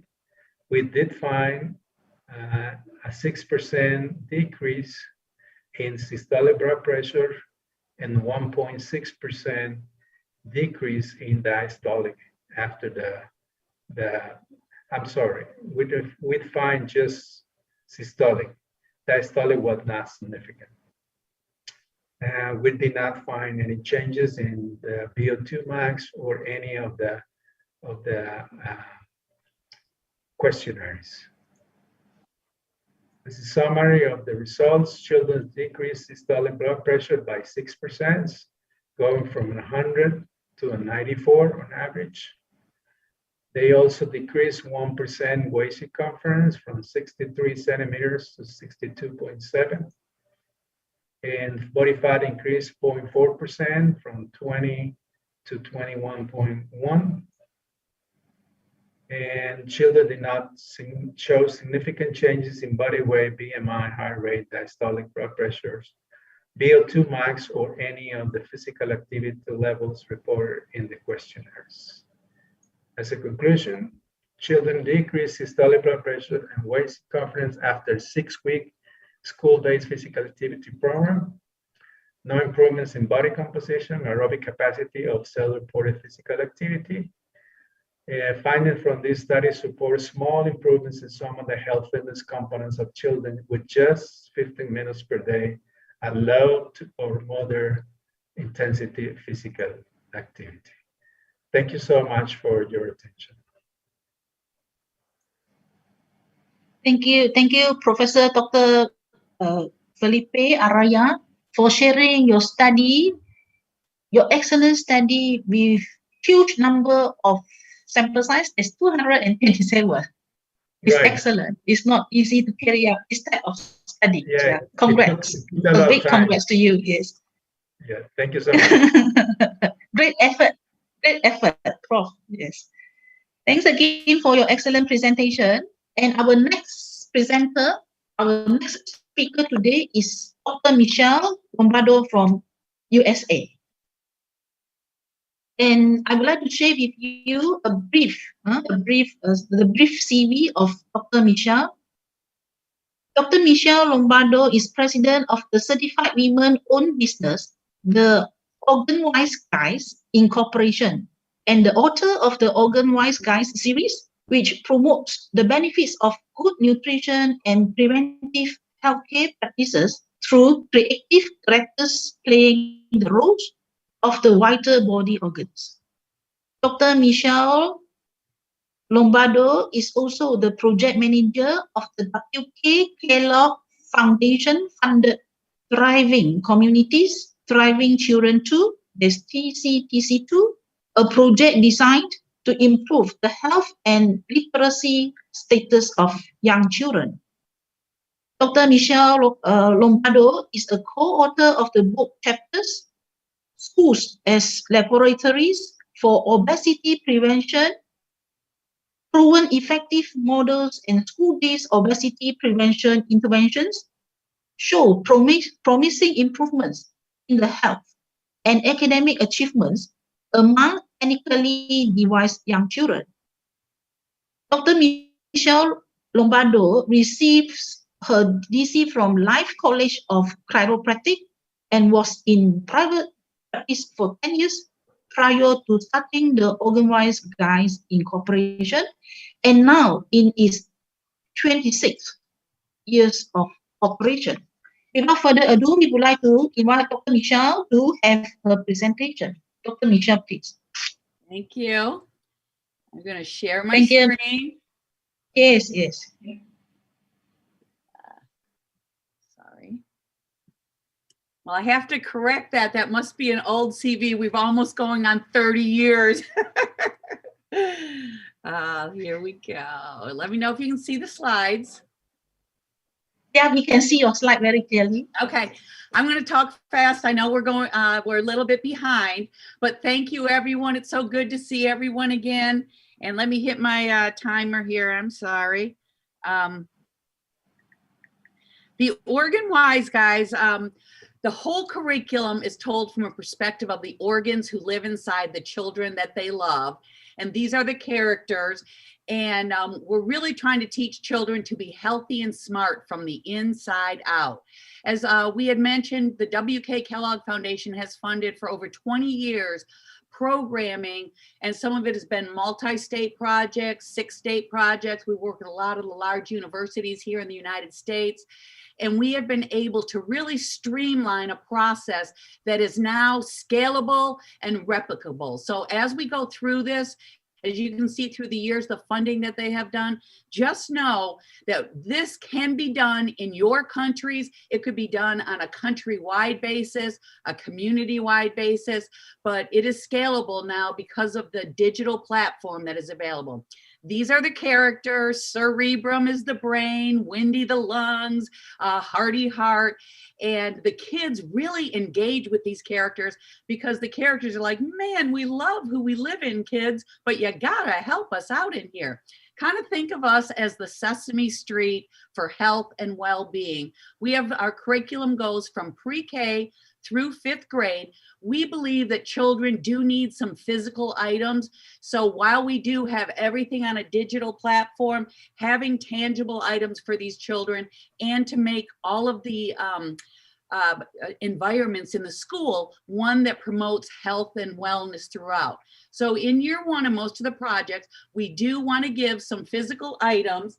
And as many of you who have known us for the past couple years, these dolls really help bring to life the curriculum. Inside live all of the characters, Luigi Liver, we have Madam Muscle, and no matter what you look like on the outside, kids, we are all the same on the inside. While we do come in different ethnicities, we really like to emphasize the inner, not necessarily spiritual, but the who we are as people. Oh, let me get to the next slide here. Why won't this move? Oh, there we go. This is just an example. We have curriculum for every grade level. This is an example of the pre-KK, 8 books. We have activity books that go along with it. I don't know why this isn't. Sorry. Oh, there we go. This is an example of one of the books, Peristaltic, the large intestine. She's been asked to be on TV and she's like, oh my gosh, you guys, I have got to look good. So Madam Muscle and Calcium Bone help her design a fiberific outfit with all of the different colors of the different fruits and vegetables. So they're stories, but they also teach kids about health and well-being. In the end, she looks fiberific. It's all about high fiber. We have activity sheets that go along with this. And again, we have these in multiple languages. We have a physical activity component where the kids get up, they might be doing their math. 2 + 2, 4, 1, 2, 3, 4. So they're up and moving. And then there's a big component that is for the food service. We want to where the children are eating to have them see about why they're making the choices that they're making in the cafeteria. Every month we focus on 2 different foods. We provide all these physical items. All they got to do is put it up in their cafeteria. We are linked in all 50 states in the United States to the state standards for specific standards. We have found that this is very important to teachers here. Most importantly, this has been highly studied.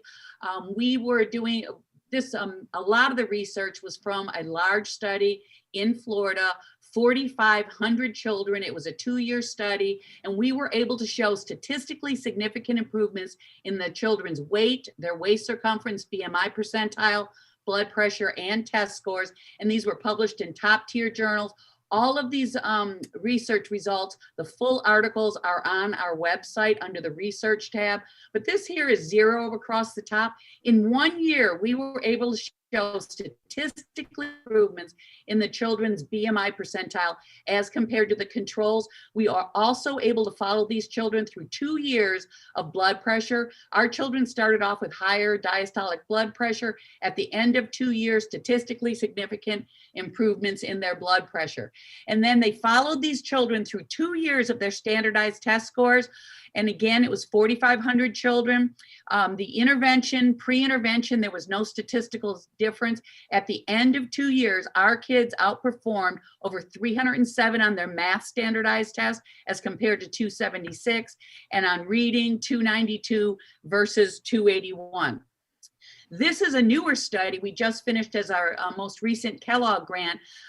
Ole Miss followed these students, pre-K students. We were sending some of these digital items home to the parents and books home to every 4-year-old in the school district. And the parents were reading the health and well-being Oregon Wise Guys programs to these children. And then they looked at their pre-test, their literacy test going into kindergarten. Our kids, as you can see, scored 193 on their literacy test. So not only are they learning health, you guys, but we're helping them improve. And a lot of it was because the children love the characters and they love the books, and the parents read to the children sometimes 4 to 5 days a week on some of the surveys. But our kids, as you can see, outperformed on that. And also the 3rd through 5th graders had statistically significant improvements. We are on, in the United States Department of Agriculture, as part of the Supplemental Nutrition Program. The Oregon Wise Guys is rated as the highest level research tested program, which allows us to work across the country on these federal programs with a lot of these universities who deliver nutrition, health, and well-being education to low-income families. That brings us to the digital platform. Thankfully, right before COVID, about a year before, we had already realized if we wanted to compete and scale at a level in this new digital time we're in, we had to put everything we had on a digital platform. And we have all of our curriculum ready to go. And this is where we can scale into other countries as well. And I will show you guys how to get on this to do a demo, but every book, all 50 books are done like this. And we have them where the characters actually read the books to the kids. So this is read to the kids, and you can click on whichever language. As you can see, for some of these younger grades, we've added Mandarin, working with Dr. Wong on a project in Shanghai right before COVID hit. But this is also great for families that are bilingual or have language barriers. So every book is done like this. The activity sheets change with the language. You can download as many as you need.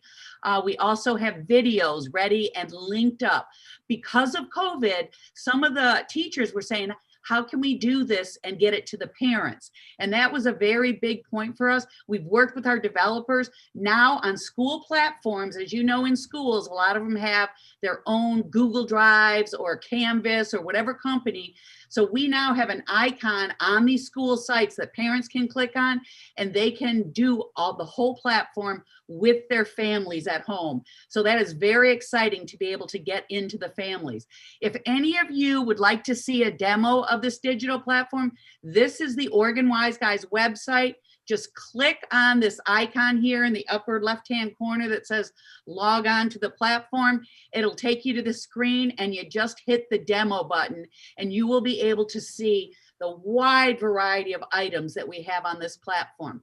We also have the ability, when we're in a school, we can track how much the school is using that. By teacher, you can reward the teachers, you can go into the classroom and say, you guys are doing great, give them stickers. And then it's also used in our projects to be able to see which teachers might be having trouble with it. We can record how many minutes they're using it.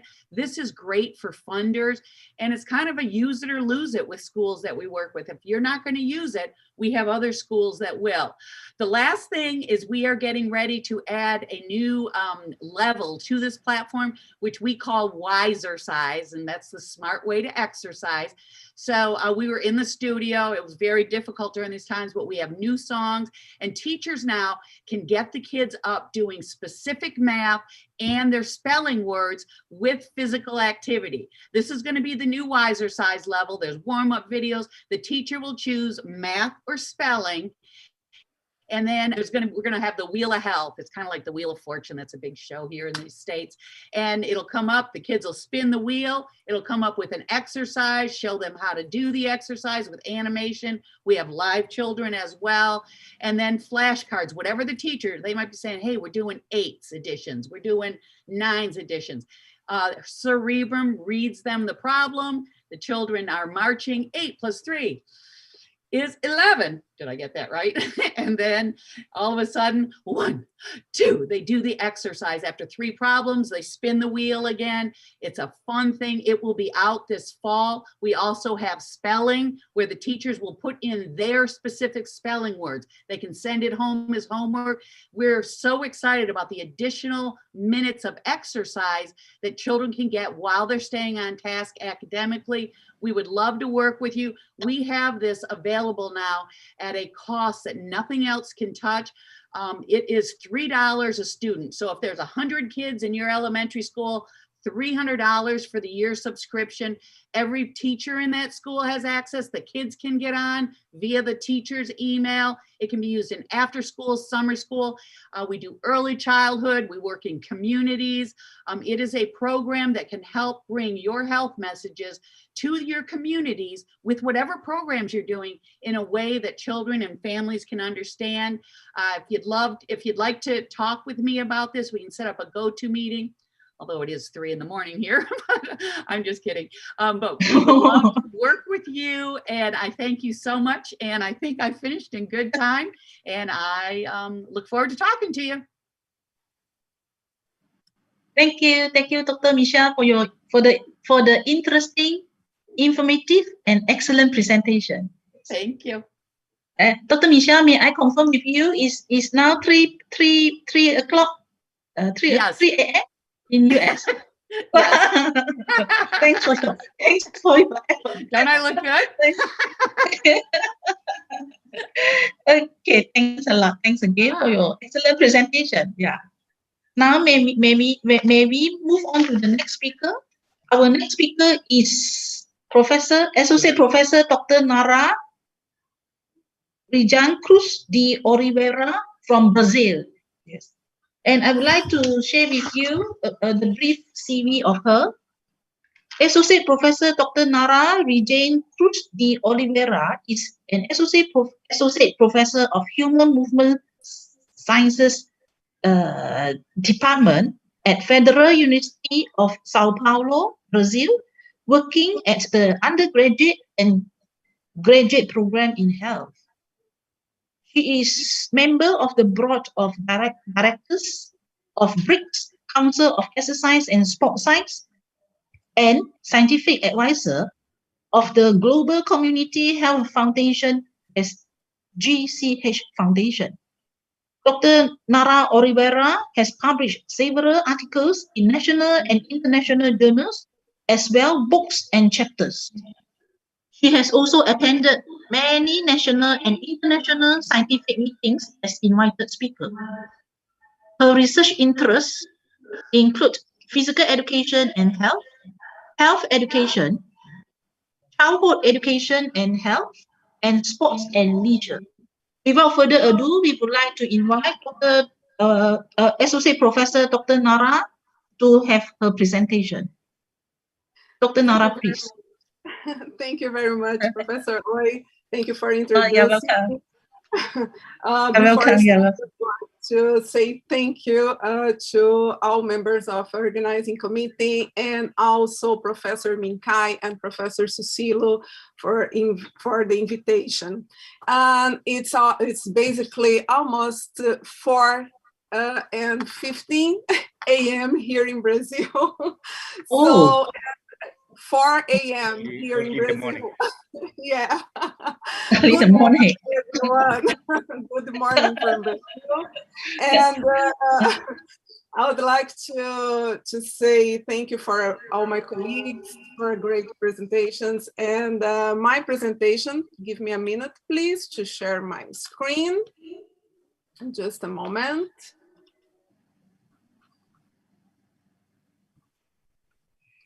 Okay.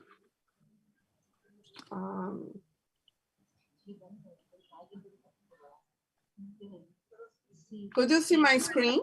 Not yet. Not yet? Oh, no, didn't. We can't see your slide, Dr. Nara. We can't see. And now we can see. Terima kasih Pak Dr. Suwardi. Jadi nanti cari jangan monoton referensinya hanya satu. But I think that is not yours. Just a minute, please.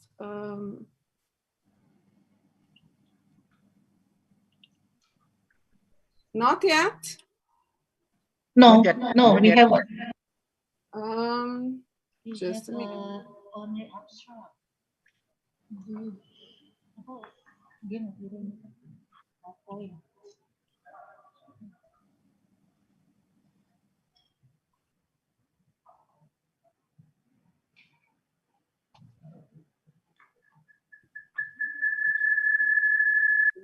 Here's the thing. I received a message from my desktop that my computer is not able to share. I would like to try it.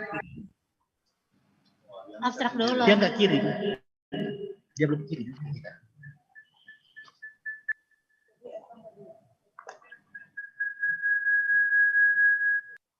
Okay, I think now. I'm sorry, guys. I'm trying to solve this problem here.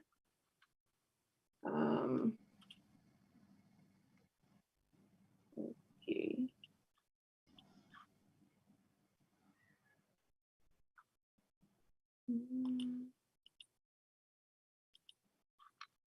I can see my screen, but I don't know if you can.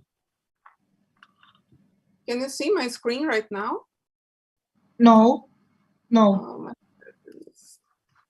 Let me close. Dr. Nara, there is a part. There's a part at the bottom of your screen. Yeah. Share screen. You have to press. They have to press the button first. Share screen. Oh, then only we okay. can see. Yes. Okay. Now I can see. Thank It is you. beside participant. Yep. Now Okay, we now. can see yours. Yes. Okay. Oh, thank you. It's okay now. I was. I It's started okay. to get nervous. Okay. Okay, Yes. guys. I'm Professor Nara Oliveira from Brazil, from Federal University of São Paulo. And my presentation today is about physical education, well-being, and health among Brazilian children during the social distancing period during the COVID pandemic. So I will try to talking about today. I say I try because it's this topic has a lot of things to discuss, but I trying to be brief to discuss the context of pandemic of COVID in Brazil. And I will discuss the Brazil, the education and physical education challenges during this period. And second, I will try to discuss physical education and physical activity among children during this period, especially about the responses from federal government, local government, and also the community. And as an outcomes, I will show some of the best or possible practice right now. And I will try to finish my presentation with some reflections about what's next. Let me show you some images about my city. I live and work in Santos, Brazil. And Santos, as well the rest of Brazil, especially the great cities, it's a good one, but we have, it's a coastal city, and it's considered one of the best cities to live in Brazil. It's a city with probably more than almost 500,000 inhabitants. And we have a lot of different sports and physical activities. And outdoor Santos is the home of the largest sport in Latin America. And despite all these good things, we have, unfortunately, one of the largest is Brazil's stilts lands. It's in Portuguese, we say favelas. And why I will show you this image here? Because my presentation, one of the topics is about the challenges, and the most of people here, especially students, children, are part of this population, are part of people with low income and studying in public schools and with almost no access to technology. So about my university, Federal University of São Paulo, best known as Unifesp, we have 6 different campuses in state of São Paulo. And here in Santos, we located here in a region called Baixada Santista. It's a group of basically 9 municipalities, and Santos is the largest one. Here in Santos, we have 2 great universities, Unifesp and also University of São Paulo, it's the State University of São Paulo. And here I work at the Department of Human Movement Science, and that it's inside the Institute of Health and Society. So about Brazil, it's interesting and it's important, not only interesting, but also important to show how biggest is the country. Nowadays, we have more than 200 million inhabitants. Most populated regions, it's southeast and northeast. And here we are located in São Paulo. São Paulo is the southeast, is located in the southeast of Brazil. We have 26 states and 1 federal district where the capital Brasilia is located. More than 5,000 municipalities. It's a big country. It's basically a continental country. The urban population is around 85%, and children up to 12 years old, it's around 17%. If we count teenagers up 18 years old, this number it's around 30% of population. So considering this huge country, and also, as you probably noticed, that the inequalities, it's have been hard to deal with the pandemic in Brazil. So here I sharing with you some news, recent news about the situation here. We have not only during the pandemics, but the pandemics increase the poverty in Brazil. And 6 of every 10 children in Brazil live in a poverty nowadays. This number increased a lot during this period over the last year, especially because it's not very good to say it in an international conference, but I cannot lie to you guys.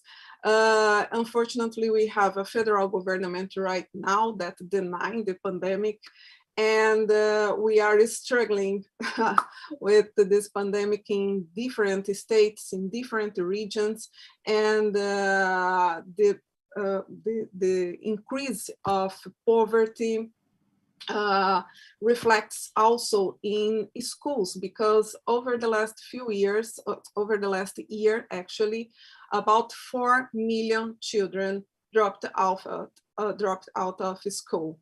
It's a great concern of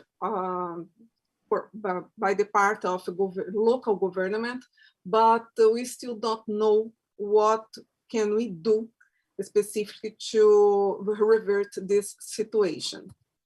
In terms of education, the impacts of the pandemic, it's huge. For your record, we are basically 9% of the schools is still closed since the beginning of pandemic. It means basically 1 year the children in schools have no class, presential class at least. But it's a complicated situation because we have a huge difference in our educational system. We have public schools, as you can see here. The public schools with free tuition represents more than 8% of schools in Brazil. The private schools, very expensive by the way, represents less than 20%. So probably no, some studies has shown that the most of schools that could return with the class this year, actually over the last 2 months, it's part of the private schools because the most of public schools has no condition until now to return with the class. So here are just to inform you, Brazil has almost 180,000 schools around the country. So more than 60%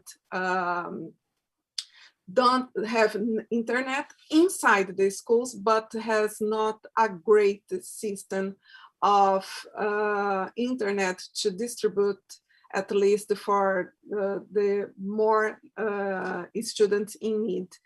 And this is represent a huge problem. We call it as digital inequality here in Brazil. It's nowadays the most problem to keep the activities in school with this group. Here, the same data that I talked in the previous slide, more than 4 million of students dropped out of the school. And we have here more than 40% of students that don't have adequate equipment and conditions to access distance education.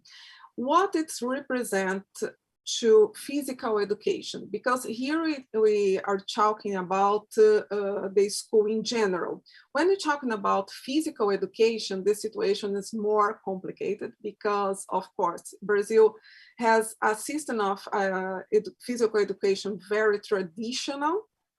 And when I say traditional, it's the kind of system that the most of teachers, physical educational teachers, only works or always works with traditional resources, traditional sports, and we have no investments enough in terms of digital, in terms of technology and digital activities for children.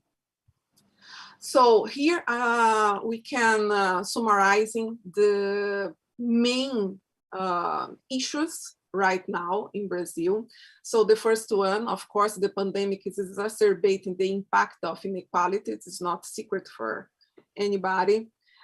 We have dealing with food insecurity, high risk of exposure among the low-income population, the lack of an adequate space to live.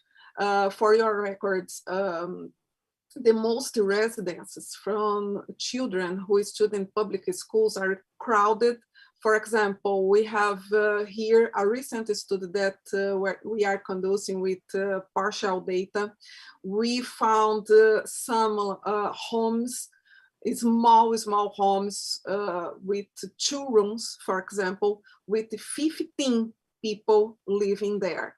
The most of them children, like a mother, a grandmother, and for example, 7 or 8 children with no food, with the minimal condition to live or to produce different activities outside of school.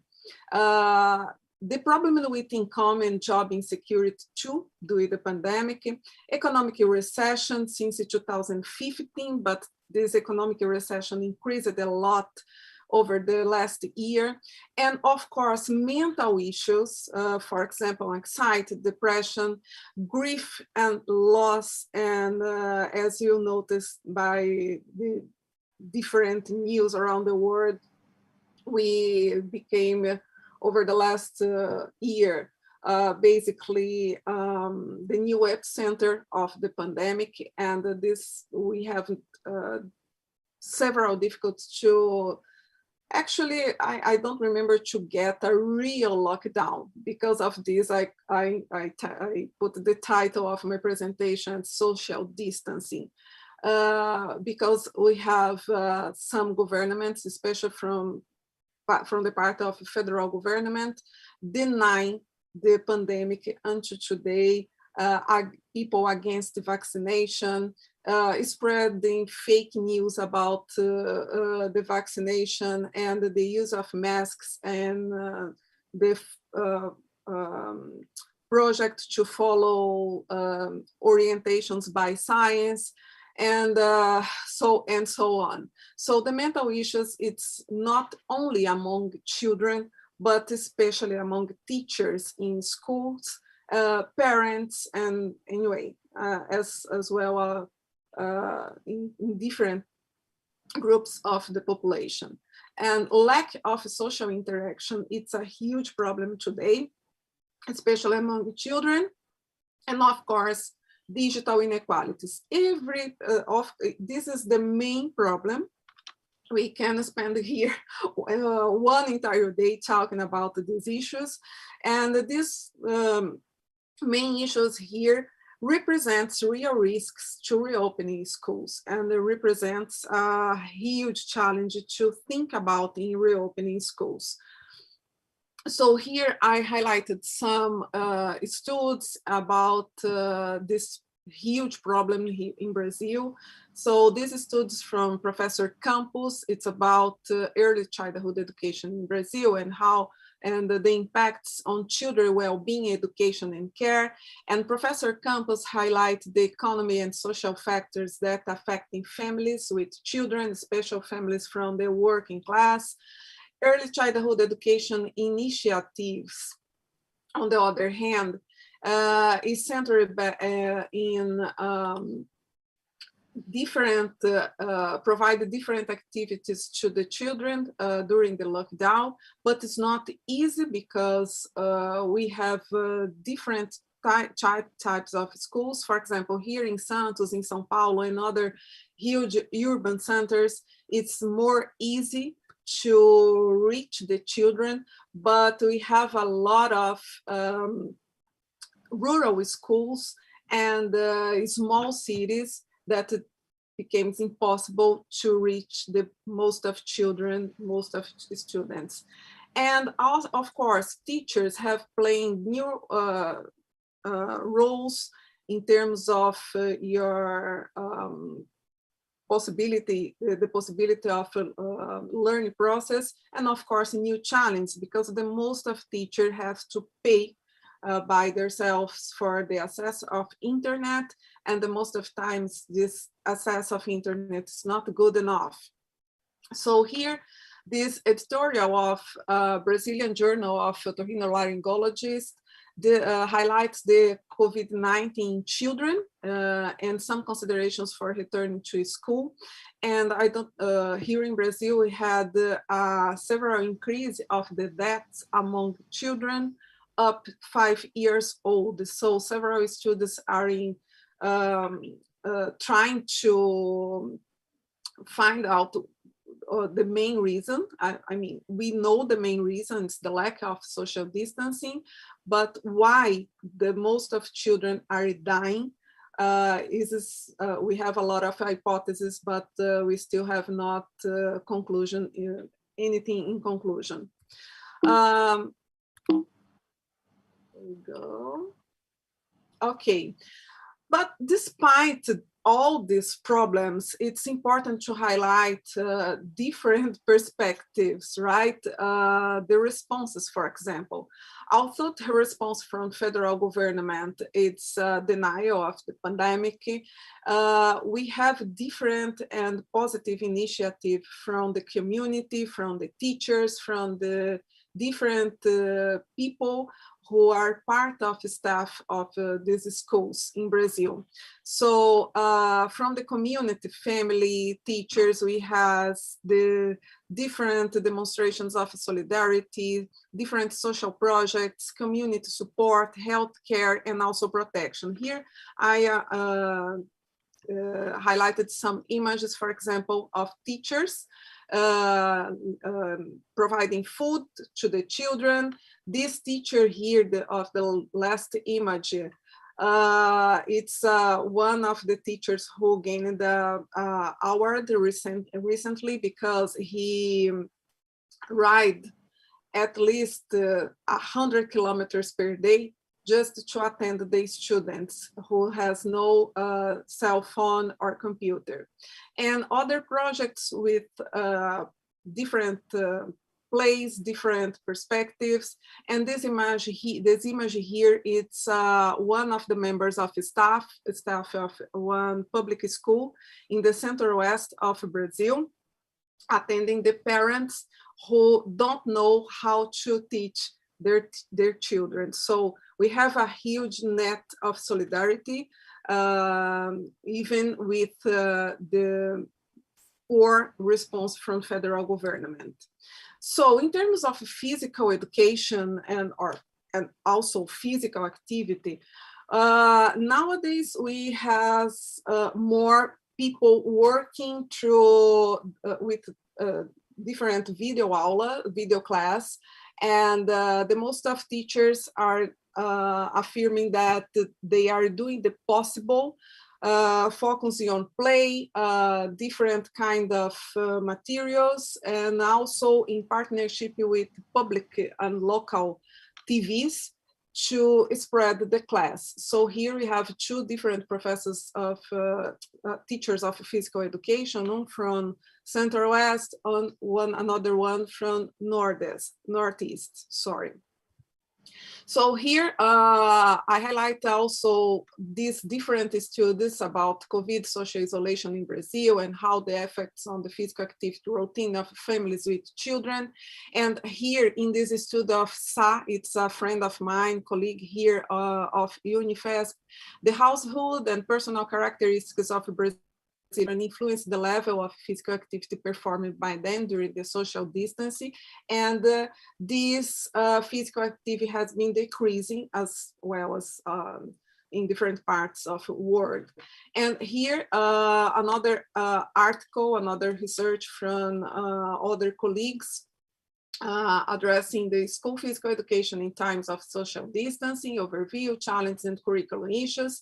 And here this group addresses the job of physical education teachers, especially the need of family support, the digital inequalities, and the fact that the activities don't reach all the students, and also the the difficulty of to teachers to work with practical contents. And last but not least, this study here is not Brazilian, but it's a study about the pandemic of COVID-19 and also the perspective of the next pandemic of physical inactivity due with the sedentary behavior. And in conclusion, what we have been thinking in terms of reflection to after pandemic, how to work with or physical education after pandemics. First of all, we need to recover the physical education in partnership with health literacy, and also discussing the Sustainable Development Goals And of course, rethinking the post-COVID school design in Brazil, redesigned our curriculum to provide more social interaction. And thank you very much. I don't know if I'm sure in terms of pronunciation, but I think it's Terima kasih. If I'm Yes, wrong, it is correct. It is correct. Terima kasih. Excellent, Dr. Nara. Sorry, I was very nervous. Sorry. Okay, thank you, Dr. Nara, for your excellent presentation. Okay, and everybody, everybody, we only have 3 more minutes for the Q&A session. Okay, after listening to the 5 presentations from 5 speakers from different parts of the world, now the session is open for Q&A. Because of the time constraint, may we just allow 1 question from the audience? If you have any question, please identify yourself and say to which of the speakers is your question directed to, please. 1 question.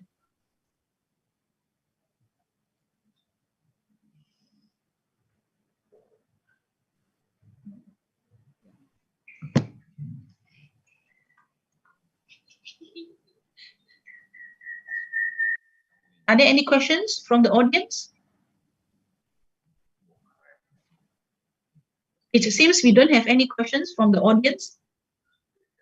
Since there are no questions from the online audience, I would like to end this symposium with a big thank you to all the speakers and also to all the audience who have taken your time to attend this symposium. Before I end this session, I would like to take this opportunity to thank Professor Min Kai Chin and also Professor Susilo for your effort in organizing this conference for us. Even though we are apart, we are at different parts of the world, and we have a chance to share our knowledge and also all this latest information among each other virtually. Thanks again. Okay, that's all. Thanks. Okay. Thank you very much. Thank you very much, Prof. Fu Q. Would you please send us the conclusion in your symposium session? The conclusion. Yeah. Just sending by the email. By email? Yeah, by the email. By the Susilo email. Okay.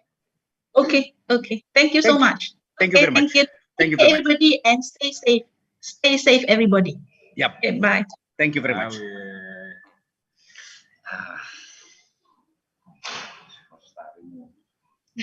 Thank you very much. Our moderator, Associate Professor Dr. Fungki Uy, for being the moderator for the first symposium. Ladies and gentlemen, moving on to the next agenda, we will have the second symposium and the last symposium for today. I will introduce you the chairman and moderator for our second symposium. That is Professor Dr. Gyasettin Demirhan from Turkey. And there are also another 3 speakers for this symposium. The second one is Professor Dr. Hafid Abbas from Indonesia. And then Associative Professor Dr. Maria Abdul Khanova. And the last one is Professor Dr. Cynthia Lopez da Silva. Before we continue to the next symposium, let me introduce a little about our moderator. Professor Dr. Gyasettin Demirhan is a Board of Director Global Community Health and also President of GOFPEP 2016, former President Turkish Sports Science Association, former Dean Faculty of Sports Science, HESYTP University, Turkey. Professor Dr. Gyasettin Demirhan is working at HESYTP University Faculty of Sports Science. He is Head of Physical Education and Sport Teacher Education Department, also member of some international scientific associations like IASEP, FIEP, and ACSS.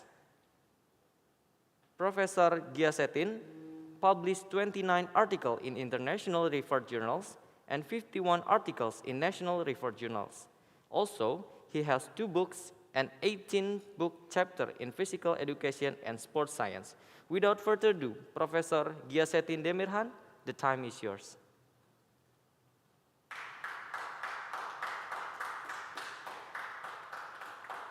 Yes, Yes, clear. Okay, thank you so much. First of all, I would like to thank the organizing committee, Professor Susilio, Professor Min-Kai Chin, and all people who supported to this excellent conference. Okay, thank you so much. Our symposium is about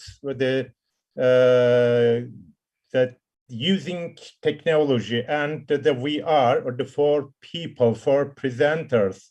Maria from Russia, Cynthia from Brazil, Hafid Abbas from Indonesia, and myself is from Turkey.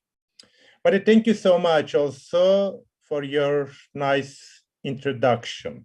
Okay, I think that you summarized everything about me. Because of this, I want to start my presentation. Okay, can I share it? Okay. But our presentation order, it should be like this. Myself, Maria, Cynthia, and Hafid Abbas. Please, if you have the questions at the end of the presentation, you can ask directly the presenter. We have only 15 minutes to present. I would like to explain this. I am from Hacettepe University from Turkey, in Ankara, capital city of Turkey. You can see the location of Turkey. It is located in 3 continents. My presentation title is Promoting Physical Activity via Gamification. This presentation prepared by Yılmaz Yüksel and Gıyasettin Demirhan. As you know, we have many problems about the physical inactivity. Because of this, we can say that inactive and unhealthy lifestyles are common among adolescents all over the world, but in every country. And then I can say that the physical activity, all kinds of physical activity, daily physical activity, exercise, sport, physical education, etc., significantly reduce all-cause mortality and contribute to the prevention of many chronic illness. Gamification, our presentation is related to gamification. Because of this, I want to give some information about this. Gamification is the use of game design elements in non-game contexts, and children like this. While many fields such as business, marketing, and e-learning have taken advantage of the potential of gamification, the digital healthcare domain has also started to exploit this emergent trend. Because of this, we used gamification on our research. The purpose of this research is to examine the effect of gamification on students' physical activity levels. We had 2 groups. Intervention group, total 24 people, children, and control group. We chose random 2 groups from 6th grade children, and we used pre-test and post-test. Before the infant intervention, during 4 weeks, we used pre-test, and at the end of the intervention, we used the post-test. These are our scales: situational motivation scale, basic psychological need satisfaction, physical activity attitude scale, exercise stages of change, physical activity self-efficacy and physical activity enjoyment scales were used in this research. Also, we prepared and with the internet page where they used WordPress plus GamiPress as on used in websites. Also, we used Omron pedometer, but also some scales and student steps uploaded daily to this website. This is our web page. We uploaded daily students' steps. Also, we prepared leaderboard and children saw their steps on this website. Also, they saw top 10 children steps. But also we used ranks, for example, from 1st to 10th. They saw first 10 people. Also, we use badges for motivation. Also, we prepared for every student a profile pages. This is our results. First of all, I will give the information about physical activity levels of the 6th grade students. There is a significant difference between control group and intervention group. Intervention group scores are higher than control group. This is about physical activity self-efficacy scores. Also, there's a significant difference between two groups. Intervention group scores are higher than control group. This is physical activity enjoyment scores, but also there is a significant difference. But the intervention group scores are higher than control group scores. This is about basic psychological need satisfaction. We used some subscales like autonomy, competence, and relatedness. There are significant differences between two groups about autonomy and relatedness. There is no significant difference, competence subscale. This is about situational motivation scales. Also, only two subscales, significant differences, intrinsic motivation and amotivation. This is very important for our study because intrinsic motivation is very important for the students to improve their physical activity. I mean about motivation like this. But also amotivation is very important for us. But you can see the graphic with the red line, what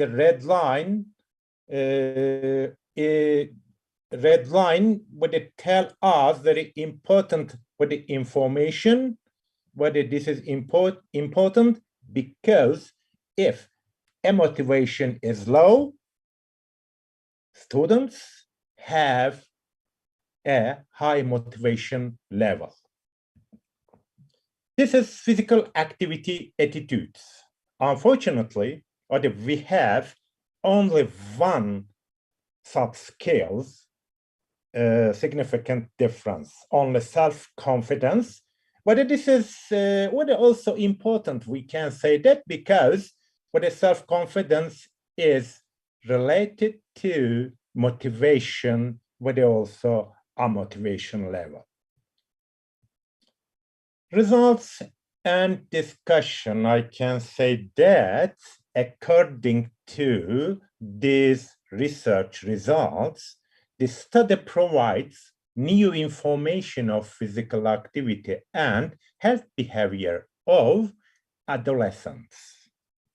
Also, I can say that the intervention in game fit elements, this is quite new in physical education fields, were generally viewed positively and deemed acceptable. I mean, physical education teacher can use this technique in their class with their students. Results suggest that gamification may have an important role to play in encouraging adolescents to engage in physical activity, indoor in school physical activity, also out of school physical activity. Consequently, gamification is effective to improve, this is important, physical activity levels of 6th grade students. Therefore, I can say that game elements such as points, I gave some information about this, badges, and leaderboards used in the gamification environment. The motivation of the students to participate in physical activity can be increased, and they can be helped to develop a positive attitude towards physical activity. More fun physical activity environments, Min-Kai Chin, every time what it says about this, how fun. Of course, the more fun physical activity environments can be prepared with gamifications. This is some references, but if you have some questions at the end of the presentation, you can ask. Please feel free about this. This is my presentation. This is what was ended. I want to pass the second presenter. Second presenter is Associate Professor Dr. Maria Abulhanova.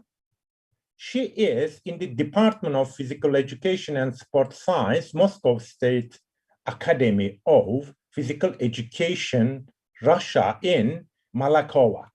She completed her doctoral degree in the field of the development of special abilities in sport of young people after graduating from Moscow State Academy of Physical Training.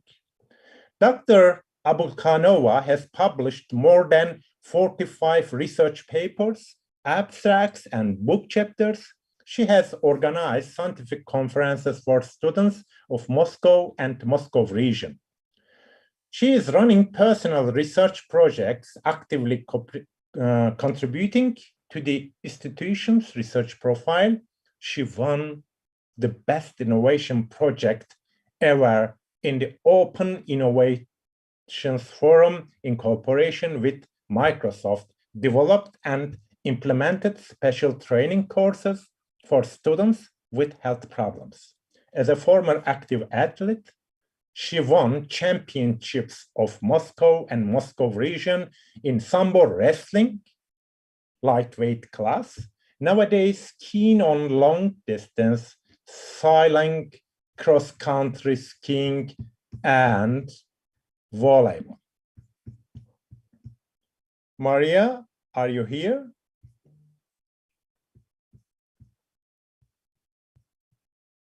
Can you hear me, Maria?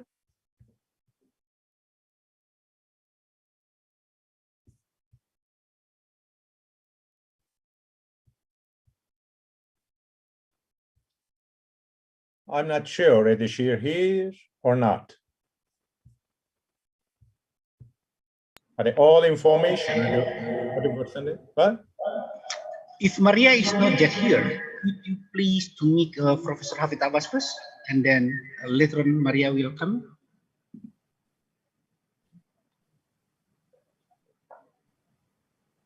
But I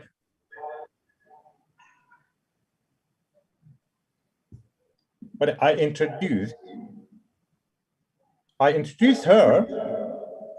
Yes, but if she is not in the Zoom, to make it the time, can we just change Professor Raffi Tabas first and then later Maria? Oh, okay. Okay. Okay. Okay. Okay. But a second. Okay.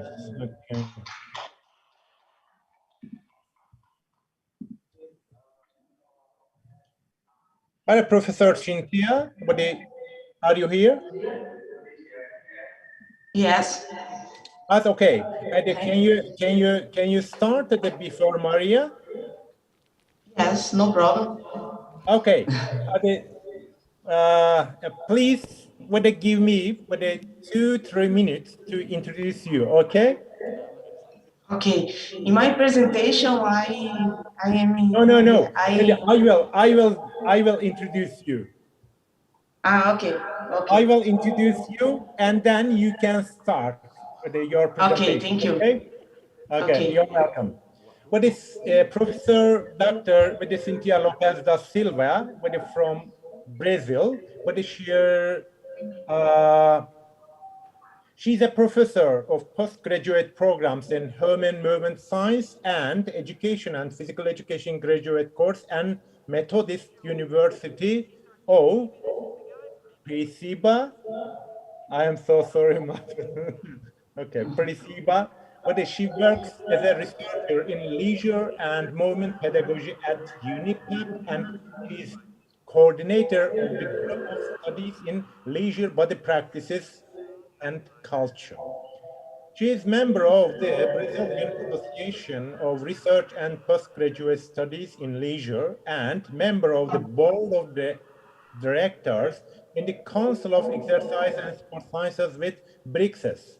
She completed her master's degree in physical education in 23 and doctoral degree in physical education in 28, both at University State Campinas, Brazil.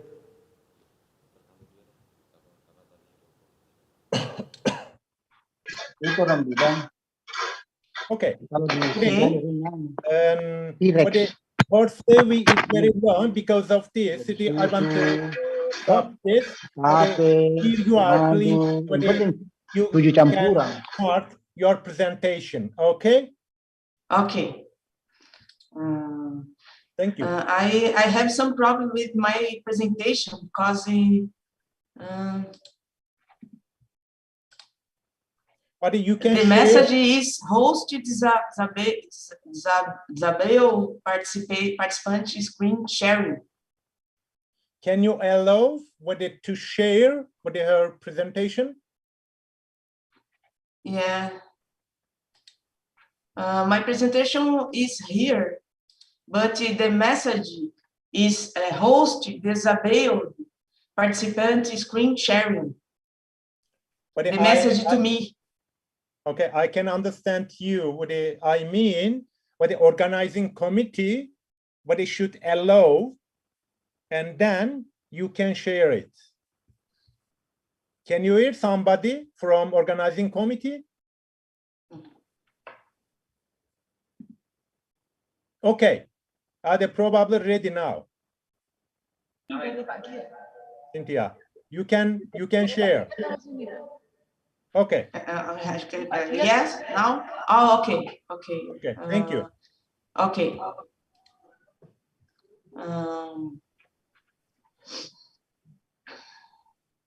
You have 15 minutes, right? All right. Can you see me in the PowerPoint? Yes. Okay. Hello.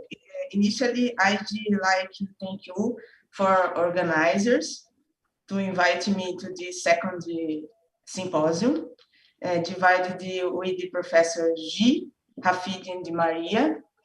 I am Cynthia Lopes da Silva. I work at Methodist University of Piracicaba. This work is physical education classes in Brazil and technology, a way to a better and healthier life. This work was funded by FAPESP, is a Brazilian research agency. Thank you, UNIMEP, and thank you, FAPESP. Me and some authors developed this work. Other authors are Priscila Pinto Costa da Silva, Gisele Maria Schwartz, Adalberto dos Santos Souza, Adriane Scalzitti, Rosiane Pilon, Luciane Ferreira da Silva, and Ana Carolina Capellini Rigoni. The problem: failure of school in recent years, high levels of repetition and school dropout, low quality of Brazilian basic education. Many points affecting physical education classes as repetition of contents, unsatisfactory curricular organization, due to the non-performance and non-knowledge of physical activities. The biological consequences are heart problems, obesity, hypertension, etc. Lack of knowledge about the body and the elements of the bodily culture of movement, which can cause the subjects not to understand themselves, their sensitivity, their emotions, which are felt and manifested bodily. Objective: this research aimed at using a computer application, the name Flaras, to create comic books for physical education class with the purpose of education for leisure. Method: both bibliographic and field researches were carried out, and this is a qualitative study. A bibliographic research was carried out in libraries of Brazilian public universities, in the Cielo database, and in the Brazilian Digital Library of Theses and Dissertations. The period of the bibliographical survey was from March to May 2018, and texts published from 2014 until May 2018 were selected. Field research was also carried out at a public school in the city of Piracicaba, state of São Paulo, Brazil, along with a class from the 8th grade of elementary school. Within 12 given classes, 20 students participated in the research, 1 girl and 19 boys. Field research, some class I divided, for example, class 1, students completed the evaluation questionnaire in relation to what they know about leisure education and comics. And then the teacher introduced them to the idea of including technology in the classes of physical education from the construction of the comic book, having as purpose the education for leisure. Class 2, guidelines on building comics. Class 3, discussion experience of the team adventure activities in nature, care for the environment, and education for leisure in elementary school. For class 4, guidelines on building comics for software Flaras. Class 5, construction of comic book, having as theme the previous class 3. Class 6, discussion experience of the team physical activities, community, and education for leisure in elementary school. Class 7, construction of comic book, having as theme the previous class 6. Class 8, discussion experience comic book of superheroes and education for leisure in elementary school. This is class 8. The children participated in some activities.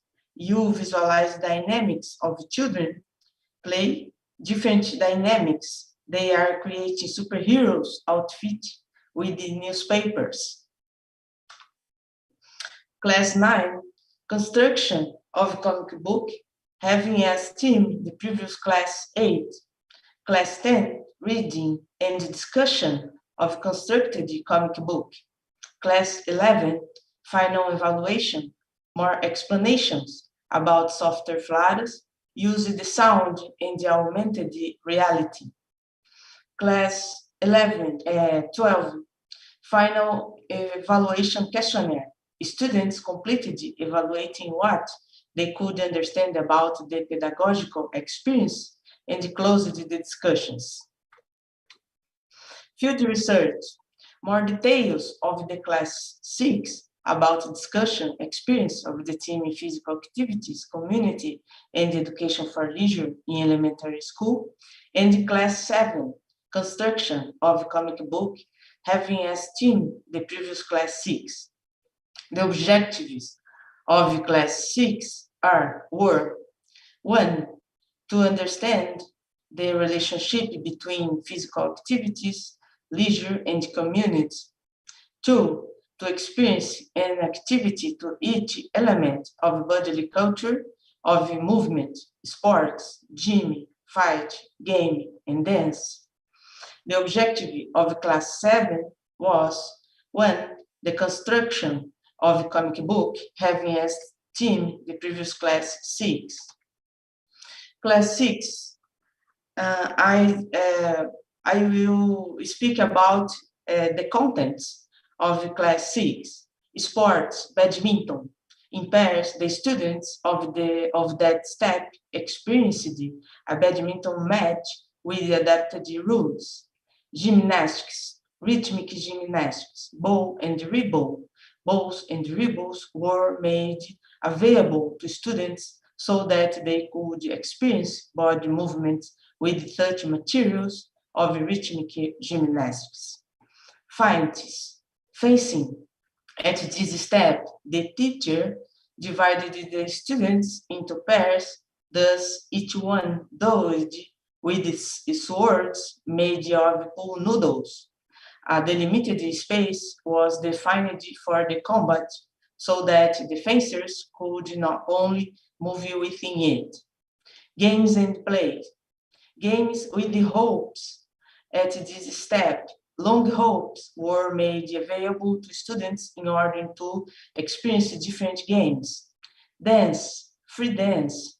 At this step, a stereo reproduces a list of songs suggested by the students in the previous class that they were supposed to dance in order to create and share steps with each other.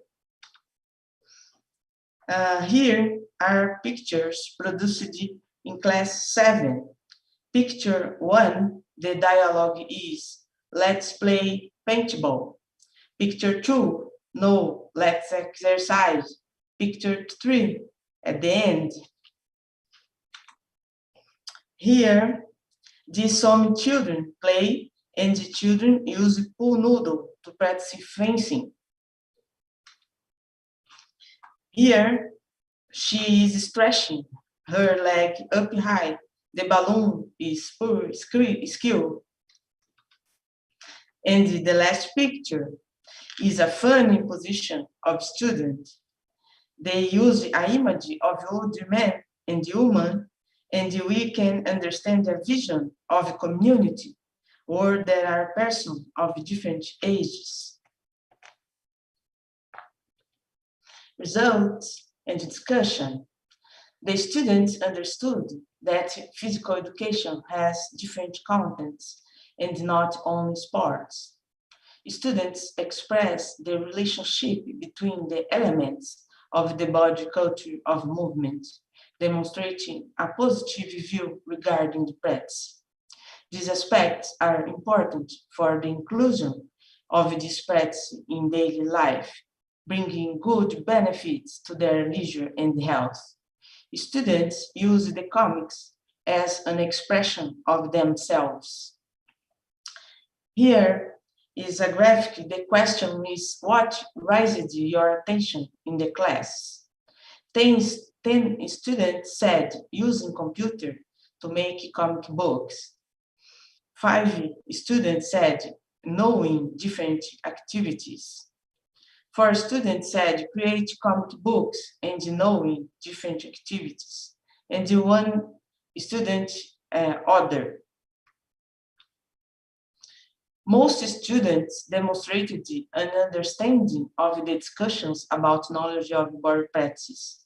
This learning of practices such as fencing, badminton, the parkour, walking on the slackline, and handling the badminton racket, among other elements of the body culture of movement.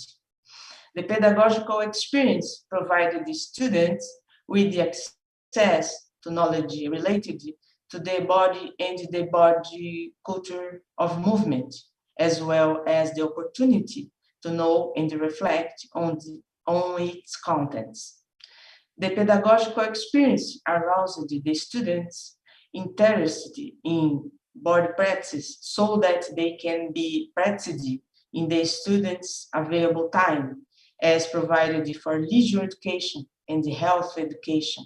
Both of them are ways to a better and healthier life. Final considerations. The pedagogical experience aroused in the students, both the rational and the sensitive side about the knowledge of body practice and comic books. There is evidence that our experience has provided the participating students with 1, leisure education and health education. 2, awakening to knowledge of the body culture of movement. 3, access to some leisure content, mainly in physical and sports and artistic. 4, the construction of comics by Epiflaras. Thank you, Professor Dr. Claudio Kirner, for technological support. Now, some possible questions of this work, such as 1, gender. Why we had more boys than girls interested in this research? We have to check this data, but what the research revealed to us that the greatest interest in technology is on the part of boys. Perhaps they are more encouraged to use technology, the use of video games, for example. 2, method. We were questionnaires the best method for this research. The extension of the research process included drawings plus questionnaires A and B. This is my reference, and it is my contact. Thank you so much for all.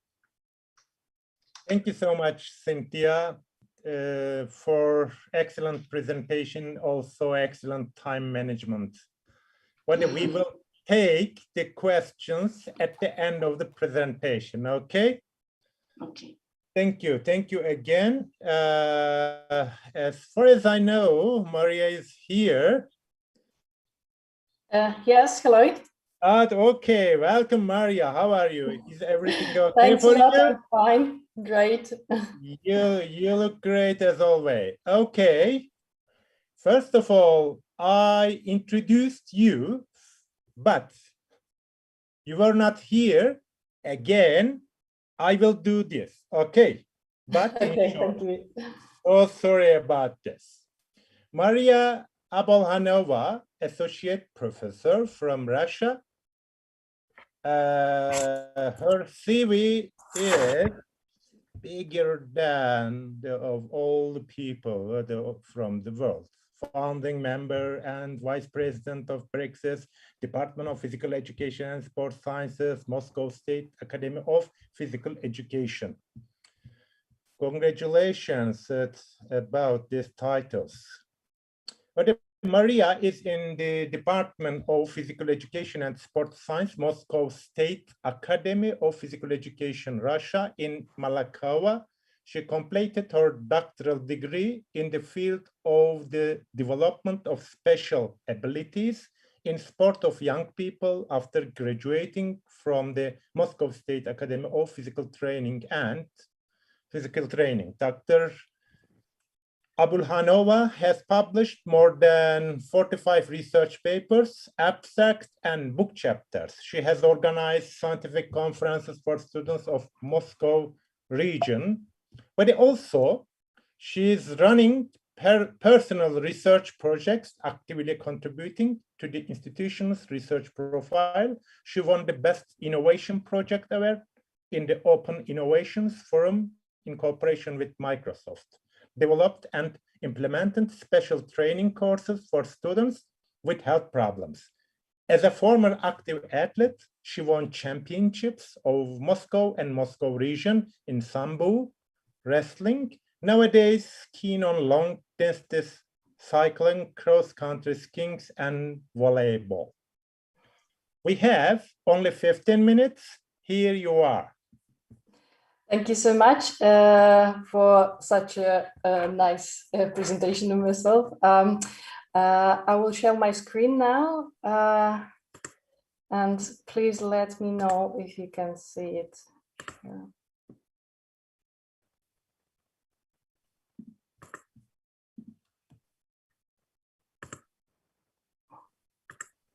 Can you see my screen now?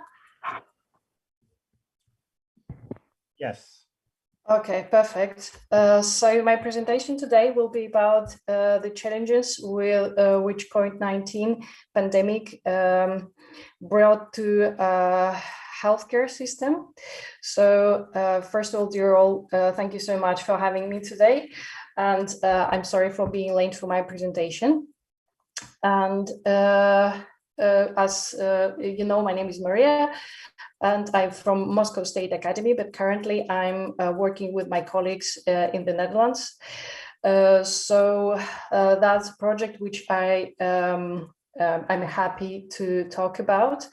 Is a project with joining team of two universities, a technical university of Eindhoven and Fontys University of Applied Science, in project which started as a COVID challenge, and now it is grew up for something more significant, because during this tough time for all of us, obviously medical care system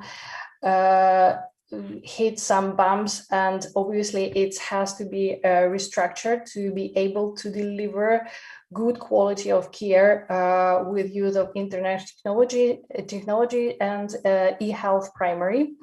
And of course, such a sharp and sudden change cannot be done without consequences for healthcare system and for the patients.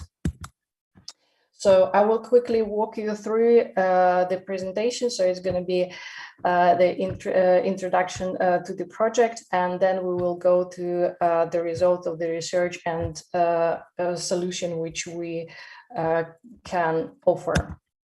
So as I mentioned before, the whole team is a joint effort of two universities, along with our partner, which is Eindhoven Medical Innovation Center, Maxima Medical Center, Eindhoven MedTech Innovation Center, and Philips, as well as two universities which I mentioned before. So the project itself started as COVID challenge, and currently it's a fresh startup on which Eindhoven Innovation Space gave us subsidy of €500,000. So, and we continue to work on that project. So to give you a short overview of the project, it started as an idea of a healthcare solution for rehabilitation of COVID patients and patients with a similar problem with a long-term recovery. So it's meant to be a tool which could reduce work pressure on hospitals due to increased demand to manage patient rehabilitation in the overall idea what the patient will receive from doctors, a couple of devices, oximeter, spirometer, and so on. And those devices are connected to an online platform. Doctor or nurse will instruct the patient how to use the device properly and measure the vital parameters of patient health. Those devices will upload the vital parameters of patient health to specially built online platform. And doctors will have 24 hours access to the patient data as well through the platform. Doctors can prescribe to the patient exercises and monitor results of the recovery. During the execution of the project, like we as a team realized that the patients are struggling not only to recover from physiological impact of the disease, but as well they struggle psychologically from that high of level uncertainty, and they do not know how to proceed with the recovery and what exactly they should do. They feel not comfortable sometimes with the e-health solution, which currently medical system offers them. So to tackle that problem, that problem was discovered by our survey. The aim of this questionnaire was twofold. It's the first goal to collect information about patients' recovery from COVID-19, especially with regard to experience of COVID and treatment they received. While the first section of the questionnaire explores it's over the entire recovery period, the second section focuses on their recovery at home settings. The second goal to learn about the thoughts and visions of the patients towards to several aspects of proposed solutions. This information allow us to understand the needs and wishes of the patients with respect to the treatment, what they received during the recovery, and these needs and wishes will be used to design our solution and as well to improve the delivered healthcare in the healthcare system itself. So the patient target group was ex-COVID patients from 18 till 75 years old who were treated in the hospital or rehabilitation centers who continue their recovery at home after discharge, or ex-patients who have fully recovered at home. The patient recruitment was done through Maxima Medical Center and a special COVID rehabilitation center in Ashper. Okay, so I will quickly go through these data. As you can see, we got more than 300 responses in total. So in this slide, you can see the distributions of the patient by the age groups and severeness of the cases. As you can see, the biggest affected group were 35, 44 years old, 45, 54 years old, and 55, 64 years old. And majority of those people are using internet technology on the daily basis. And according to the research done by TUE University last year, 98% of people from 18 till 58 in the Netherlands do have mobile phones and using internet on a daily basis for different apps and banking, and 98% of the population have internet at home with access and different applications. So from the point of view of using like internet and accessing new technologies and applications, it's not a restriction to use e-health solution in that population. On the next slide, you can see the generalized data from the questionnaire, a quantitative part of the questionnaire, where we can see that 60% of the patients had severe or critical cases, and more than 40% of them during their recovery had different psychological problems.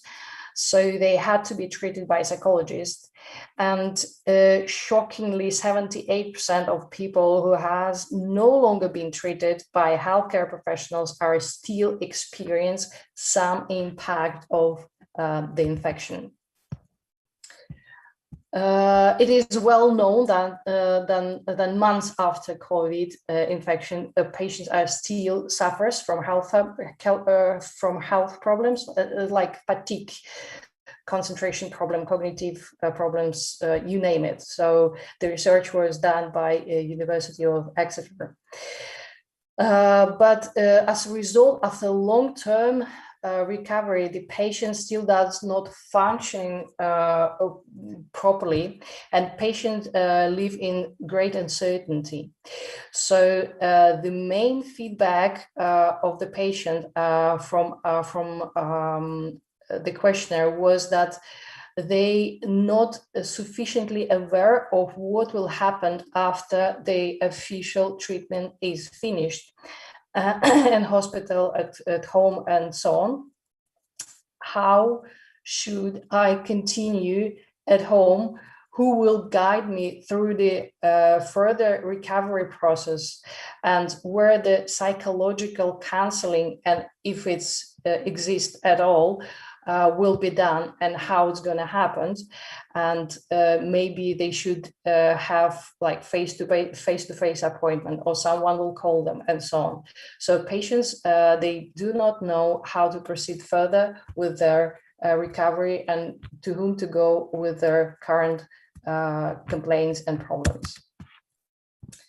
So here you can see that during the recovery process, patients need to set up some visits by themselves to different healthcare professionals. So more than 80% of patients contacted 2 or more specialists during the recovery, and 70% of them need to have help of physiotherapists during the recovery. At the same time, more than 80% of the patients feel positive about instructions, having instruction and being monitored through this special online platform. So for us, it means that a high possibility that people will use e-health solution to connect with the specialist and to monitor their vital parameters and communicate them to healthcare professionals. Down below, a table shows that the most often contacted health professionals during the recovery after COVID-19. So patients indicate that they would have like an interdisciplinary care process with all medical professionals, all needed medical professionals involved, especially with the communication from the hospital, with the general practitioners and physiotherapists and psychologists. So for us, it means as well that the platform which we are building should give an opportunity to specialists to communicate between each other more efficiently and decide what the best for the patient during the recovery process. How the patient described their ideal treatment process. On the first place, they put that it should be interdisciplinary process. As I said before, that patients wants to have a good communication between healthcare professionals, and then healthcare professionals should communicate better between each other. Secondly, attention and guidance. Patients feel that they need more attention and guidance, especially from the general practitioner, because they felt neglected, that haven't been taken seriously, and it would have helped to set up some online platform where the general practitioner can answer the questions and listen or read the patient's symptoms more thoroughly. So the third one was insights in the recovery process. The patients have missed insights in their recovery process. They indicated that specialists only focused on their own expertise, and they cannot keep an overview of the general recovery process, including the final result of the process. In this process, they would like to be able to follow a path where the general steps are clear without need to ask for every additional steps. And they should be practical tips that they can follow independently with a clear communication guidance. So here you can see pros and cons which were indicated by the patients. As you can see, there's many pros and cons in total, but the cons are mainly concentrated on acute phase, when the patient feels not really well and out of the energy, where they need really help during the acute phase of the sickness. And as well, patients are worried about online communication, that it will lose or take off a personal touch from the treatment. But at the same time, the amount of pros are bigger.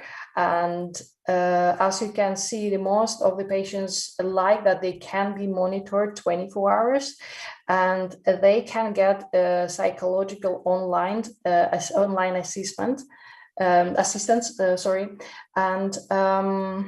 as well that they can they will be able to follow the numbers from data from the tests they done at home. As well, they like to follow the recovery process itself and see the final results of this process.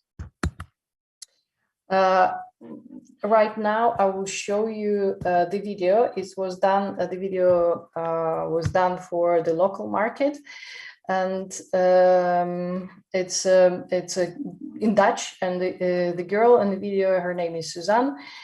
She got sick by COVID, and that's the ideal treatment as the patients see it. Wij zijn Recover at Home. Wij maken thuis revalideren van corona mogelijk. Dit is Suzanne.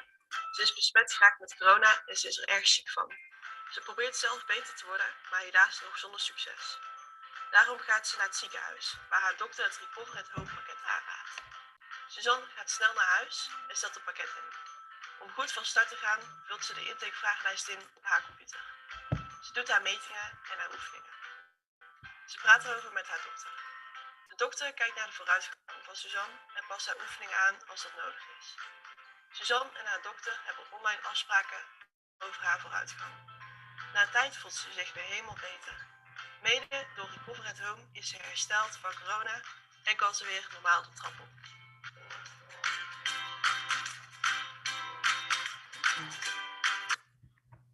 So general takeaways that many patients feel uninformed about the treatment process, and they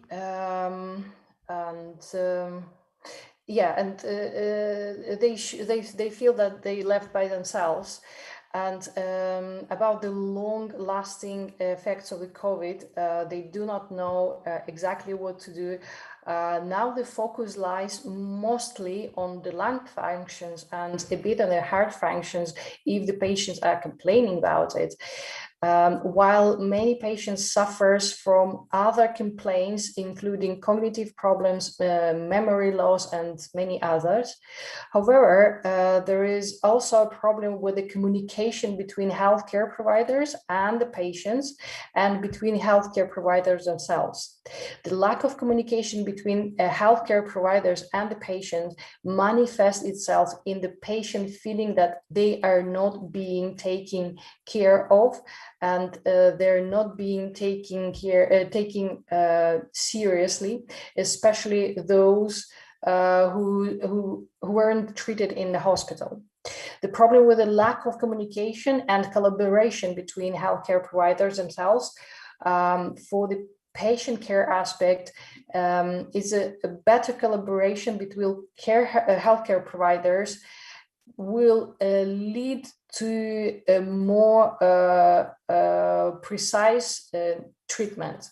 So many patients now indicate that they had to take the same test multiple times, that the different treatments were advised by different people, and sometimes they completely different, and that they had to visit many locations and it's not comfortable and they do not know how step by step how the process should look like. In this collaboration, as well as the follow-up visits, should be established some kind of chain of events, and someone should see the big picture. And another important factor here is that for rehabilitating patients, it's important not to overdo, and the collaboration between healthcare professionals is the key to see that. So on your screen right now, you can see the whole solution, what Recover Home offering, and in that case, the outcome of the recovery process will be more efficient, and as well the healthcare system will receive less pressure from lots of patients with a long-term complaints and long-term recovery process. And at the same time, patients will feel monitored and taken care of. Thank you so much for your attention. Thank you so much, Jennifer, for the nice presentation. But as far as I mentioned about the questions at the end of the presentation, we will take it or take them. Okay. Thank you again, Maria. Okay, thank you so much. Thanks a lot. You're welcome, Bodhi. Now, I would like to introduce the last presenter for this symposium. Are you here, Professor Hafid Abbas? Can you hear me?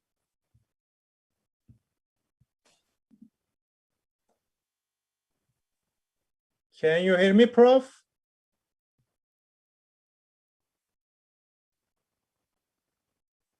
There may be a person from organizing committee. Okay. That's fine. Professor, are you ready? Yes.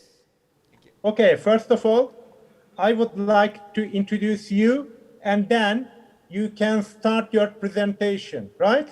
Yes, thank you. Okay, thank you.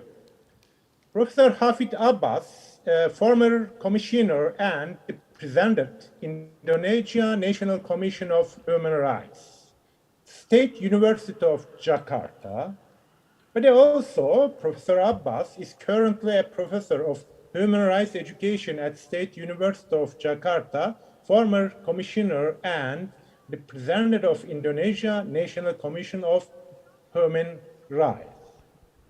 The president of the Southeast Asian National Human Rights Institution Forum 2014 to 2015. Deputy Minister of Human Rights Affairs, Director General of Human Rights, Minister of Justice and Human Rights, Director General head of the Agents of Research and Development, Minister of Law and Human Rights, and Vice Rector of State University of Jakarta. He holds a doctorate degree in education from State University of Jakarta in 1990, which was followed by postdoctoral studies in technology of education and Syracuse University, New York, the USA. He was former international consultant at UNESCO in Asia and the Pacific region for literacy and poverty reduction, World Bank team leader for education reform in Indonesia, UN Escape for Asia and the Pacific poverty reduction, and visiting speaker at Asia Center, Harvard University.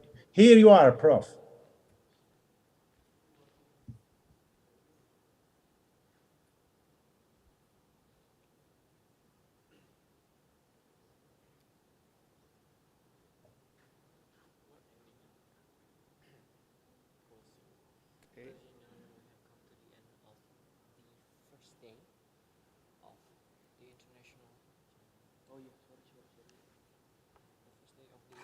So your voice.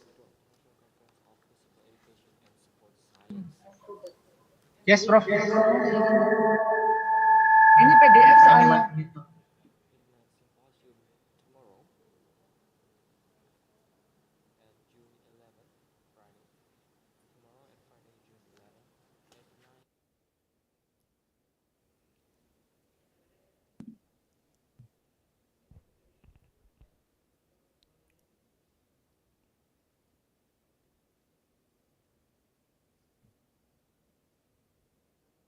okay? Shall I start? Yes, Okay, of course. thank you Yes, so of much. course. But please, you have 15 minutes. Okay. Yes, thank you so much. It is indeed a great honor for me to be here in the ballroom at this university training center. Here with Professor Nadiro, Dr. Faisal Madani, and our colleague, Dr. Susilo. I really enjoy the previous presentation from Professor Cynthia and Professor Maria.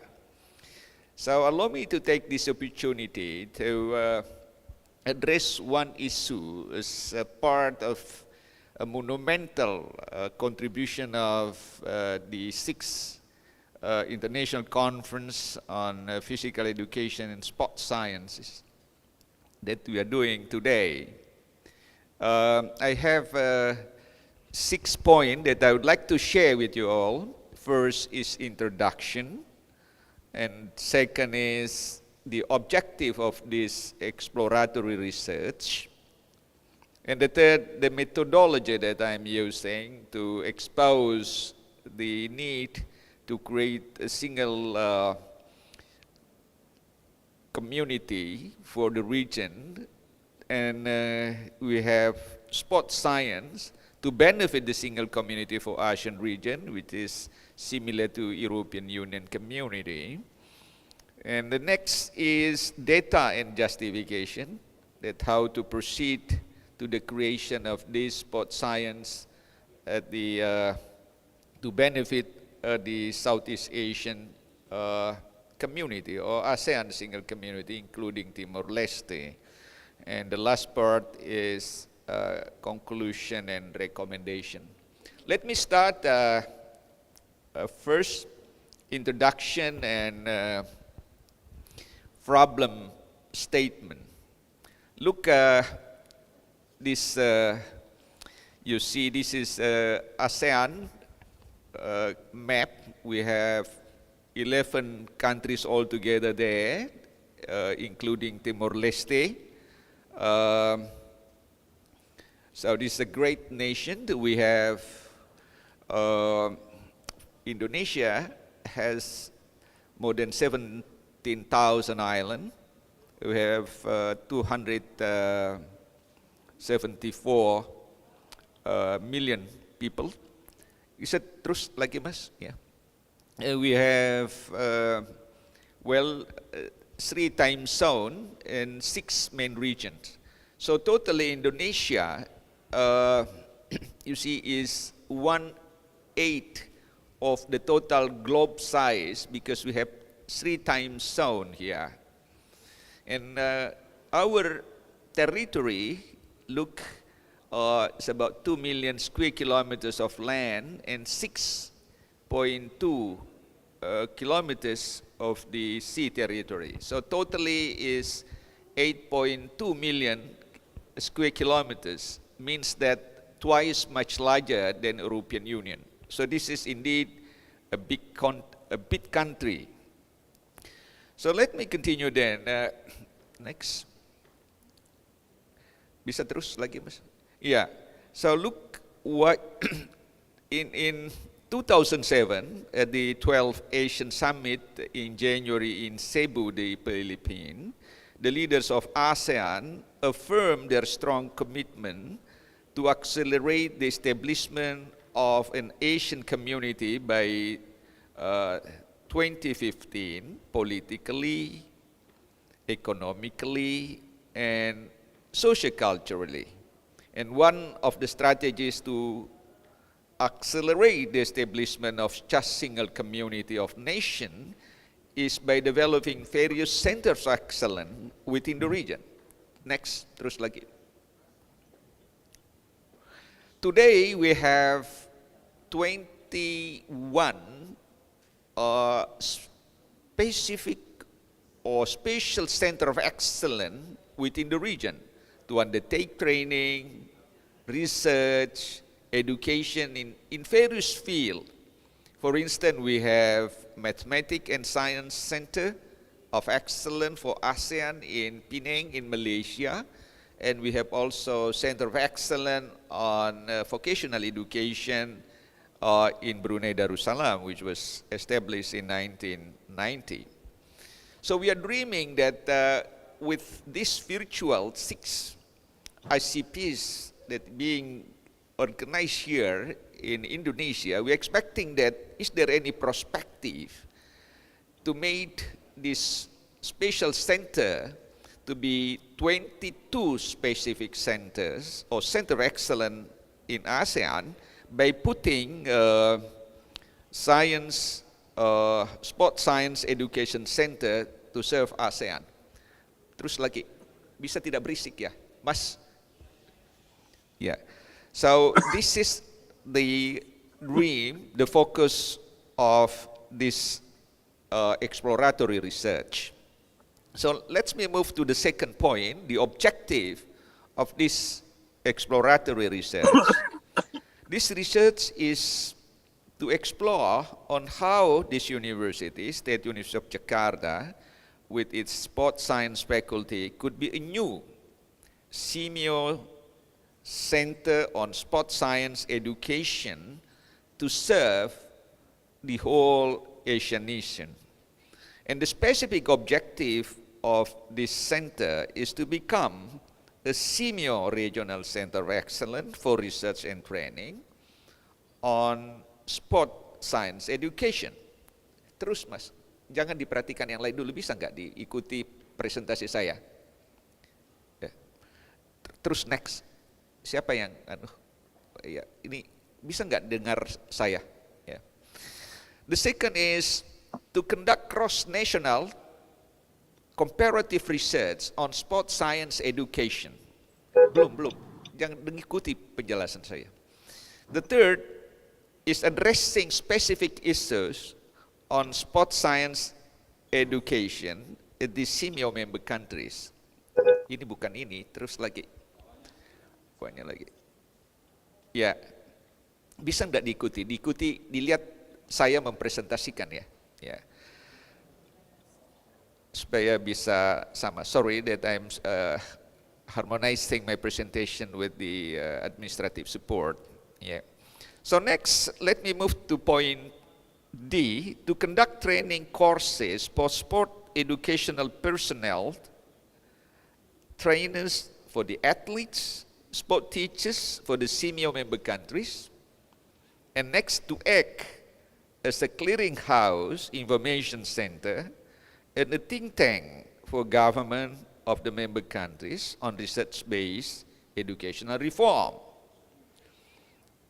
especially across all sectors of sport science education. And the last is to become a focal point for strengthening linkages between Southeast Asian nations, Asia, and Europe in promoting sport science education. So that's the dream that we are expecting that this center can play strategically within the region. So there are 11 countries altogether can drive, can promote these dreaming goals. So let's me move to the next. The third is methodology. Berikutnya lagi Mas, ya, bagian metodologi ya. Siapa yang presentasinya? Ya, bisa nggak diperhatikan ya? Oke. Methodology. So this exploratory research trying to find data through 3 from strategies.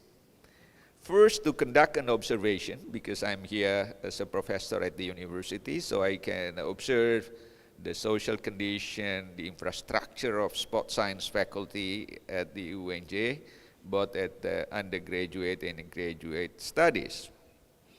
And also to conduct formal and informal interviews or dialogue with the UNJ rectors, all 5 vice rectors, the dean, vice deans, lecturers, students, and alumni. So I can do it formally and informally. And to make a comparative and reflective analysis on Indonesian position at the table of medal acquisition distribution at the 2018 Asian Games to other Asian and Asian countries, and exploring what is the share of this university to Indonesia position, because Indonesia is being ranked number 4 out of 46 countries at the Asian Games. So what is the contribution of this university to Indonesian delegation? Here the data that I would like to share with you. First, in 2018, the Asian Games students and lecturers at the UNJ could amazingly win or contribute 6 gold medals, 5 silver medals, and 1 bronze medal. So this achievement is indeed higher than any other 31 countries. So amazing remark made by our students and our lecturers. Secondly, last few months on February the 20th, 2020, Sport Science faculty has officially launched its world-class sport center. So we have here Sport Science Sport Center at the university that accommodate 3,000 or 4,000 students, then could serve all ASEAN member countries under senior management if we have sport center at the ASEAN. Third, that since a few years ago, we have here Professor Nadiro in this room, that graduate school on sport science at this university have been a destination for master and PhD studies for the Philippines and other neighboring countries. So this is a good destination for our neighboring countries for sport studies, both graduate, master, and PhD. This is the path of this university dream.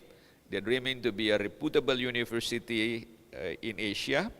And this is the data. Next, the chart that majority, mostly our study program. We have 103 study program. They're mostly reputable accreditation with A or B. And here, next, this is amazing result. Every year we have achieved significant record at national, regional, and international competition on sports. So, for instance, in 2019, we have 513 gold medals and other recognition that our student and lecturer got from many different parts of the world.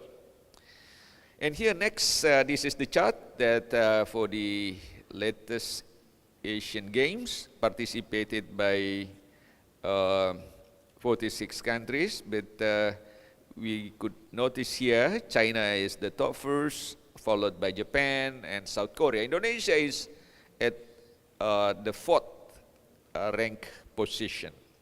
So amazingly to note that Indonesia is at the fourth in the continent. If we put this rank in ASEAN, including Timor-Leste, so 11 countries altogether, so Indonesia is the top best. So we are number 1 in the rank, followed by Thailand, Malaysia, Vietnam, Singapore, Philippines, Cambodia, Laos, Myanmar, and Brunei Darussalam, and Timor-Leste. Terus lagi, Mas. So look, terus lagi. Next, yeah. This is university share, because our athlete, our students and lecturer is a part of Indonesian delegation at the Asian Games, and we could observe here that the contribution of the UNJ, this university, to the total medal acquisition made by Indonesia, we contributed very significantly, that 11.67% of our university contribution to Indonesian delegation, which stay at the top 4 in the competition. So if we separate that UNJ from Indonesian delegation, we could see here, lihat berikutnya. Yeah, look, indeed UNJ stay at the number 3 at the ASEAN. So the medal collection made by our students is higher than Vietnam, higher than Singapore, higher than Malaysia, Philippines, Cambodia, Laos, Myanmar, Brunei. So we are the 3rd in ASEAN, but we are number 15 in Asia. So I think this university is the most reputable university in any sport competition in Asia. So that's the reason why we need to appreciate this achievement, that how to maximize the benefit of this university to contribute to the reputation of other universities or other countries in the region, in ASEAN. This is the last part, conclusion and recommendation, and hopefully this exploratory research, with the finding that conclude that all capacities or requirement to host sport science education as a new SIMEO Center of Excellence. So that could be achieved. Terus, Mas. Next. Terus lagi. Yeah. Yeah. Now, this is the fact finding that I could find through data analysis, that if UNJ being excluded from Indonesia, its contribution to the 2018 Asian Games is higher than Qatar, and with its contribution to win 6 gold medals, 5 silver and 1 bronze, UNJ stay at the top 15 rank out of 56 countries. It's amazing. The second finding is that UNJ contribution to the position of Indonesia, the top 4 at the Games, is 11.67%, so very significant contribution to Indonesian delegation. And the last, that UNJ position to medal acquisition is at the third position after Thailand and Malaysia, higher than all other 7 ASEAN countries and Timor-Leste. So if UNJ is a delegation, so means that they are the top 3 in South Asian nation. So hopefully this to be achieved. Technically, this is not the past, the last, masih sebelumnya lagi. Yeah. Technically, the process to proceed the establishment of CMO Center of Sport Science Education at UNJ, first, the rector, based on the recommendation, based on dialogue, based on the support from ICP's recommendation, hopefully, that the rector of the university could share or propose his possibility study on UNJ, CMO Center of Excellence on Sport Science, to Minister of Education, Culture, and Technology. So we can do it, hopefully. And second, that the Minister of Education, Culture, Research and Technology could extend then the proposal to CMO Council to get their approval to facilitate the CMO Center Sport Science Education establishment as research-based knowledge on sport science education in the region. And the third, CMO Council will designate, hopefully, a team to prepare a feasibility study which could justify, this is very important mission that hopefully can be provided, that this new center could contribute to an increased number of education personnel and trains support personnel in the field of sport science education in the region. So I think this university has a long record to serve the region, the Philippines, and other neighboring countries. And this is the last, this center platform could strengthen CMO network with international related bodies and organizations in the field of sport science education. So very last, hopefully, that UNJ could be more proactive to take this momentum to proceed immediately to the process of establishment of CMO Center on Sport Science Education. Inshallah, yeah. Saying, I thank you so much, Dr. Minin, for this time, and hopefully this could be a new monumental contribution of the 6 ICPs that made at this university. Thank you. Thank you so much, Professor, for excellent presentation. We had many information about Indonesia and aging countries, about physical education and sports sciences. What here is now at the end of the presentation, we discussed in this session about using innovative technology to promote physical activity and healthier life. But we had 4 people. We have only 7 minutes for questions. If you have questions, you can ask your questions directly by saying the name of the presenter.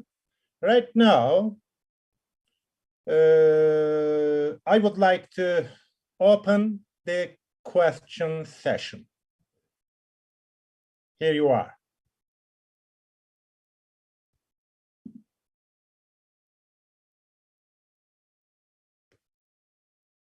No questions? Thank you. Okay, no problem, but I have some questions. So I would like to have some questions to our presenters. The first question is to Cynthia. Cynthia, you are here? Yes. Okay. I wonder, what can be your message about your research to physical education teachers? How do they use your research results. Do you have some suggestions to them? Okay, thank you. I think the use of comic books provided the students with the acquisition of the knowledge. The resource to create comic books brought a positive view of the physical activities experienced by the students. In this sense, we think that perhaps the process of education for leisure could have taken place. My message is both education for leisure and the education for health must be together. Okay. Thank you so much. Thank you. Okay. Well, thank you so much. Again, the second question is to Maria. You are here. Okay. I wonder whether this situation not exactly the question, but like question, is it possible these methods, or the use method, be used by people in other countries? Is it public for this? Right now, as we received money from Eindhoven Innovation Center, they required us to work for local market. But once the solution will be developed, yeah, it can be shared and it can be reapplied to different countries. We really hoping on that. Yeah, like we really want to share it. But right now, as I said, they wanna do it. They wanna test it at the local market with Dutch people. And that's the reason video which I showed was only in Dutch, because now the whole research goes the Dutch environment in Dutch medical centers. So, Okay. but after it can be shared for sure, but they wanna have its patent and then shared. Okay, but we are patient, that we will wait it. Oh, for sure. Like from my side, I'm totally open for collaboration, and what I can share, I will share. Okay. Thank you again. But the last question, but it goes to the last presenter, Professor Hafid Abbas. I wonder this question, when you think at the universal, international level, at what level do you see the physical education, exercise, and sport institutions in Indonesia with both educational and research dimension? What would your comment be on this?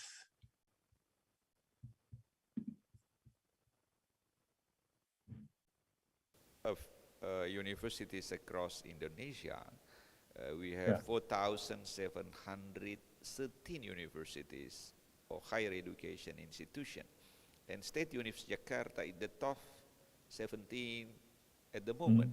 So meaning that highly reputable, long history of record, especially for sport education, physical education, sport science, is could be the model for the nation, but we can also share our best practices for the entire ASEAN, because we are moving into a single community of nation, politically, economically, social, culturally.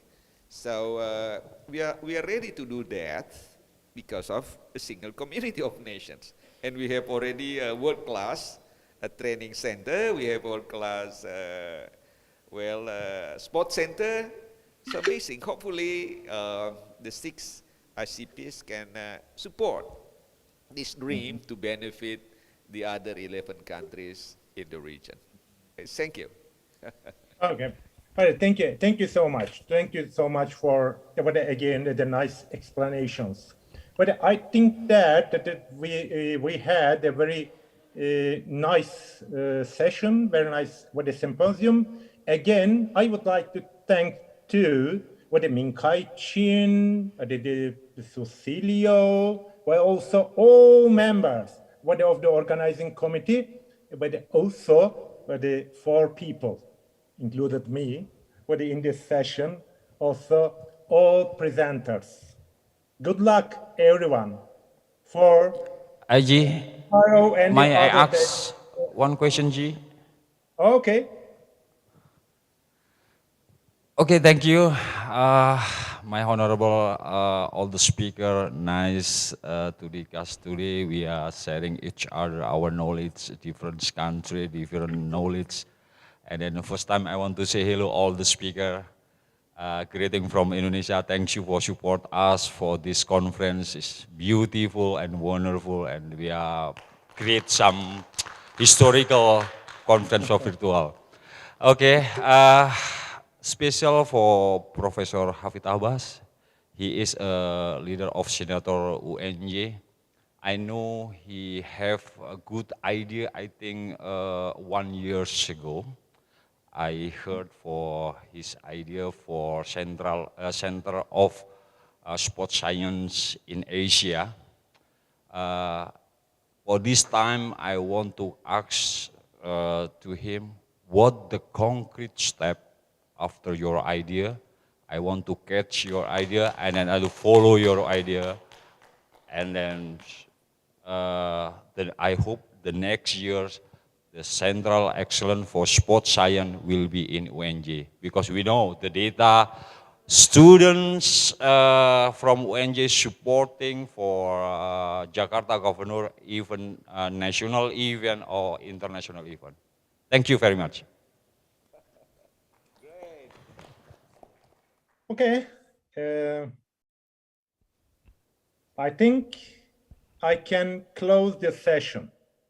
Thank you so much again for everything. Bye. Thanks a lot. Bye-bye. Bye-bye. Thank you. Bye-bye. Thank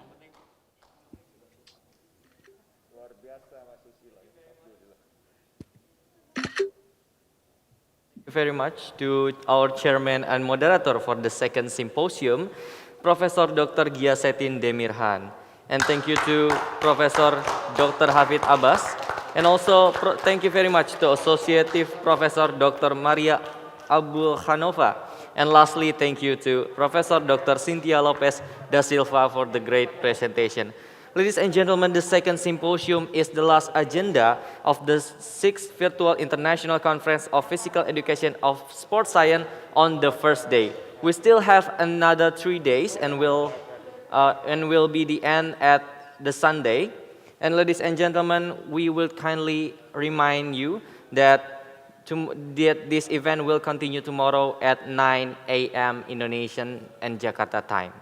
Once again, ladies and gentlemen, we kindly remind you that to all distinguished speakers and participants, the event will continue tomorrow at 9 a.m. Jakarta time. Ladies and gentlemen, my name is Hadi Suseno. Good afternoon and see you tomorrow.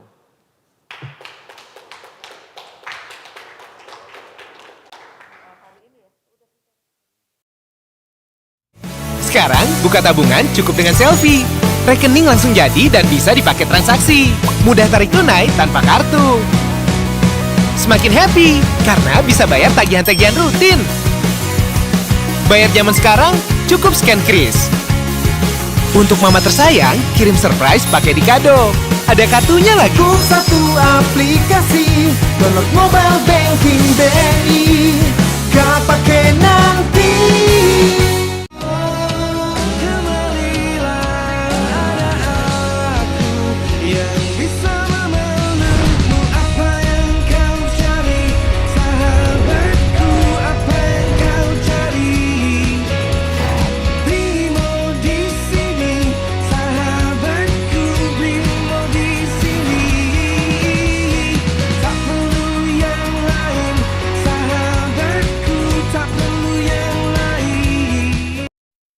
Untuk setiap generasi pandai yang punya rencana, Pegadaian mempersembahkan Gadai Harian.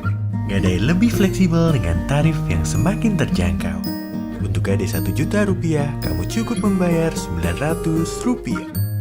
Dengan beragam jaminan dan berbagai pilihan waktu pelunasan, siapkan rencanamu dan wujudkan mimpimu dengan Gadai Harian di Pegadaian. Giling, gak bisa buka di luar.